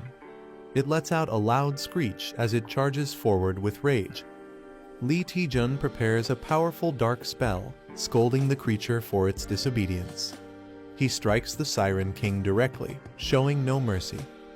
With overwhelming force, he states it must be disciplined, unleashing a devastating blow. The Siren King lets out a final screech as it falls lifeless. Everyone watches in awe as blood magic annihilates the sea monster. Rin is stunned that a rank boss was defeated so easily. The boy admires blood magic's unmatched power and magic penetration ability. Lee Taejun, walking away, considers that despite its risks, this magic might be worth mastering. Lee Taejun declares that Dihwa Island will finally have peace, at least for now. He mentions he meant to personally congratulate the boy on his new position. He thanks him for visiting first despite not having greeted him earlier. Taejun then invites everyone to follow him to his residence. The scene transitions to the grand estate of Gu Jin-ho ***. The group is amazed to meet Mr. Gucheng's Skeleton King on such a remote island. Rin realizes why Sister Yonawa kept his identity a secret. They express disbelief that such a legendary hunter lives here quietly. Rin excitedly recalls how he defeated the Siren King with just blood magic. Even compared to other top hunters, his power proves he's a true hero of the Great Cataclysm. One of the boys boasts that their master is even stronger than Mr. Gucheng. Another mocks the claim, asking if he's just a kid trying to brag. The group starts settling in, with each person identifying their assigned room. The boy politely tells them to rest after their long journey. The boy tells the others to relax while he goes to meet Mr. Gucheng's Skeleton King. He knocks on the door and politely asks to enter. Gucheng welcomes him while calmly sipping tea. The boy happily responds that the room is spacious and the mansion is amazing. Gucheng is pleased to hear the boy likes the room. He invites the boy to follow him to receive his appointment gift. They walk down a dimly lit corridor beneath the mansion. Gucheng compliments Taejun for handling the dungeon overload in mansion impressively. Taejun humbly says he just got lucky, but Gucheng tells him not to act modest.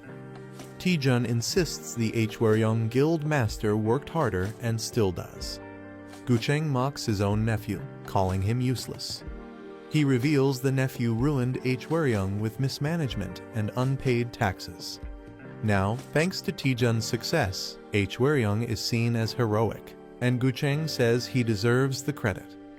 Taejun reflects on how Ko Young-min turned out to be worse than expected. He questions why Mr. Gucheng entrusted Hwaryeong to someone so unfit. Taejun presses further, saying even Gucheng must have known his nephew wasn't ready. Gucheng pauses and begins to explain, saying, "That's because..." Gucheng admits he's grown weak and suggests they continue the conversation elsewhere. Taejun wonders how someone like him could be considered weakened. He reflects that even awakened beings are still human and time affects everyone. As he thinks this, he tries to scan Gucheng's status using a QR reader. The scan fails, revealing that Gucheng's level is far beyond what the system can detect. Taejun is shocked that Gucheng can't be scanned, something only top hunters can resist. He recalls other legendary hunters whose stats also remain hidden from him. He wonders if Gucheng is still powerful enough to stand among them. A shadowy figure looms behind Gucheng, making Taejun question what secrets he might be hiding. Taejun is amazed as they enter a glowing, hidden underground room. He's surprised that such a space existed beneath the mansion. Gucheng calls it humble compared to the other major guilds. He then tells Taejun that his initiation gift has been prepared inside. Gucheng offers Taejun a choice from powerful items, warning some have penalties. Taejun considers his options carefully and picks Magnetus's skull. The skull grants boosted stats, dagger mastery, and King Slayer's power. Taejun notes that even the other items are stronger than typical rare ones. Gucheng reflects that any ordinary hunter would be overwhelmed with gratitude for this opportunity. Taejun feels disconnected from the close combat-focused items on display. He asks Mr. Gucheng if there are any items related to blood magic. Gucheng is surprised and questions Taejun's interest in such a rare field. Taejun explains that blood magic has mana-free benefits and is useful for dungeon raids. Gucheng, looking serious, apologizes and tells him to choose something else. Taejun protests, but Gucheng tells him to take anything he likes and leaves to prepare food. Suspicious, Taejun senses something is off and wonders if Gucheng is hiding something. He starts to feel frustrated and restless about the situation. Taejun screams in desperation, admitting that only blood magic excites him now. Taejun begs desperately to be taught blood magic. He wonders if it's possible to learn it without using an item. He's told that blood magic can't simply be taught like a skill. Without the passive ability Mana Blood, it's impossible to use blood magic, no matter how hard one tries. Taejun searches for a skill book that might awaken his Mana Blood. His system's newly added flash function activates and detects a hidden device. Surprised by the function, he recalls adding it after getting stuck in a dark dungeon. The light reveals a secret compartment with something unusual inside. Taejun finds a red button and hesitates, fearing it could be something dangerous. Taejun jokes that a secret button can't possibly be a nuke and decides to press it. With a playful grin, he pushes the button, saying it's all or nothing. Suddenly, sirens blare and an air raid warning goes off, startling both him and the spirit. They rush toward the sound and discover a glowing device as Taejun mutters, "This is..." Taejun finds the Codex of Blood, a forbidden book that grants mana blood and enables blood magic. Delighted, he clutches it like a treasure, calling it "my honey." At dinner, Gucheng questions his choice, calling it underwhelming for an initiation gift. Taejun insists it's perfect for him, especially because he needs mental contamination resistance. He also receives Banjir's Onyx, which boosts his stats and grants resistance to mental corruption. Gucheng accepts Taejun's choice and calmly ends the dinner, telling everyone to rest for the night. The group thanks Gucheng for the delicious meal and leaves the dining hall. As night falls over the island, something ominous begins to stir. A mysterious hand drenched in blood appears, and a voice reflects on past memories involving Gucheng's Skeleton King.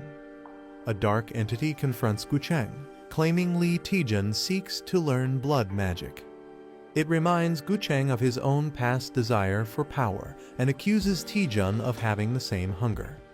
Gucheng resists, shouting that Taejun has nothing to do with the entity. The entity reveals that Taejun has already found the Codex of Blood, the key to forming a blood magic contract. Shocked, Gucheng realizes Taejun might already be on a dangerous path he tried to avoid. Gucheng is restrained by the dark entity as it declares it's no longer content with his offerings. The entity senses a new, more suitable host has emerged, one stronger than Gucheng's aging body.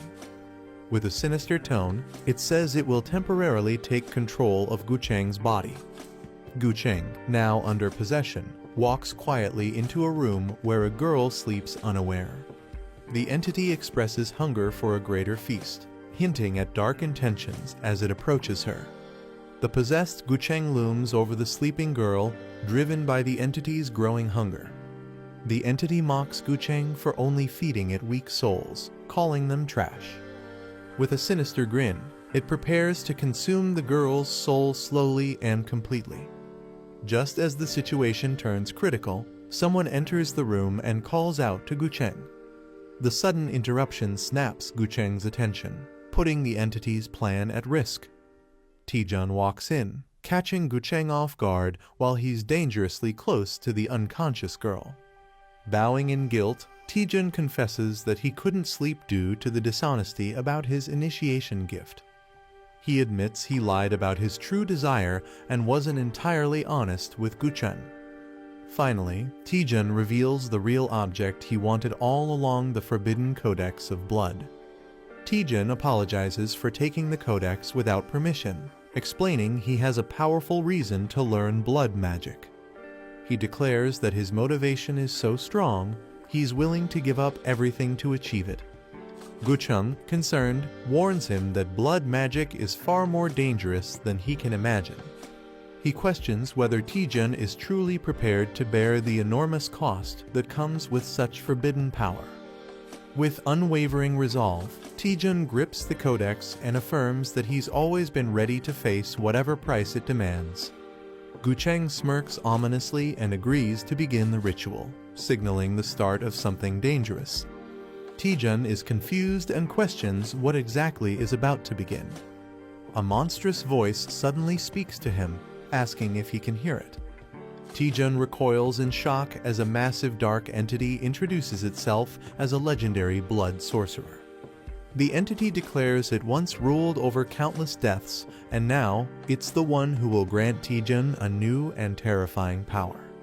The dark entity announces that it will now reside within Taejun's body and demands a small amount of energy to stay alive. Taejun is alarmed as tendrils shoot out from the codex and begin wrapping around him. He panics, realizing this possession wasn't mentioned in the agreement. The demon dismisses his concerns, laughing and saying it's too late to turn back now. As the cursed book glows with runes, the contract begins, binding Taejun's body to the ancient sorcerer. The entity forcefully begins fusing with Taejun's body, claiming his flesh as its own. Taejun struggles and cries out, but the synchronization starts regardless of his resistance. The entity mocks Taejun, pleased with the superior vessel compared to its old one. As the possession takes hold, Taejun briefly smirks, revealing he hasn't fully lost control. Laughing maniacally, Taejun surprises the entity, leaving it confused by his unexpected reaction. Taejun bursts into uncontrollable laughter, moving chaotically as the entity inside him panics. The sorcerer, now trapped, screams in confusion, realizing he can't control Taejun's body at all. A man screams in panic as his body moves against his will. He discovers a magic book hidden deep within a secret location. The girl's spirit feels uneasy and warns him not to touch it. He realizes the Skeleton King never meant for anyone to read this dangerous book. Blood magic backfires on a man, causing him intense pain and risking his life. The boy is shocked as his eye glows, sensing danger from the book. The book reveals it's a unique forbidden text that unlocks blood magic at a deadly cost. He finds it unusual for a magical item to clearly warn about its risks. He nervously wonders just how dangerous the book's price truly is. The boy asks if powerful items like the book exist in other dimensions.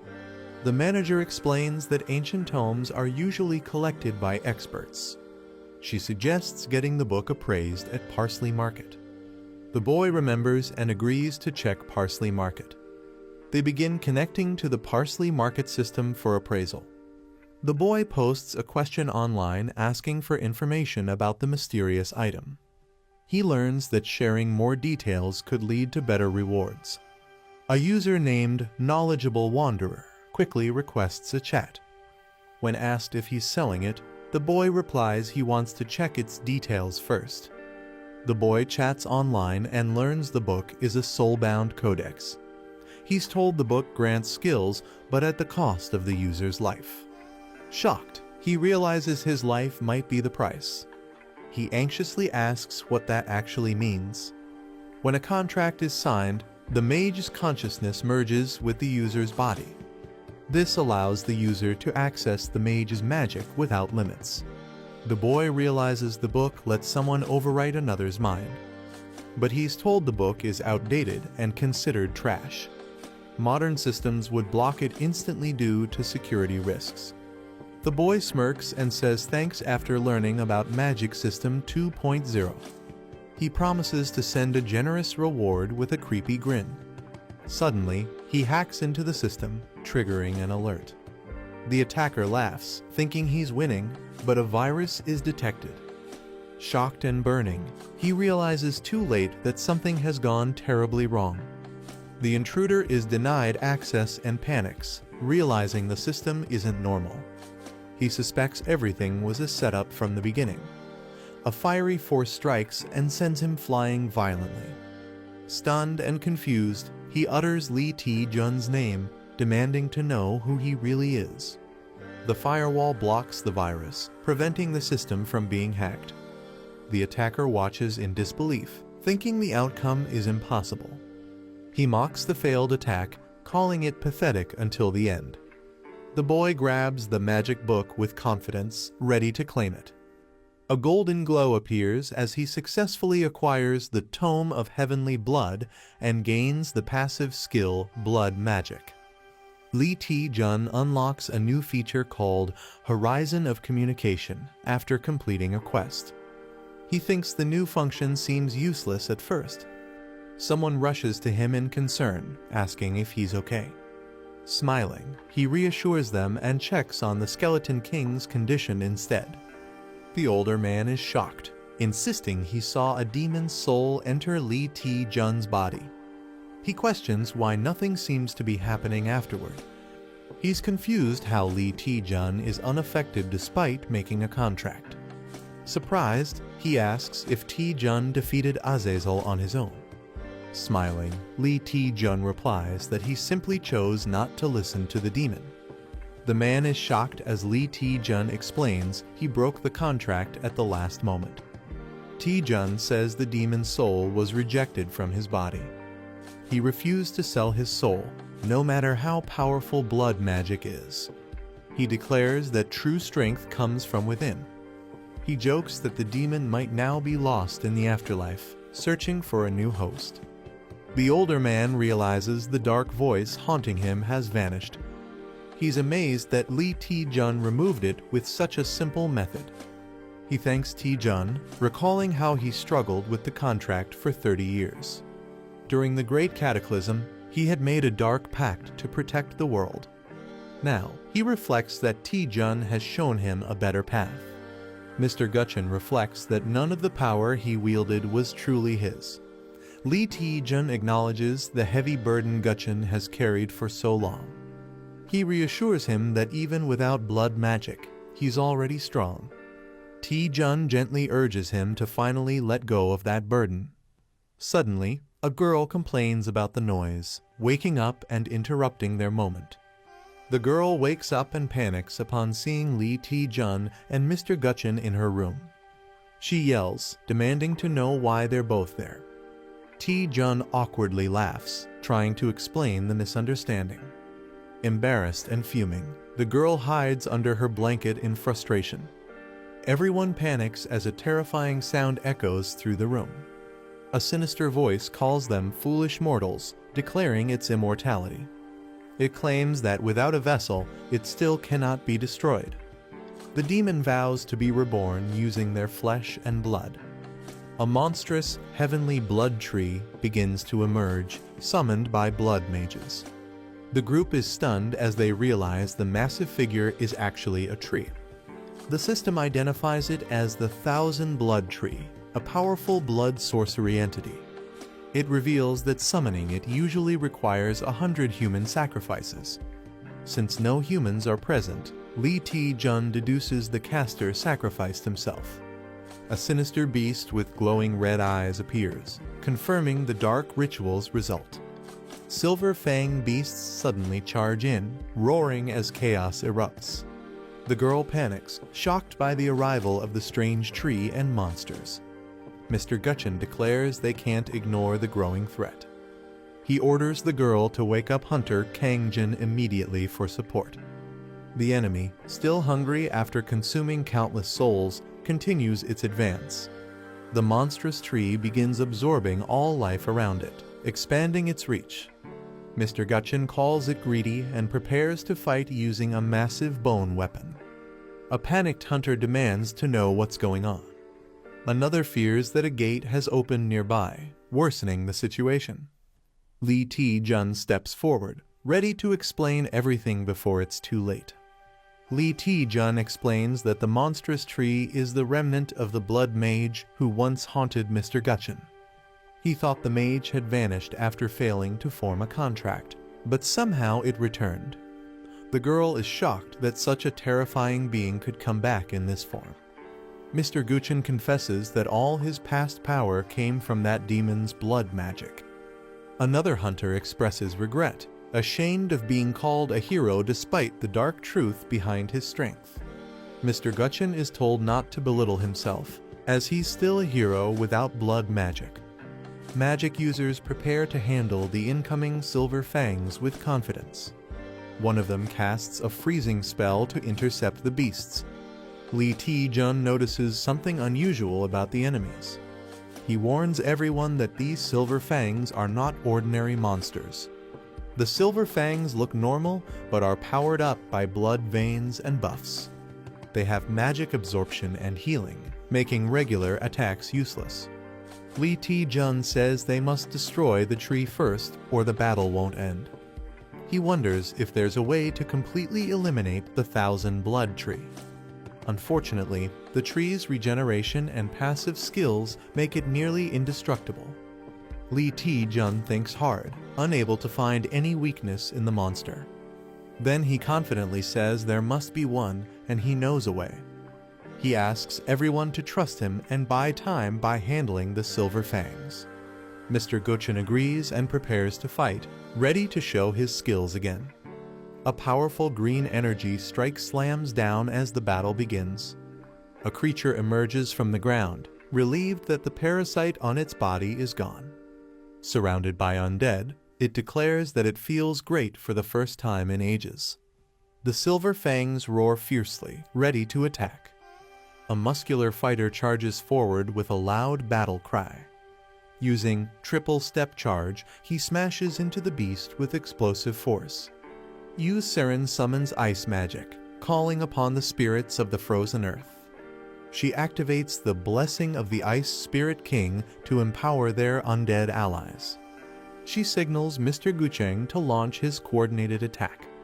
Skeleton warriors clash with the Silver Fangs in a fierce battle.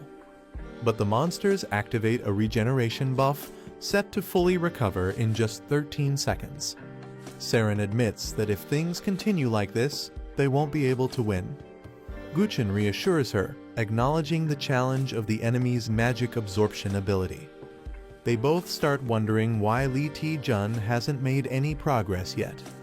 Despite fighting the Silver Fangs for a while, Ti-jun appears to be struggling. Guchen grows concerned and calls out, sensing something might be wrong with him. Li Ti-jun faces off against multiple Silver Fangs, readying his stance.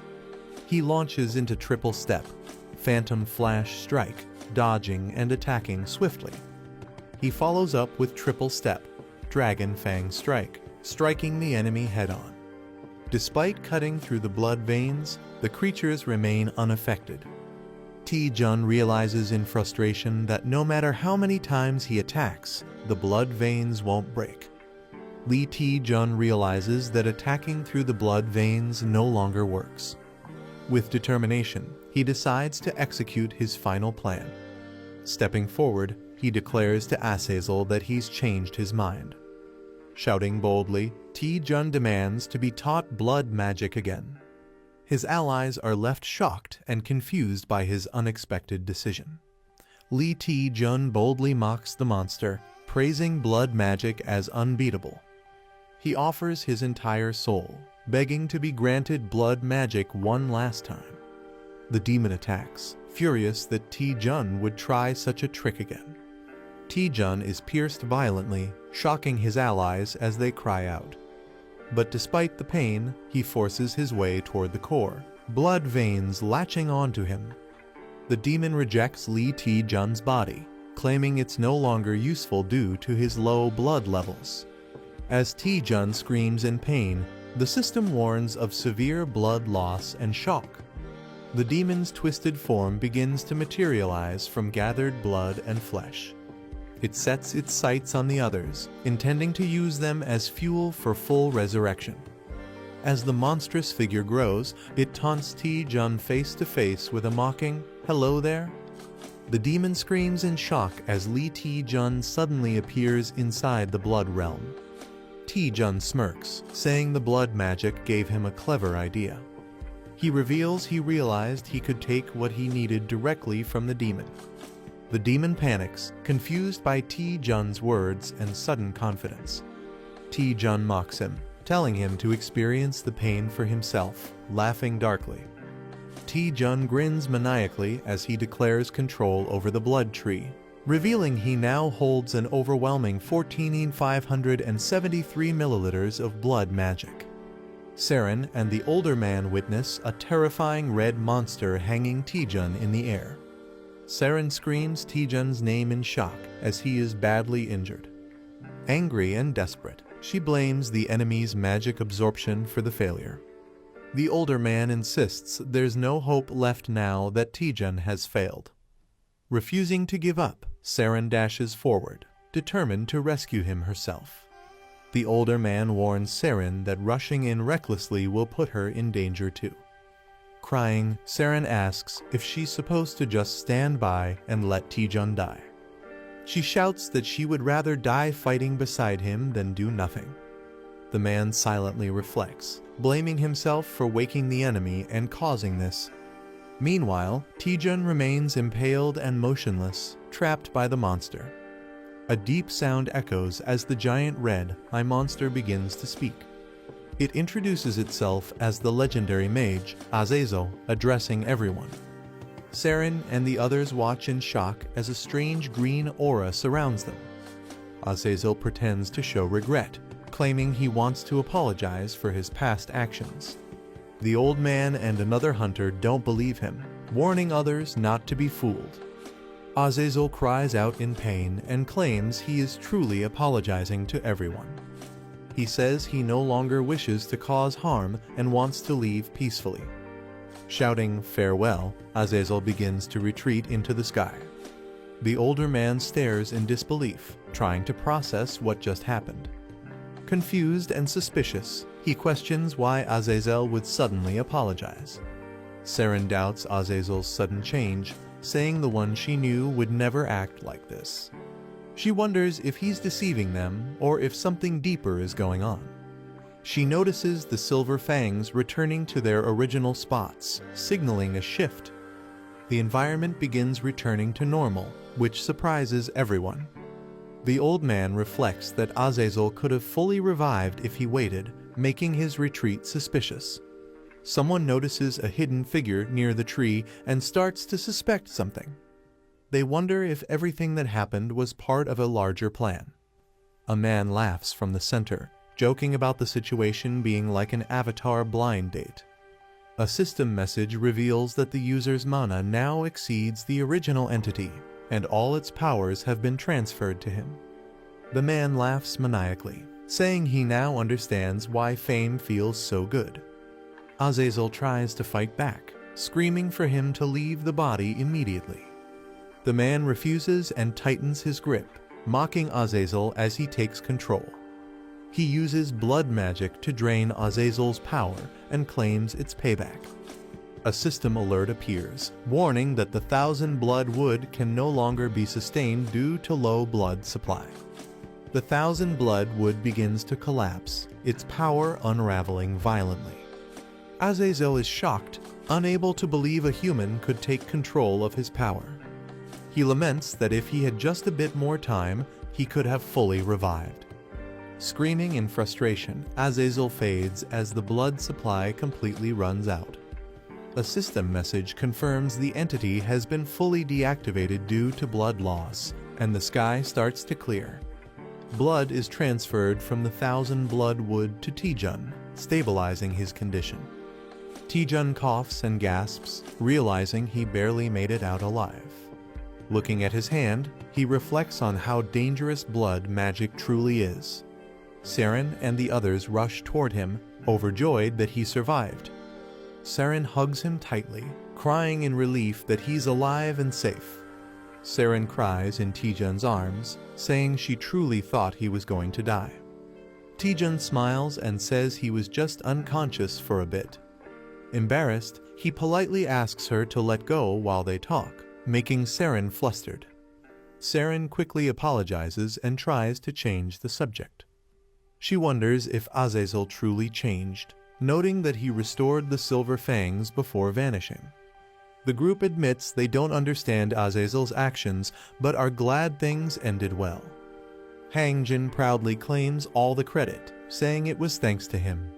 Saren and Taejun give awkward smiles, clearly not taking him seriously. The elder approaches Taejun, saying he has many questions after witnessing his actions. He acknowledges that while strength matters, what Taejun achieved tonight was something no solo hunter could have done alone. The old man hints that an unknown entity might have helped Taejun during the battle. He smiles and admits he can only guess, hoping Taejun's hidden power continues to grow. Taejun nervously thanks him while thinking the old man might have figured something out. They shake hands in mutual respect, with Taejun wondering how much the Skeleton King actually knows. Taejun reflects that the Gutchen Skeleton King seems to understand everything about him. Suddenly, Azazel's presence returns, declaring that he's not finished yet. Taejun reacts in shock and frustration, wishing Azazel would stay dead. The Skeleton King calls out Azazel's name, realizing he's still clinging on. Azazel swears vengeance, saying he will forever haunt them, even from the abyss. Azazel begins casting a massive spell, calling the mortals to join him in the abyss. Saren and Taejun are frustrated that he still won't die peacefully. They realize the giant red magic sphere is formed from Azazel's remaining life force. If the sphere explodes, it will destroy everyone and the entire battlefield. Taejun panics, knowing his mana is depleted and the situation is extremely dangerous. Taejun yells at the management team, demanding to know where they've been. They respond that they were conducting investigations and assure him there's no need to worry now. Suddenly, something strange happens and Taejun turns, asking, "What is this?" Time itself appears to have stopped, confusing everyone present. A mysterious figure appears, commenting on how long it's been, possibly 150 years, since they last saw a distribution site like this. A mysterious figure steps forward and accuses someone of being an illegal status window user. The agents casually prepare to finish their task quickly so they can head home early. The boy looks at unfamiliar people and wonders if they work for the same company as Manager Mai. He becomes suspicious as the strange individuals don't resemble anyone he knows. One of the newcomers checks a digital interface while a green creature watches, saying something seems off. A conversation reveals confusion about a police line setup and ongoing activity on the system. The mysterious person asks the boy if he is a status window holder of version 2.0 or higher. The boy nervously admits that he is clearly unsettled by the situation. The man acknowledges that the situation differs from what they were told and apologizes for the inconvenience. The boy calmly asks them to explain what's going on instead of worrying about the disturbance. The man hesitates, unsure how to begin explaining the situation. He tells the boy that anyone with a version 2.0 status window should already know about their company. The boy responds that he only knows there's a company managing status windows, and the man confirms it. The green creature adds that they are part of the special security division of that company. The agents reveal that they were dispatched to capture an illegal status window user, though most of their mission details are classified. The boy is shocked to hear the term illegal status window user and begins to piece things together. They confirm that the individual is wanted for trying to misuse the system for personal gain. While the exact reason remains confidential, they explain the suspect tried to exploit status window functions. The boy recalls hearing vaguely about the company, but never imagined meeting anyone from it besides Manager Mai. He realizes Manager Mai might not have been lying after all, as he reflects on her overtime work and hidden duties. The green slime politely asks to speak, but is scolded for interrupting the superior officer. Suddenly, the red creature begins breaking out of containment, alarming everyone present. The enraged red entity screams in confusion, accusing the humans of summoning attackers. Furious, it declares it will burn its entire life force to fight back against them. The monster unleashes a powerful energy blast, vowing to kill them all. The agents quickly prepare for battle, realizing they've spent too much time talking. The green creature rushes forward, calling out the enemy's name Azazel von Arceus. With a magical seal, it declares the enemy under arrest according to company law. The red entity is shocked by how close the green agent has gotten. The battle intensifies as the green creature traps the enemy in a swirling vortex of symbols. The boy watches in awe, questioning the unbelievable scene unfolding before him. He's stunned that the creature suppressed powerful blood magic without even using its hands. The green slime agent makes a gesture as the situation wraps up, signaling the end of their task. The officer apologizes again and mentions the status window manager likely already informed them. He adds that, as a thank you for cooperating, they will offer a token of appreciation. The boy looks confused and repeats the words, "token of appreciation," unsure what to expect. The officer smirks and warns him that he'll soon lose consciousness, leaving the boy stunned. The officer says goodbye as a portal begins to open behind him. The boy panics, confused and alarmed by their sudden departure. A senior figure quickly orders Hunter Taejun and Kangjin to escort Seren to safety. As the portal vanishes, people are left staring at the sky in confusion.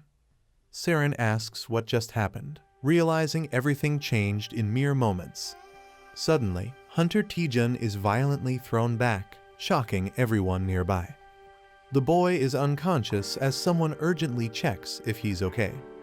He wakes up in a peaceful, sunlit building that appears to be a recovery facility.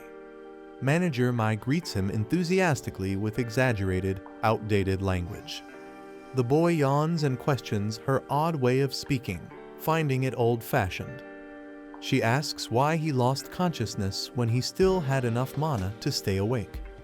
Manager Mai explains that even an advanced status window couldn't prevent Taejun's stamina from being drained. She adds that navigating a quarantine dimension is extremely difficult and not something easily handled. She encourages the boy to check his own status window, hinting his opinion of the special division might improve. Confused, he opens it and sees a bounty reward notification for capturing a Tier 3 criminal. Shocked, he exclaims at the massive reward of 10,000 parsley coins being deposited into his account. He realizes the large payout makes sense given the high-level bounty on the criminal they captured. The boy comments that the bounty reward isn't as much as he expected. He realizes the token of appreciation was actually the bounty reward all along. He suddenly tells Manager Mai that he wants to quit being a hunter. With a dramatic expression, he declares that his new dream is to become a bounty hunter. Manager Mai stares at him blankly, asking if he's joking. Manager Mai reminds Taejun that everything started thanks to her reporting the illegal user and expects some gratitude. Taejun jokes about wanting a hug, then asks if she can teleport like the special agents. Manager Mai replies she could with higher approval, but declines his playful request. Taejun confirms that Azazel was a Tier 3 wanted criminal and wonders if higher tiers exist. Manager Mai confirms there are Tier 1 and Tier 2 criminals, though they're very rare. She explains that even Tier 3 criminals are dangerous and far from being small-time offenders. Taejun asks what it takes to be classified as a Tier 1 criminal, and Manager Mai explains it's based on power and crime severity. Manager Mai gasps and suddenly realizes she might reveal too much. Nervously, she says she can't share anything further because it's classified company information. Taejun silently reflects, realizing the seriousness of what he's learned. He concludes that if someone as powerful as Azazel was only Tier 3, the higher tiers must be unimaginably dangerous. Taejun wonders how powerful the employees must be to capture such dangerous criminals. Manager Mai smiles and tells him not to overthink it. The boat arrives at a chaotic and damaged shoreline. The captain, confused by the destruction, wonders if a volcano erupted. Yu Si-rin happily greets the captain while approaching with her group. The captain recognizes Si-rin and invites them aboard warmly. As everyone gets ready to set sail, the captain suddenly tells them to wait. The captain is shocked by something unexpected right before departure. A man in a suit unexpectedly climbs onto the boat, surprising everyone. The crew questions why he's boarding, jokingly asking if it's for fishing. The captain refuses to go fishing today because it's his wife's birthday. The suited man says he's just hitching a ride for business inland. A confident woman with blue hair and stylish clothes appears at the dock. Yu Si-rin excitedly runs toward her, shouting "Yeonhwa Ioni" with joy. Si-rin runs into Yeonhwa's arms, crying that she missed her deeply. Si-rin says no one would believe what happened on the island, and Yeonhwa comforts her. Si-rin wishes she could share more, but she's bound by a confidentiality clause. Yeonhwa gently notes that Si-rin has traces of undead magic and drained mana. Shocked, Si-rin asks how Yeonhwa knew, but Yeonhwa chooses not to press her. A man acknowledges Yeonhwa's efforts and respectfully calls her Guildmaster Asio Yeonhwa. The old man asks if anyone else came, and she replies it was just her and a knight guarding the Skeleton King. He's relieved the media isn't present and appreciates the privacy. Yeonhwa says she expected that and handled everything discreetly. The man thanks her, acknowledging the difficulty of setting everything up alone. He assures her he's still working on a solution to her request, and she humbly says it was her honor. Yeonhwa quietly thanks the man with a grateful expression. She waves goodbye and says they're heading back to the guild, while Si-rin replies politely. Si-rin shyly calls out to Taejun, who looks surprised and curious. She admits she's been calling him Appa without permission and wants to grow closer to him. Taejun smiles and says this experience helped strengthen their bond, including with Kangjin and the Skeleton King. Si-rin shyly asks if she can keep calling him Appa, and he happily agrees. Taejun tells her to call him whatever she likes, making her feel relieved. Si-rin smiles warmly and says goodbye while waving from the car. As the car drives off, Hangjin runs after it, begging to hitch a ride too. He respectfully addresses Taejun as Master T and compliments his martial skills. Hangjin passionately declares that he will surpass Taejun the next time they meet. He runs off dramatically, shouting adios, while Taejun watches silently. The older man tells Taejun they should move quickly since everything is ready. He then asks Taejun if he's prepared to be the center of attention. Taejun is surprised for a moment, but quickly regains his composure. With confidence, Taejun responds that he's always prepared. A press conference is being held for the return of the Gutchen Skeleton King. The reporters prepare in excitement as the event banner is revealed. Cameras start flashing the moment the Skeleton King appears on stage. A shocked reporter recognizes someone and quickly zooms in. Everyone is surprised to see Lee Taejun on stage with the Skeleton King questioning his involvement. Reporters are surprised that the Skeleton King looks normal, unlike the rumors. He asks the media to lower their cameras and promises a cue and a later. He explains that although he's back, he won't return as a hunter. Instead, he plans to train a successor to inherit his rare blood magic. He reveals that his chosen successor is none other than Hunter Lee Taejun. The audience is shocked, whispering that Taejun is learning blood magic and must have had a deeper reason for joining Whirling. Reporters agree that someone like Lee Taejun is worthy of the Skeleton King's trust due to his high standards. One reporter calmly notes that everything happening was within expectations. A panel explains that blood magic requires international certification, and only the Skeleton King can use it in Korea. For Taejun to legally wield it, having the Skeleton King's support is crucial. The Skeleton King begins an official announcement during the press conference. He declares Lee Taejun as a special candidate for the rank evaluation, shocking everyone. The press is shocked that Lee Taejun is nominated for a special rank evaluation. Reporters quickly rush in to ask questions about Taejun's promotion. Reporter Hong Sujin raises her hand and formally requests to ask a question. The Skeleton King grants her permission to speak. She asks about the requirements for a rank promotion, which include clearing dungeons, slaying rank monsters, and owning S-rank items. It's revealed that a special evaluation allows candidates to bypass these usual conditions. A reporter questions the true reason behind nominating Taejun for the special evaluation. She warns that if Taejun fails, the one who suffers most will be the Skeleton King himself.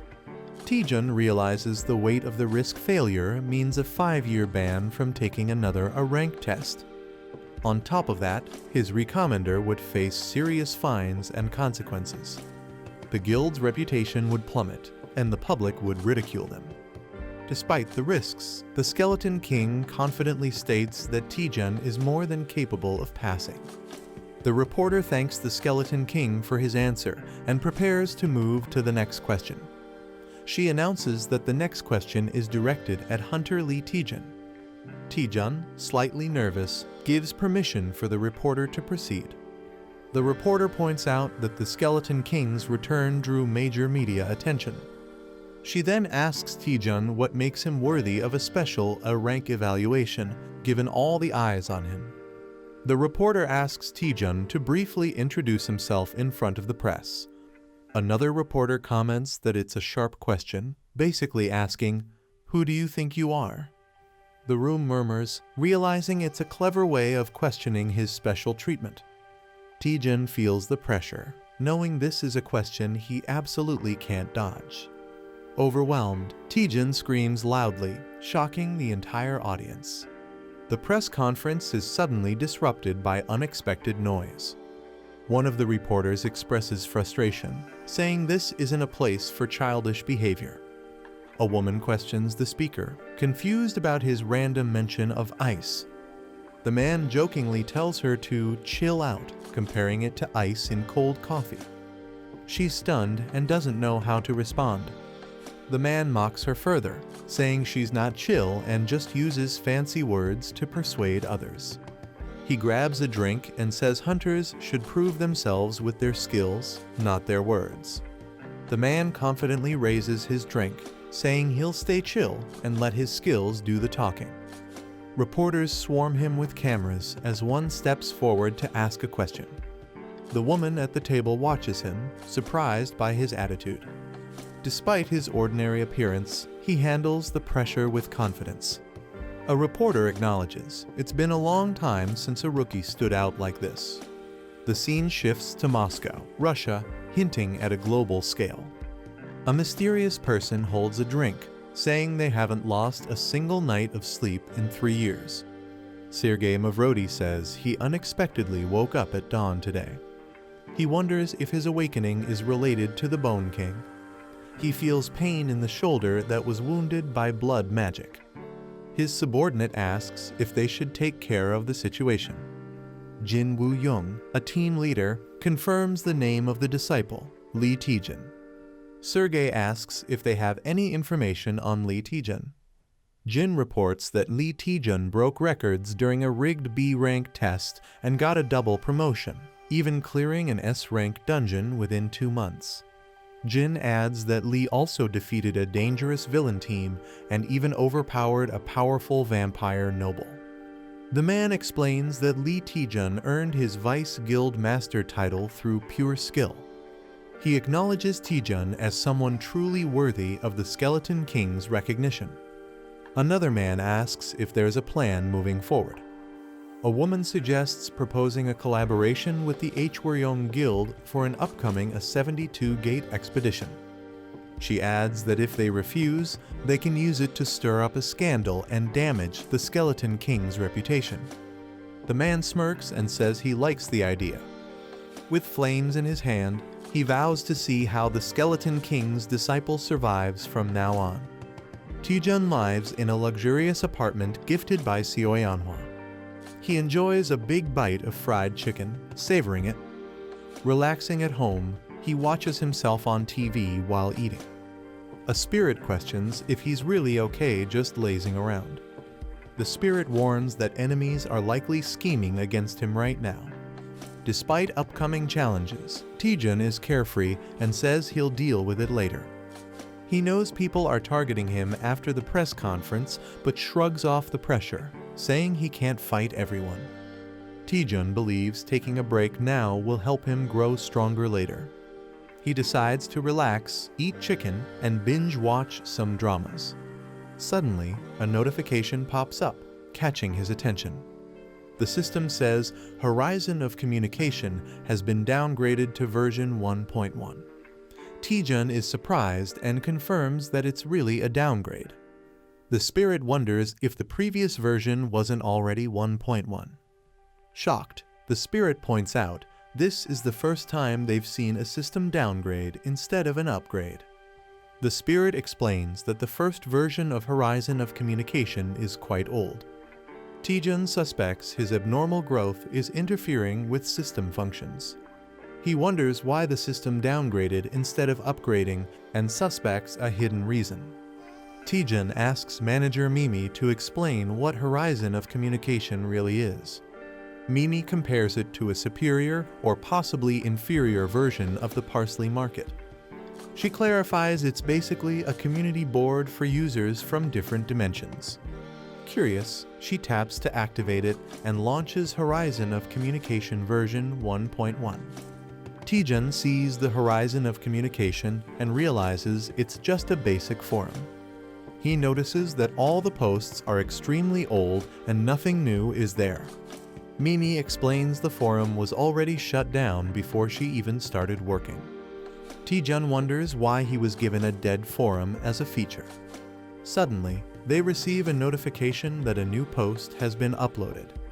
Surprised, Taejun and Mimi rush to check it, realizing someone is still active on the forum. Mimi is shocked someone actually posted, while Taejun jokes she's panicking more than he is. Mimi is shocked that a regular user could access the closed system, suspecting Taejun's abnormal growth might be the cause. Taejun wonders if the other user might also possess abnormal growth. Mimi states that officially, Taejun is the only remaining holder of explosive growth. Taejun realizes he might be the only one, which confuses and intrigues him. In the forum comments, a user named Sky Thief notices someone is reading and asks for a reply. Taejun responds. Sky Thief wants to start a face-to-face chat with Taejun, asking if he wants to accept. Taejun is shocked by the sudden face-to-face chat request, while Mimi warns it's dangerous. Unlike regular item markets, this feature allows users to physically enter a shared space. Some used it for deadly duels, while others misused it for money laundering. Because of the risks, this function was removed from newer versions. Taejun wonders if the other person is targeting his resources. He imagines the other user could be a crazy fighter seeking thrills. Despite the danger, Taejun hesitates but ultimately decides to accept the request. Taejun confidently accepts the face-to-face chat, claiming he always wins anyway. Despite Mimi's warnings, he's excited and pumped with adrenaline. He teleports into the communication dimension, eager to meet his mysterious opponent. The fog clears to reveal a shadowy silhouette with an ominous presence. Taejun's opponent appears with glowing red eyes, looking dark and dangerous. He gets shocked as he's suddenly transferred to Sky Thief's communication dimension. As he arrives, he looks around and sees floating islands. He's surprised and thinks the place looks better than expected. He wonders where Sky Thief is and questions his absence. Annoyed, he decides to teach Sky Thief a lesson once they meet. Suddenly, a mysterious figure dashes past him with incredible speed. He's stunned by how fast the figure moves. He questions if the fast-moving man is Sky Thief. He watches silently as the man walks away without saying a word. The man mutters bird names with a chilling aura around him. The boy smirks, saying he didn't expect an attack right after arriving. He charges up his magic and prepares the greedy Fireball X. A massive energy blast shoots toward the opponent. Someone smells the magic and instantly recognizes it. The man swiftly draws his sword to counter the spell. The boy is shocked as his attack is easily nullified. The chicken leg he was holding floats midair due to the blast. Calmly, he bites into the chicken while the intense moment settles. The man panics as he realizes the mysterious object is actually chicken. Shocked, the boy repeats it in disbelief. "Excuse me." The man takes a bite of the chicken drumstick. He's stunned by the overwhelming flavor coursing through him. He praises the mystical taste and juicy texture of the chicken. Curious, he asks what the divine food is called. Hearing the name chicken, he finds it fascinating despite its plainness. As they sit peacefully, the boy laughs while wondering what's up with this guy. He wonders if the man is just some random vagrant. The man apologizes, saying he hadn't eaten in 3 days and lost control. He feels the portion was too small and asks if there's any more food. The boy offers to bring some leftover chicken from home. The man agrees, saying his body is withering from hunger. The boy logs out briefly from the communication dimension. He returns happily, holding a full box of leftover chicken. The man is amazed to see that so much chicken was left. The man praises the aroma of the chicken and prepares to eat. As he eats, the boy reminds him he must pay for the meal. The boy says that in his world, chicken is a very expensive dish. The man panics, realizing nothing comes for free. To repay, he offers a rare and valuable deep sea black iron from his world. The boy rejects it, saying it's not equal to the sacred chicken. Shocked, the man wonders if chicken is actually a sacred being. The man sees chicken as a godly dish beyond comparison. He cries out, wishing to taste just one more bite. Sadly, he offers only the scrap metal as he has nothing else. He feels unworthy, calling himself a penniless man. The boy says there's one way he can earn more chicken. He asks to be taught the Soha divine art in exchange. Shocked, the man wonders how the boy knows that name. A scan reveals that Byung's stats are even lower than a D rank hunter. By Earth's standards, Byung's stats are average for a normal human. However, the Soha divine art he used surpasses even X rank skills. The boy believes learning it could become his strongest weapon. Byung is surprised the boy can perceive his heaven's gate. The boy explains he uses something called the horizon of communication. Byung understands and calls it a status window from other dimensions. Sadly, he refuses to teach the Soha divine art even for chicken. The man offers the scrap metal again and tells him to leave. The boy calmly asks why he can't be taught the Soha divine art. The man hesitates before giving his reason. He explains that the technique is corrupt and flawed. He gives his final answer, saying it's not worth learning. The boy accepts it but decides to enjoy the chicken instead. He excitedly says he'll eat the whole hot box himself.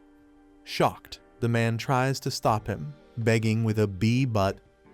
The boy introduces honey sauce as the ultimate chicken upgrade. He dips the chicken drumstick generously into the golden sauce. He eagerly prepares to take a big bite. Byung panics and yells in shock, trying to stop him. The boy devours the chicken with intense satisfaction. He celebrates loudly, saying eating with honey sauce is the best. Byung is stunned, repeating, "Honey sauce?" in disbelief. Byung is overwhelmed and begs to at least taste the mysterious seasoning. The boy pops open a can of beer with excitement. He pairs the chicken with beer, calling it the perfect combo. He starts feeling a little guilty about eating it all alone. Byung rushes forward, yelling for him to stop. Desperate, he offers to teach anything, even the Soha divine art. All he wants is just one piece of the heavenly chicken. The boy leans in creepily and asks, "You promise?"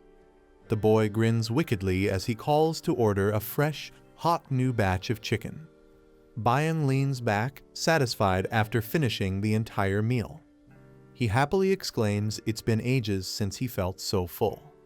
The boy asks if he enjoyed the food, and Byung praises the fizzy drink. The boy smiles and calls it a fresh experience. He promises to bring new food daily if taught the Soha divine art. Byung is tempted by the delicious delicacies shown from the boy's world. Honoring his promise, Byung agrees to teach the Soha divine art. But before starting, he asks why the boy wants to learn it so badly. The boy stays silent, and the fairy says there's no need to hide the truth. The boy explains he can read special information from the heavenly tome. According to it, Byung's power levels should not be this low. He sees information about the Soha divine art connected to Byung. Byung confirms it's a passage from the tome only the boy can read. The fairy asks if he'll explain that passage more in the future. The boy agrees, promising to share more when the time comes. Byung begins teaching, saying materials are needed to start the art.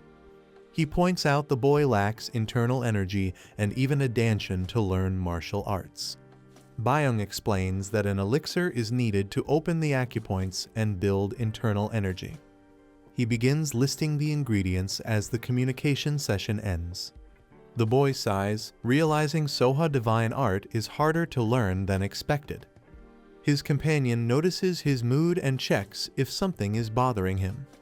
She explains the system upgrades the status window and unlocks a hidden message board. The boy realizes it's not just a skill, but a full growth system. He gains a breakthrough quest that will enhance his horizon of communication. The system makes it clear that Byung's case revealed a sealed-off communication feature. Learning Soha divine art unlocks a new breakthrough growth quest. There's even a mysterious message written beneath the skill itself. Gwarnami finds it strange and questions Taejun about it. Taejun admits it seems weird, but hasn't caused him any harm so far. He tells Gwarnami to investigate and report back with any findings. Gwarnami confidently tells Taejun to focus on getting stronger. Taejun cheers her on and counts on her to handle the rest. He begins checking the ingredients Byung mentioned by opening the parsley market. Taejun searches online for the rare elixir ingredient 1000-year Hishuwu. He finds multiple listings, but all are extremely expensive. He groans in frustration, realizing how costly it will be. At the Hwaryong Guild building, someone rushes in urgently. The man shouts that there's a situation and calls for Deputy Guild Master Lee Taejun. Taejun, in the middle of training, asks what's going on. The man explains that the Russian Mercenary Guild has sent a request for a joint expedition. The Russian Guild representatives have arrived in person to meet Taejun. Taejun realizes someone has been monitoring him all along. While making money through combat, he decides to see what they want. He agrees to meet them and prepares to head inside. They are informed the guests are waiting on the 19th floor. The elevator opens, and Taejun is greeted by a new presence. A man introduces himself as Jin Waijong, team leader from St. Winters. Taejun silently observes Jin Waijong, recalling his name. Jin is introduced as one of the top disciples of the Heavenly Stream Sword Saint. Taejun greets him, impressed that Jin operates on a global scale. Jin responds with a smile and handshake, recognizing Taejun. Internally, Jin mocks Taejun, doubting his strength. Jin tries to expose Taejun's weaknesses using a mana scanning technique. A firewall blocks the intrusion, and Jin is thrown back by a shockwave. Startled and sweating, Jin shouts in disbelief, "What?" Jin is shocked that his mana probe was completely blocked. Taejun jokes that it must be static electricity causing the interference. After introductions, he invites everyone to get to the point. Jin confirms they're here to collaborate on the 72-gate expedition. Taejun notes the gate was auctioned for over 1 billion won. Yet Jin is offering expedition rights for less than 10% of that value. Taejun finds the offer too favorable and grows suspicious. Jin explains the dungeon is inhabited by dangerous Russian giants. The representative explains that Russian giants are tough enemies. He adds they're weak to undead-type summons used to provoke them. Since Hwaryong is known for necromancers, they request the guild's help. Taejun confirms the payment will follow proper international contracts. Jin agrees, saying they only have one small request. They want Hunter Lee Taejun to personally join the expedition. One advisor whispers that something feels off, but Taejun accepts. Smiling slyly, Taejun asks if he can adjust the terms just a little bit. In Moscow, they're surprised that Taejun accepted the offer so easily. A man questions if Taejun agreed without hesitation and gets confirmation. He suspects the Gutchin Skeleton King must have warned Taejun. Another man asks if there were any unusual demands. Jin explains Taejun only requested mana stone distribution based on contribution. Surprised by the simple request, the man questions if that was all. He approves the contract and tells them to proceed immediately. Jin, frustrated, walks away while Taejun smirks silently. Someone is shocked that a rookie B rank like Taejun could block their mind-probing technique. The enemy swears to come after Taejun, no matter who or what he becomes. Taejun unleashes a powerful technique called Rising Dragon Divine Fist, Spider Silk Palm. A quiet town is shown with people walking through the streets. A dirty bone lies on the ground with some leftover food stuck to it. A hungry boy named Chindo notices the bone and moves toward it. As he picks it up, someone yells and strikes him from behind. The boy is knocked down while a group watches him angrily. A leader orders someone to bring the bone to him. The leader calls Chindo a worthless thief and holds up the bone. He mocks Chindo, saying he'll return the bone only if Chindo answers his question. The boy mocks Chindo, saying he was cursed by the heavens. He claims Chindo has no heavenly outer gate and must be slow and useless. Laughing, he says someone like Chindo couldn't even catch a weak monster. He demands an answer from Chindo while shoving the bone near his face. Chindo stays silent, and the bully angrily kicks him hard. While Chindo lies in pain, the boy says he heard an interesting rumor. He mocks the rumor that Chindo has a gate, but it gives no stats. Chindo stays silent, holding his torn clothes tightly, refusing to speak. The boy challenges Chindo, saying if his gate stat is higher, he'll return the bone and apologize. He mocks Chindo again, saying even a low gate stat user would get hit only once. Chindo remains silent while the bully presses for an answer. The first boy's stats appear, showing low values and no skills. The second boy's stats show much higher values and a grappling skill. The crowd rushes in to compare their stats with Chindo's. Chindo is beaten again, and the boy laughs, saying he lost once more. Chindo gets hit hard, bleeding as the bully mocks him for thinking he had a chance. A boy smirks while introducing a dish with excitement. He dramatically announces the name, Royal Pigs Trotters and Bossum. The food is shown sizzling, looking delicious and tempting. Another boy calmly points out that it's just a bone. A peaceful scene shows someone sitting alone beside a river. That person experiments with something while sitting quietly in nature. A boy suddenly asks what kind of life someone named Byung lived. Another boy guesses it must have been very hard, remembering something unpleasant. The person admits they're unsure but confirms Byung's stats are extremely low. They recall checking Byung's status window before and not being surprised. In Byung's world, checking others' stats seems to be normal. The girl explains people instinctively look down on those weaker than themselves. When someone weak suddenly gains power, it usually causes problems. She reveals she has created a special item called the Spirit Pill. The boy asks what kind of problem she meant, but she says it's hard to explain. She offers to let him check the item himself instead of explaining it. The boy is shocked by the green glow, but she says the color is normal and not to worry. The boy groans as the strange green pills are being analyzed. The system identifies them as linked cycle pills used to restore inner energy. Though effective, the pill appears rough and is now contaminated. The system warns that eating it without caution could be deadly. The boy notices it's poisoned and asks if there was a mistake. The creator is confused, saying the pill wasn't poisoned before and decides to try again. Confidently, the boy says he's good at detoxifying and prepares to purify it. He uses a skill called Spell Dispel C to remove the curse. As magic activates, everyone is shocked by the strong energy the spell releases. The boy proudly says he's still using the skill given by CEO Seo Yon HWA. The curse removal process on the pill progresses with glowing energy. The curse on the linked cycle pill is fully removed by Spell Dispel. The boy admires the pill's pretty green color now that it's purified. As someone suggests trying it, another person shouts to wait. The boy bites the pill and immediately feels a strange, intense reaction. He is shocked by the horrible taste and questions what it is. Even without chewing, a sewer-like smell makes him gag.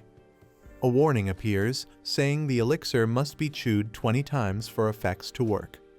The boy thinks he might die if he chews the pill and considers spitting it out. The other person explains he should have taken sweet dew grass first to make it taste like honey. The boy suffers badly, saying it's hard to breathe after swallowing the disgusting pill. The boy sits cross-legged as power surges through him after taking the Yonwon pill. The girl confirms he has properly consumed the pill. He shyly admits he did take it, with a small smile. She explains it's time to fill his empty energy center now that his internal energy is reset. She hands him a wooden sword and tells him to take it. He looks confused and wonders what to do with a wooden sword. He asks if she's going to teach him an internal energy technique. He recalls that in martial arts comics, people gather energy by sitting and breathing. The girl explains the Sowa technique is different and not based on quiet meditation. Instead, it builds energy by pushing the body to its limit through calmness and action. The girl explains that Kai must be gathered amidst crashing waves and storms. She unleashes a powerful red energy blast, shocking the onlookers. A red-haired boy reacts in fear as a strong force rushes past him. He thinks it felt like something amazing just happened. A massive shockwave destroys a rock into pieces. The girl stands calmly with her stick while the dust settles. She reveals the move is the first form of Sowa divine art. The boy is shocked she turned a rock to dust using only a twig. The spirit beside him can't believe this power is possible with internal energy. The girl tells him to stop asking questions and try to follow her now. The boy looks shocked and wonders if the training is progressing too fast. He swings his wooden sword with full force toward the large rock. His strike hits the rock with a strong burst of energy. He tightly grips the sword, feeling like danger is always nearby. He yells loudly while giving his all in the strike. The sword hits the rock, but it doesn't even crack. Breathing heavily, he realizes the rock didn't move at all. He complains that smashing a rock head on feels like an outdated training method. He questions how he can learn the Sowa divine art through such brute force training. The master explains that the rock is called immutable deep rock, known for its unbreakable hardness. The girl says that even top martial artists and swordsmen couldn't leave a scratch on the rock. The boy casually responds with a bored so, showing no surprise. She tells him to keep repeating her move until the rock changes. She explains that once he succeeds, he'll be able to fully master the Sowa divine art. The boy screams in frustration, calling her a brat for making him copy it. He complains that just showing and telling him to mimic her is a bad teaching method. The girl smugly says even she could teach it that way. He believes it would take a year to learn this skill, even if it's powerful. He notices that he's been in the chat room for a long time. Confused, he asks the admin if the time system is broken. He realizes he's been there over 6 hours, yet the time hasn't moved at all. The boy is shocked, thinking something's wrong with the system. The spirit girl checks and confirms the system is working fine. She realizes in disbelief that this might be a time distortion. She explains that early versions of the chat room had time-related anomalies. The boy listens as she says 10 minutes on Earth equals 2 hours here. He's stunned to learn that 10 minutes could stretch into a whole 24 hours in this realm. She explains 1 Earth day equals months here, but activating this time distortion requires massive internal energy. She can't even imagine how powerful the one who created this must be. The boy admits he always knew that man wasn't ordinary. He thinks back to the Sowa divine art and realizes it defies common logic. Now determined, he decides not to waste any more time and activates the parsing market feature. The girl is surprised and asks why Taejun is suddenly using the parsley market. He says time is money and he can't afford to log out even to eat. The system shows all his meals will now be handled inside the chat room. The girl panics, realizing he doesn't plan to log out at all. Taejun calmly asks if that's a problem, since the time feels the same to him. He decides to train day and night without worrying about logging out. He declares that he's survived at the bottom for 7 years and isn't afraid. Holding his sword, he says no matter how long it takes, he'll break the rock. He slams his sword into the rock, determined not to give up. As the fire crackles at night, the master silently watches. The girl nervously calls out "You user" while the master remains unimpressed. The spirit girl is surprised because the user contacted her first, which is rare. She blushes and explains it's because he usually never contacts her at all. She apologizes, saying she didn't mean to cause him suffering as the administrator. The user admits he doesn't really believe her apology, but doesn't hold a grudge. He says he knows she didn't act with bad intentions, so it's okay. She asks what he's curious about now. He questions why she activated the time distortion feature, knowing how risky it is. She stays quiet, remembering that a mistake could have ruined his entire energy center permanently. She reflects on her empty life and how gaining a disciple made her act on impulse. She explains she just wanted to see how far he could grow.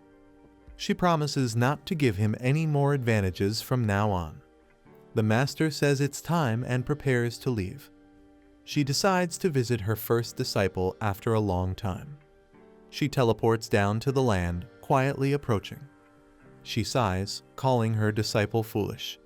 Seeing the chaotic scene, she says he turned the place into a complete mess. The boy stands quietly, recognizing her presence. He turns around and says, "It's been a while, master," with full internal energy restored. Lee Taejun continues intense training on his 247th day. The girl notices a scratch and gets worried. She pauses, realizing she might be imagining things too. Taejun says it's understandable since he's repeated the same routine for nearly 2 years. She asks if he's really okay staying there for so long. Taejun responds that she can disconnect from him and return to her original timeline. The girl insists she will keep watching over him as his manager. She says it's her duty to record all his actions as Master Taejun. Taejun quietly thanks her. He thinks he might have lost his mind and become a sword-swinging machine without her presence. He leaps off a cliff, explaining the second reason he survived there. Lee Taejun releases a powerful strike during his training.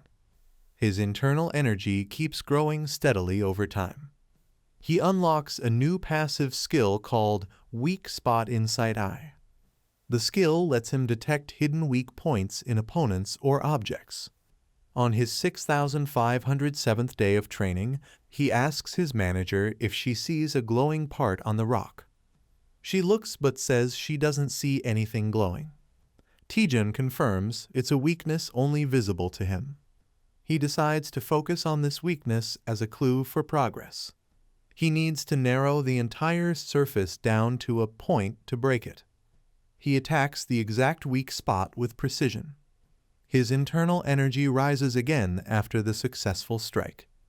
Taejun strikes perfectly as the circle focuses into a single point. His internal energy increases as a result of his precision. He channels his energy and unleashes a powerful blow. He finally masters the first technique of the Soma divine art. His internal energy reaches its maximum level of 800. A skeleton with glowing eyes praises Taejun in awe. On his 7,253rd day of training, others cheer for his success.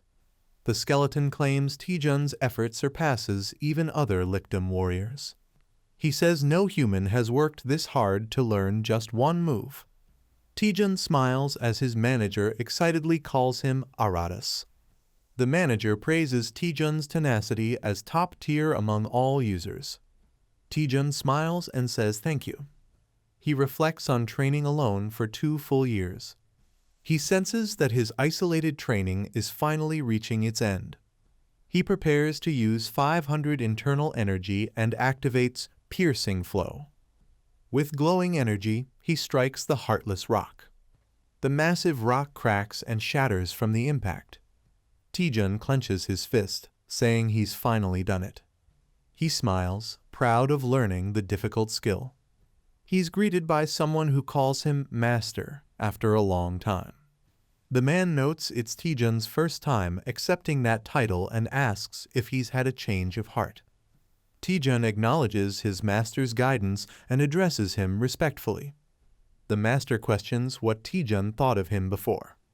Taejun jokes that he saw him as a mukbang YouTuber. The master calls him an ungrateful disciple. He says Taejun's piercing flow still needs improvement. Taejun humbly agrees and promises to get better. He reflects on how his version only chipped the rock, unlike his master's complete destruction. Taejun asks his master how long it took him to master the technique. The master pauses silently for a moment. He replies it took him 1 gapja 60 years, shocking Taejun. Taejun realizes 1 gapja means around 60 years. He's shocked that his master repeated one move for 30 years straight. The master tells him to enjoy some fresh air and bring back food. Taejun agrees, knowing their next meeting may be far off. He confirms he's going to test his skills in the real world. He wants to prove his master's teachings through action. The scene shifts to the outside world as he logs out of the training chamber. Taejun wakes up in the real world, stunned to be back. He's relieved to breathe freely again after being in the chamber. He jumps onto the bed, amazed at how soft it feels. Taejun jokes with his manager to lie down too because of the lighting contrast. He tosses away his fasting pills, ready to eat freely. Suddenly, he notices a lot of missed calls on his phone. All the missed calls are from Guild Master Go Youngman. Taejun picks up the phone and calmly introduces himself. The deputy guild master is shocked and says they thought he was dead. Taejun explains he was fully focused on training and asks what's going on. He's informed about an upcoming joint operation and the guild's concern. The deputy warns about enemy schemes and scolds Taejun for not preparing. Taejun smirks and replies that he's already prepared everything. Taejun tells the guild master to relax while he handles everything. With a crazed grin, he declares he'll wipe the floor with all of their enemies. A car arrives at an old, abandoned location near a ruined entrance. A man steps out of the car. The girl, shocked by the surroundings, asks Taejun what this horrible place is. Taejun says it feels like a place straight out of a nightmare. He explains it used to be a popular theme park, but was destroyed when a gate appeared 10 years ago. Since then, the place has been left in ruins. Taejun adds that this ruined theme park is the site for their joint expedition with St. Winters. The girl realizes this is the infamous T-274 gate. Taejun confirms that gate activity was recently detected here. At a glance, Taejun observes it's a fairly ordinary precursor-type gate. Unlike random gates, precursor-type gates show signs before opening. These signs allow researchers to gather data in advance. However, exact gate details remain unknown until activation. The Dungeon Observer System, created by the International HQ, helps detect these signs. It can even predict what kind of monsters might appear. The timer shows how long remains before the gate opens. Taejun looks ahead as something unusual catches his attention. The girl is shocked and confused by what she sees. Someone yells at the broadcast crew to set up cameras quickly. Taejun is annoyed to see the media already there and mutters about the broadcast crew being creepy. Taejun activates the ring of the Howling Hound as the girl urges him to leave quickly. The scene shifts to the Hwarang Guild's base camp area. Inside the camp, someone stares at a screen, overwhelmed by the situation. A shadowy figure calls out to the boss. The stressed-out boss is frustrated and muttering about losing his mind. Taejun appears and surprises the boss with a greeting, causing the ring to deactivate.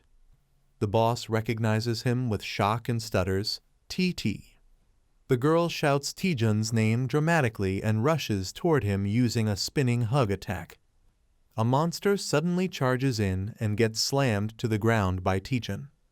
The boss complains that Taejun didn't react to his hug, saying he was just excited to see him. Taejun awkwardly replies that he's not really into hugging. The boss notices that Taejun seems different and stronger. Taejun admits he's been doing some secluded training. The boss asks about the expedition plan and if Taejun has any details on the T-274 gate. The boss explains the gate will activate in 17 hours and the target monsters are biodescent giants. He reveals the real goal of the expedition is to damage the H-Warring Guild's reputation. He warns Taejun that the whole thing is actually a trap. Taejun thinks for a moment and responds, "In that case."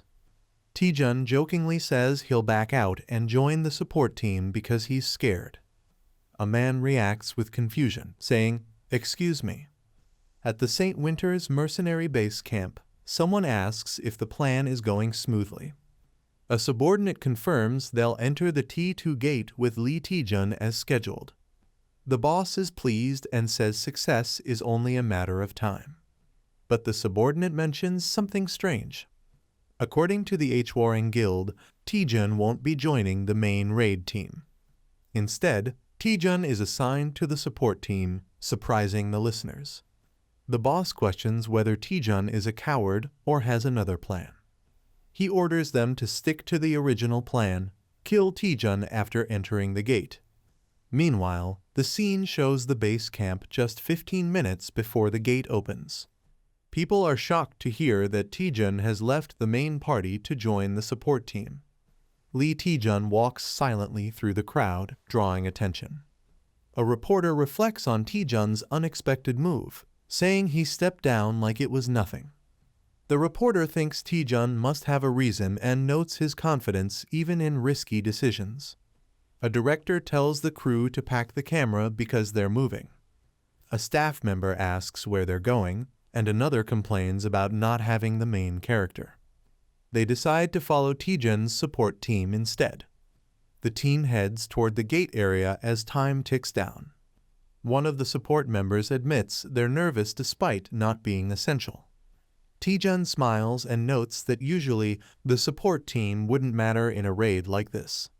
The girl notes there are no civilians to evacuate and jokes the raid team is strong enough without them. Taejun tells everyone to do their best just in case something unexpected happens. The support team enthusiastically responds, promising to give it their all. Taejun admires their spirit and finds their total experience amusing. A chart shows their years of experience, with most having only 1 to 5 years. The girl wonders why someone like Hunter Yoon, and a rank, is doing support duty. Yoon explains he lacks summoning skills, so he was placed on support this time. He adds that he's worked hard to improve his dark element support abilities.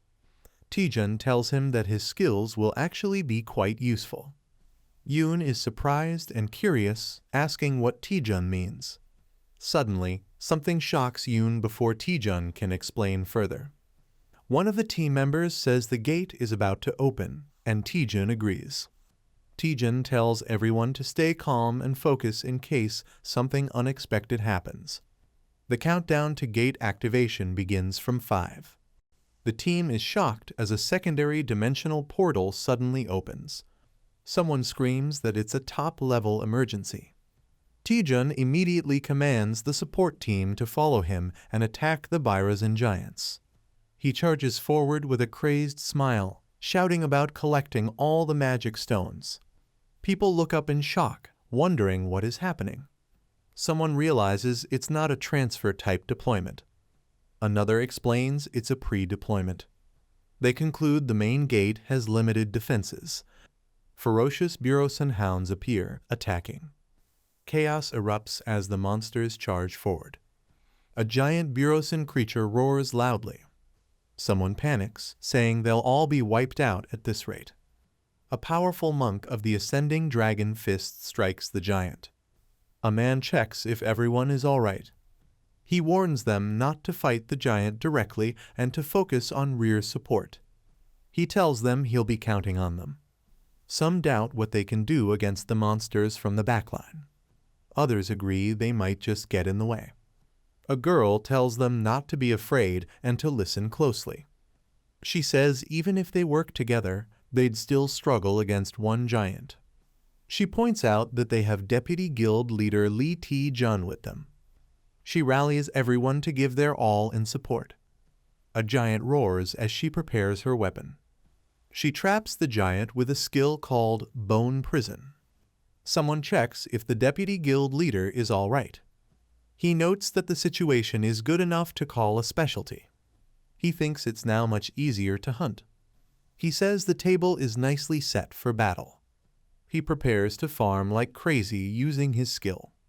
The attack, Greaseter X, is unleashed. The giant roars as the attack hits. Spectators are amazed, saying they never expected such a pre-deployment type. They praise his instincts, saying their stream will blow up. One notices something odd and asks why the strange look. Another explains the giant isn't part of a swarm, but a lone unit. They realize it almost certainly appeared through a direct transfer. Hunter Lee Taejun acted as if he knew everything from the start. He even patrolled the site without any clear reason. Observers watch him in surprise, saying his name. They wonder how far ahead he can see. His battle map analyzes the closest gate and its details. The display shows a pre-deployment gate with time remaining and monster details. He notes they won't have to worry about such gates anymore. He adds that's not all and checks further information. They can now investigate other dungeons before entering. He launches a powerful attack with his skill. His strike lands on the giant, causing a heavy impact. He laughs, saying that was some satisfying action. He notes that the giants drop big mana stones too. He tells everyone to move to the next dimensional gate. A call comes for Hunter Taejun to return to the main squad. They report the monsters are transferring in an unexpected direction. They ask everyone to regroup so they can assess and respond. Taejun claims he can't hear well and decides to give the briefing himself. He explains the gate is a pre-deployment type. The officer is shocked to hear they took down 4 giants so quickly. Taejun estimates it will take about 15 minutes to finish the remaining 3. He says he'll regroup with the support team. Someone wishes him good luck as they part ways. A person yells for Hunter Taejun to get over there immediately. Another warns that the monsters keep coming. Taejun's name is called out in urgency. An enemy accuses him of thinking they're just clowns dancing in his palm. The enemy says that today will be different. They claim the clown will kill Taejun with his own hands. Taejun looks determined as monsters fall around him. He finishes off the remaining creatures.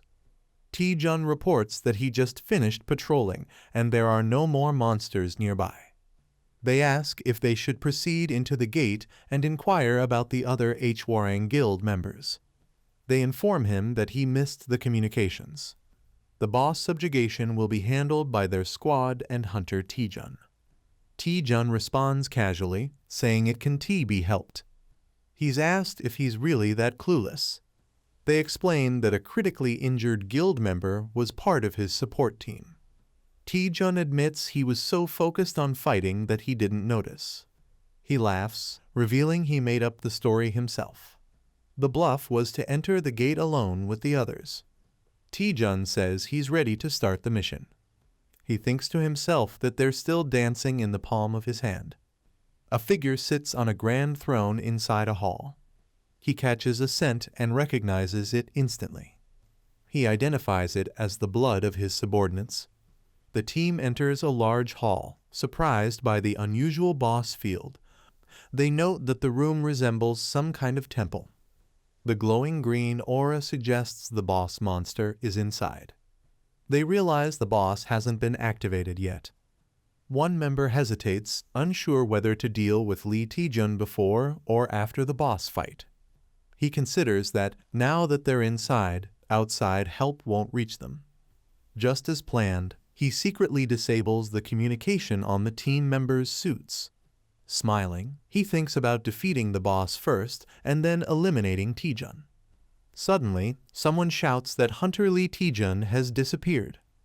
Shock spreads as they realize he was just there a moment ago but is now completely gone. The captain angrily scolds his teammate for failing to keep an eye on Lee Taejun. The nervous soldier apologizes, realizing his mistake. Another member mocks the rookie for already slacking off. The captain asks when was the last time anyone saw Lee Taejun. They recall entering the gate together, but don't remember exactly when he vanished. The captain grows tense, wondering where Lee Taejun could have gone. He senses a faint trace of Taejun's energy still lingering nearby.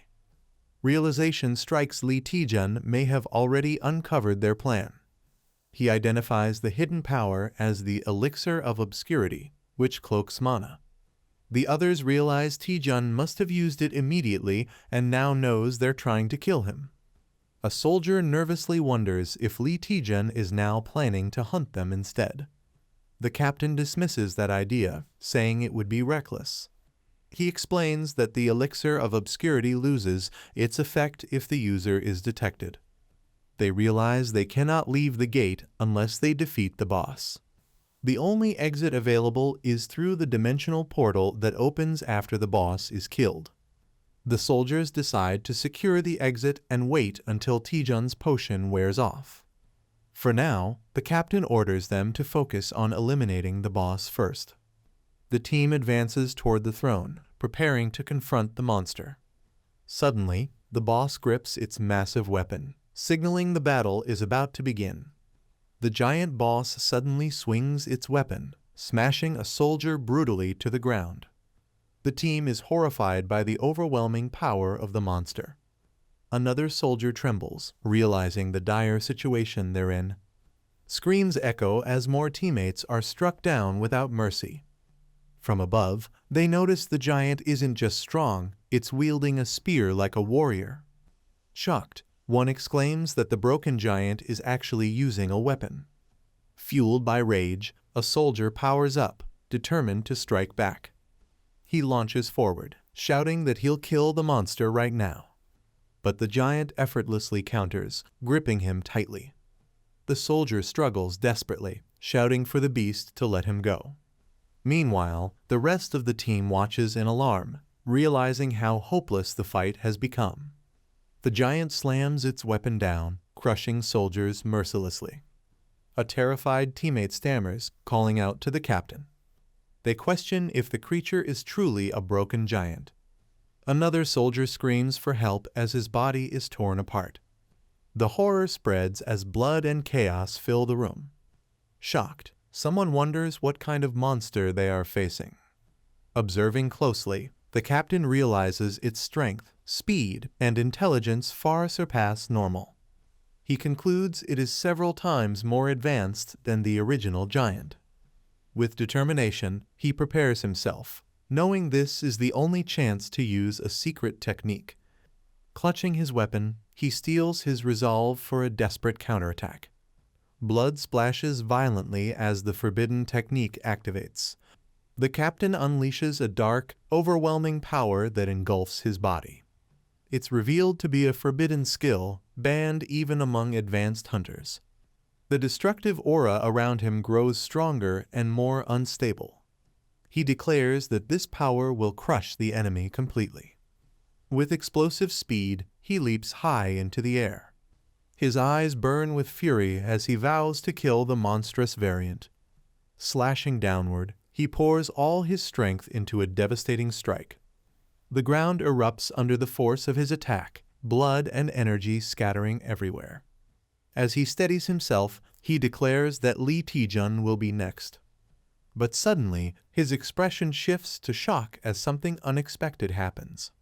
The monster withstands the powerful attack, leaving everyone in disbelief. A soldier gasps, realizing there's no way it should have survived that technique. The massive creature steps forward, showing no signs of defeat. Its strength is compared to a mere B rank, yet it defies all logic. Raising its weapon, the giant prepares to strike back with deadly force. Bloodied and exhausted, the captain trembles, muttering in denial. The giant lunges is needed, ready to finish him off. Just as the blow is about to land, a new surge of blue energy intervenes. A mysterious voice taunts the monster, calling it baldy muscles and demanding it back off. The newcomer coldly declares that he has already claimed the captain as his target. He warns the giant to back off with a cold smile, as his words are magically translated into the monster's language. A man laughs as he says he already blew someone's head off. Another man warns his ally to finish quickly before more enemies arrive. A confused fighter demands to know how his opponent survived. The boy mocks him, saying if he had a head, he could think for himself. A large warrior calls him an interesting prey. The warrior recalls how all his subordinates died the moment they stepped out. Shocked, he realizes every one of them was wiped out. The boy stays silent, calmly facing his opponent.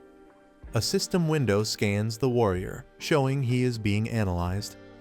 Outside, a strange dome-like structure stands tall in the snowy landscape. The boy attacks fiercely, sending the giant reeling backward. The giant roars in pain as flames burn across its body. The boy calmly observes, noting the giant is about to collapse. The dying giant struggles to speak broken words. The boy and his spirit companion are shocked by its attempt to communicate. The system translator activates to interpret the giant's final words. The giant says their king is waiting. It warns that all humans will die before their king. The boy realizes this is new information he has never heard before. He concludes the real danger is not the dungeon's monsters, but the dungeon boss itself. The boy reflects for several minutes, deciding whether to act. He realizes the giant had been using subordinates as bait. With clarity, he understands the enemy's entire strategy. He smirks, pointing out how the giants were being transferred elsewhere. The giant laughs, impressed at the boy's sharp observation. Since the giant's body cannot be scanned, only brute force will work. The boy's hand glows with immense power as he prepares to strike. Flames swirl around him as he launches a fierce attack. His body shoots upward, channeling overwhelming strength. With a roar, he unleashes the rising dragon strike. The boy's fiery punch clashes against the giant's defense. The giant grabs him tightly, declaring he's been caught. The boy smirks, saying he caught the giant instead. He channels his strength and unleashes Divine Power X. A massive impact smashes into the giant with explosive force. The giant groans in pain, shocked by the attack. The boy launches upward with incredible speed. He unleashes a devastating combo, the Rising Dragon 100 Strike. The final blow strikes with overwhelming power, leaving the giant reeling. The boy slams his attack straight into the giant with full force. The giant withstands the hit, barely moving from the blow. The boy wonders if the giant is already exhausted. He recalls the title of the enemy, the Great Burgon Giant King. Another strike lands, but the boy realizes something is off. Smirking, he confirms his suspicion that the giant is unaffected. The giant stands tall, unfazed, surrounded by strange energy. The boy admits he doesn't fully understand the situation. He realizes the giant is immune not only to blood magic, but even divine power. The boy thinks that if none of his attacks can land properly, he must find another way. The boy suddenly realizes something important he had overlooked. He suspects the giant must have the same latest status window as him. The thought makes him recall how similar their abilities really are. He concludes that every function he can use, the giant can also access. The QR code reader activates, analyzing the giant's equipped items. The scan reveals the armor of the dragon's heart, granting immense resilience. The armor reduces incoming damage by 90% and provides S-rank regeneration called Dragon's Tears. With a grim expression, the boy mutters that this is nothing more than team synergy. The boy questions the giant about its powerful armor, suspecting it came from the parsley market. The giant scoffs, saying there's no market in such a savage dimension. Calmly, the boy estimates its value to be around 1.5 million coins. He explains that even if the world ends, a monster like the giant wouldn't know the true worth of such armor. He adds that since the armor is bound, not even theft is possible. Calling the giant hopeless, the boy prepares his blood magic. A system window reveals his S-rank blood magic, capable of analyzing blood volume and creating powerful spells. With confidence, he warns the giant to hold onto its armor until it gets destroyed. Amused, the giant laughs mockingly, saying humans are truly stupid. The giant boasts that the armor he wears cannot be broken. The boy strikes with force, causing cracks to appear despite the claim. Shock spreads across the giant's face as his confidence wavers. The boy smirks, asking if the giant really believes it is unbreakable. Power surges through him as he channels his internal energy. The system notes that 500 internal power is consumed for the attack.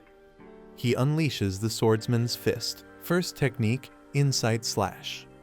A blinding strike tears through the giant with explosive might.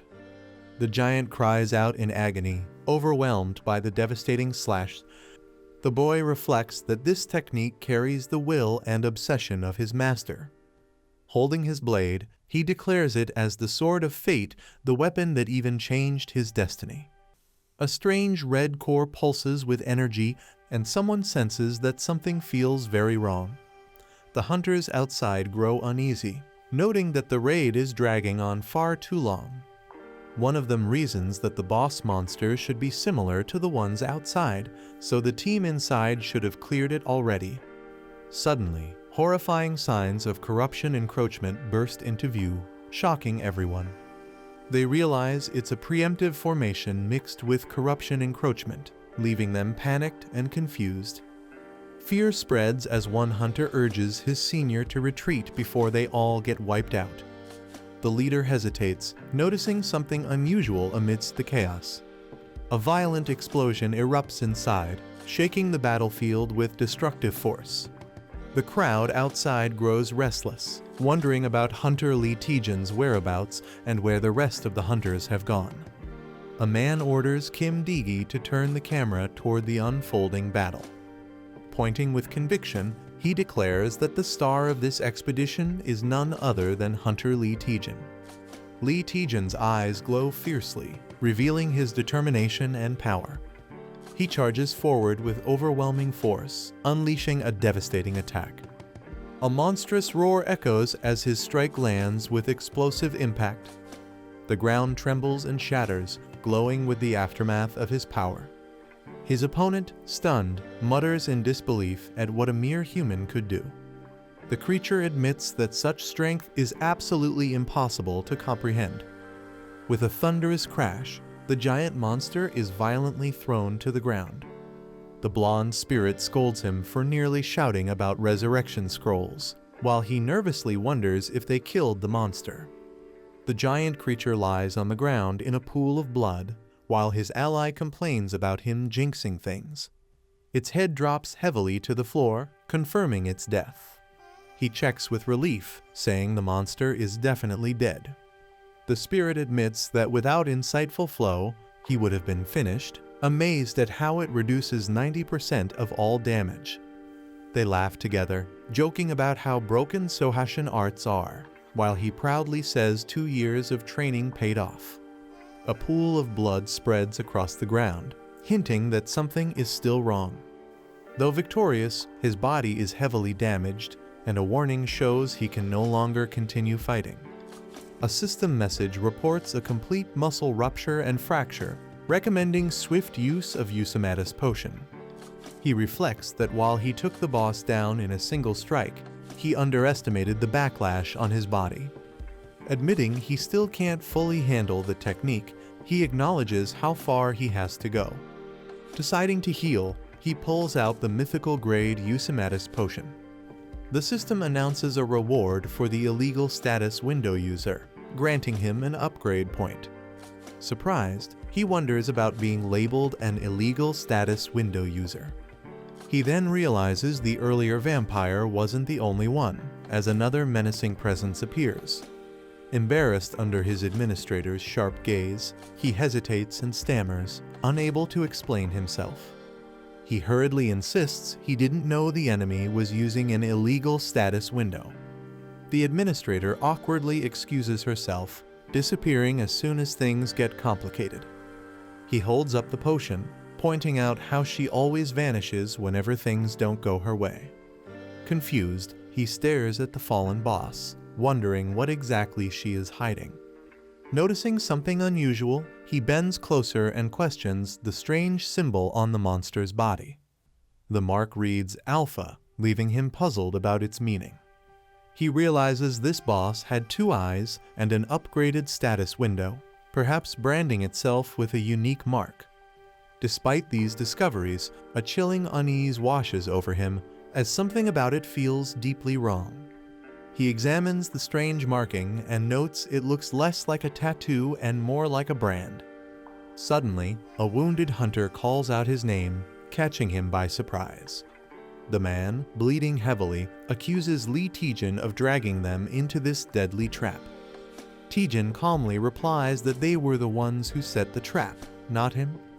He reminds the hunter to focus on himself, warning he will die without treatment. The injured man dismisses it, saying it doesn't matter anymore. He explains that his only purpose was to honor his master's teachings and repay the Hunters Association. But now, with his injuries and failure, that goal can no longer be achieved. Blood dripping down his face, he admits his dream has ended, leaving nothing left for him. The injured hunter lowers his head, telling Taejun to kill him right now. He yells in frustration, demanding Taejun to use his blood magic and finish it. Taejun looks down at him sharply and calls him an idiot. He mocks how pathetic it is for a tiger-class hunter from the Chengju Association to give up so easily. The wounded man glares back, furious at Taejun's words. Taejun reminds him that as long as he has the courage to live, he can always start over. He adds that even if the man ran away and shamed his master, survival means he can still change. But the hunter shakes his head, saying it doesn't matter anymore. He despairs that not even an S-rank healer could fix his current state. Desperate, he gulps down the mythical Eusimatus potion as his body begins to glow with its healing effect. The wounded hunter trembles in shock, asking what just happened and what is going on with his body. Taejun holds up the glowing potion, telling him to witness the power of the sacred elixir. He explains that with this potion, even the man's ruined arms can be restored. Kneeling beside him, Taejun promises to share the potion, letting its light shine down. The hunter, confused and overwhelmed, asks why Taejun is doing this for him. Taejun only gives a small smile, his intentions unreadable. With a calm yet unsettling tone, Taejun feeds him the potion and declares that he forgives his sins. A strange green portal swirls in the sky, glowing ominously as people prepare outside. Reporters and onlookers panic as someone begins to step out of the gate. A cameraman shouts in shock, urging to capture the moment immediately. From within the portal, Hunter Jin Waijung emerges alive, covered in green energy. People are stunned, recalling he was supposed to be fatally injured inside the gate. Others wonder if he somehow used a healing skill to recover from his wounds. A guild member rushes to help, but Jin Waijung calmly insists he is fine. The guild asks him to attend a press conference right away to address the public. Jin Waijung refuses, saying he has something more important he must do first. Meanwhile, reporters gossip about another hunter, Lee Deokian, who was seen coming out earlier. Jin Waijung begins his speech by offering a heartfelt apology to everyone present. He explains that the expedition plan for Gate 72 was led by St. Winters. The team ignored warnings and carried out the raid recklessly, overconfident in their experience. Instead of defeating the boss, their mistake caused the gate's monsters to rampage further. He admits their arrogance and carelessness put countless lives in danger. Reporters question if all the blame truly lies with St. Winters. Jin Waijung reflects on being saved by Lee Tae-jun and acknowledges his past sins. He vows to expose the dark side of St. Winters and reveal all their wrongdoings. With determination, he declares that only through truth can salvation be found. The crowd is shocked and confused as Jin Waijung speaks of St. Winters' filthy underside. He raises his voice, declaring that the guild is nothing but a villainous group. He reveals that many members, even in his own team, were dangerous ex-convicts. These criminals pretended to be heroes, fooling the public with false justice. He accuses the representative, Sergei Mavrodi, of corruption and manipulation. The shocking statement causes chaos among reporters and listeners alike. Cameras flash as media rush to capture every moment of his confession. Jin Waijung addresses Hunter Lee Tae-jun directly, asking if he is watching. With tears and regret, he begs for forgiveness, saying he has finally atoned. The news spreads quickly, flashing breaking news, with Guild St. Winters under fire. News reports announce that Hunter Jin Waijung, once praised as the light of the Far East, has exposed corruption within St. Winters. According to his testimony, Sergei Mavrodi, the guild leader, was illegally distributing banned Class 1 awakening drugs. The revelation shocks the public as the press uncovers even more hidden scandals. Sergei Mavrodi sits silently, enraged, as he recalls sparing Jin Waijung in the past. He explodes in anger, screaming that he once treasured Jin but was betrayed. Furious, Sergei realizes the assassination plan against Jin has failed. Meanwhile, Jin Waijung, now the only survivor, appears like a completely changed man. Observers speculate whether Lee Tae-jun orchestrated the entire downfall. Suddenly, a voice greets Sergei Mavrodi, saying, "Long time no see," hinting at a new twist. Sergei looks stunned as he recognizes the mysterious figure standing before him. The man is revealed to be the Gutchen Skeleton King, shocking Sergei further. Sergei demands to know how the Skeleton King managed to get inside. Calmly, the Skeleton King replies that he can go wherever he pleases. With a cold smile, he adds that unlike others, he is not cursed to bleed endlessly. He explains that the moment he steps into certain places, events begin to unfold. Sergei grits his teeth, realizing that everything happening is the Skeleton King's doing. The Skeleton King reminds him of the blood pact they made 30 years ago. Sergei angrily recalls that he once agreed never to set foot in Korea again. In return, he demanded that his existence never be publicly mentioned. He admits he doesn't know how the Skeleton King swayed his subordinate. Furious, Sergei draws a golden gun, accusing him of betrayal. The Skeleton King mocks him, saying he treated their blood pact like a game. Sergei is caught off guard as the Skeleton King calls his move clever. He explains that since Sergei couldn't target him directly, he tried to ruin his reputation indirectly. The Skeleton King then burns the blood pact, saying dirty games should be played to the end. Sergei panics in fear, shouting in confusion about what is happening. Sergei stares in shock, questioning why his name is written on the blood pact. The Skeleton King explains that Jin Waijung and the mercenaries had exposed him. He adds that they faced a direct threat to their lives inside the gate. With a dark smile, the Skeleton King accuses Sergei of being the one who took the blood pact lightly. He warns that this time, a single stab wound won't be the end of it. Enraged, Sergei fires his golden gun at the Skeleton King. Dark energy instantly erupts, violently countering Sergei's attack. Sergei's body is struck and thrown back by the Skeleton King's overwhelming power. The Skeleton King declares that their long-standing grudge is finally coming to an end. The Skeleton King tells Sergei that the blood pact is no longer valid, shocking him deeply. He explains that both of them were nothing more than pawns in a devil's game, trading souls for temporary power.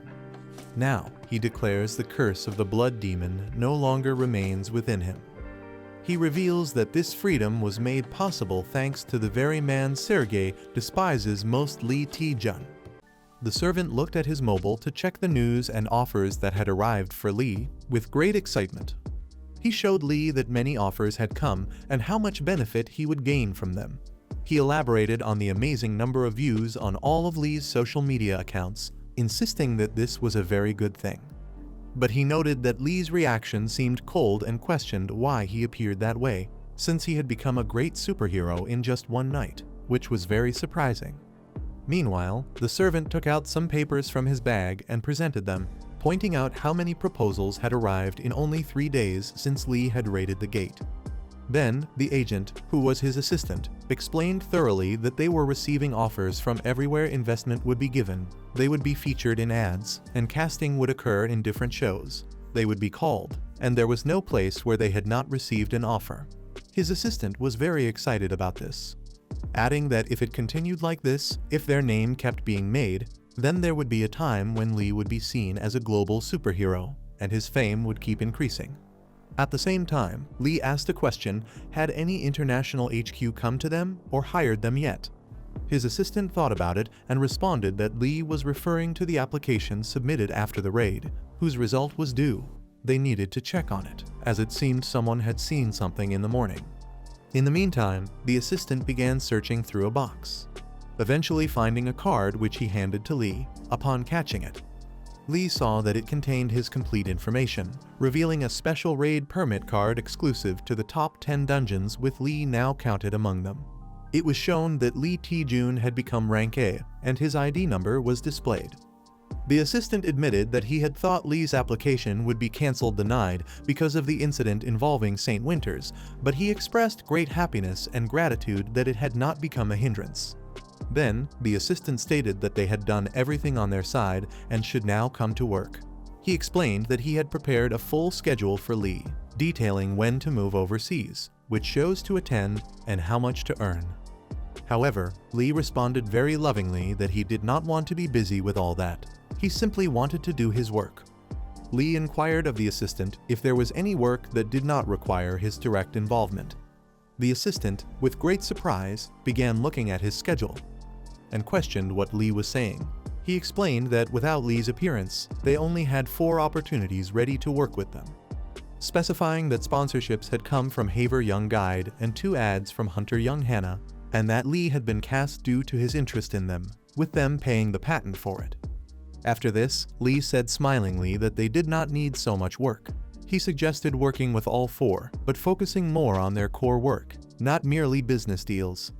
Then, the assistant asked why Lee was giving up all this, since so many offers had come and they had such an opportunity to earn money. He wondered why Lee was stopping them when he was standing on a mountain of money, and why such behavior. Lee cut his words short and expressed that he was very embarrassed and sorry for this, but he was not in a condition to handle that money or make it further. Lee stated that he did not want to earn so much money because he was not in a condition for it. With resolve, he opened his window and looked out, explaining that earning money was not so important now. Before that, he had to save someone very special to him. Something was showing in his window.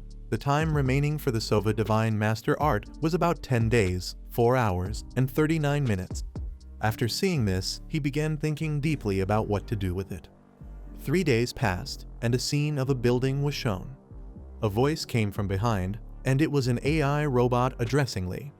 The robot expressed that it had thought that would really happen, detailing that special abilities gained in the Windows system were being taught illegally by a third party, and whatever came into its impact had its powers illegally reduced. It mentioned that its Windows status was being changed to 76HR, which was an illegal thing, But it admitted surprise that Lee was updating his Windows status so quickly, questioning how he was updating its interactions so rapidly, though now it understood what was happening. The AI robot confirmed that this was definitely an illegal upgrade. Lee then asked if it was really possible and whether the robot was correct, meaning a person was illegally sharing the status of Windows and modifying it without the company's approval. The AI robot answered affirmatively and with sudden intensity asked if Lee remembered seeing any weird markings on the core or body of the giant, pressuring him to recall whether they were on its tongue, back, shoulders, or neck. After a moment of thought, Lee thanked the robot and said he would consider it and respond later. Privately, he began thinking that he remembered a tattoo-like mark on the shoulder of that monster, specifically on its back. The AI robot then revealed that it recognized the character shown in the tattoo. It explained that the name was Alpha, a top-level fugitive, and that everything was happening through him. It expressed certainty that this was the same person repeatedly upgrading the status of Lee's window or the giant's window. As soon as Lee heard this, he became profoundly shocked.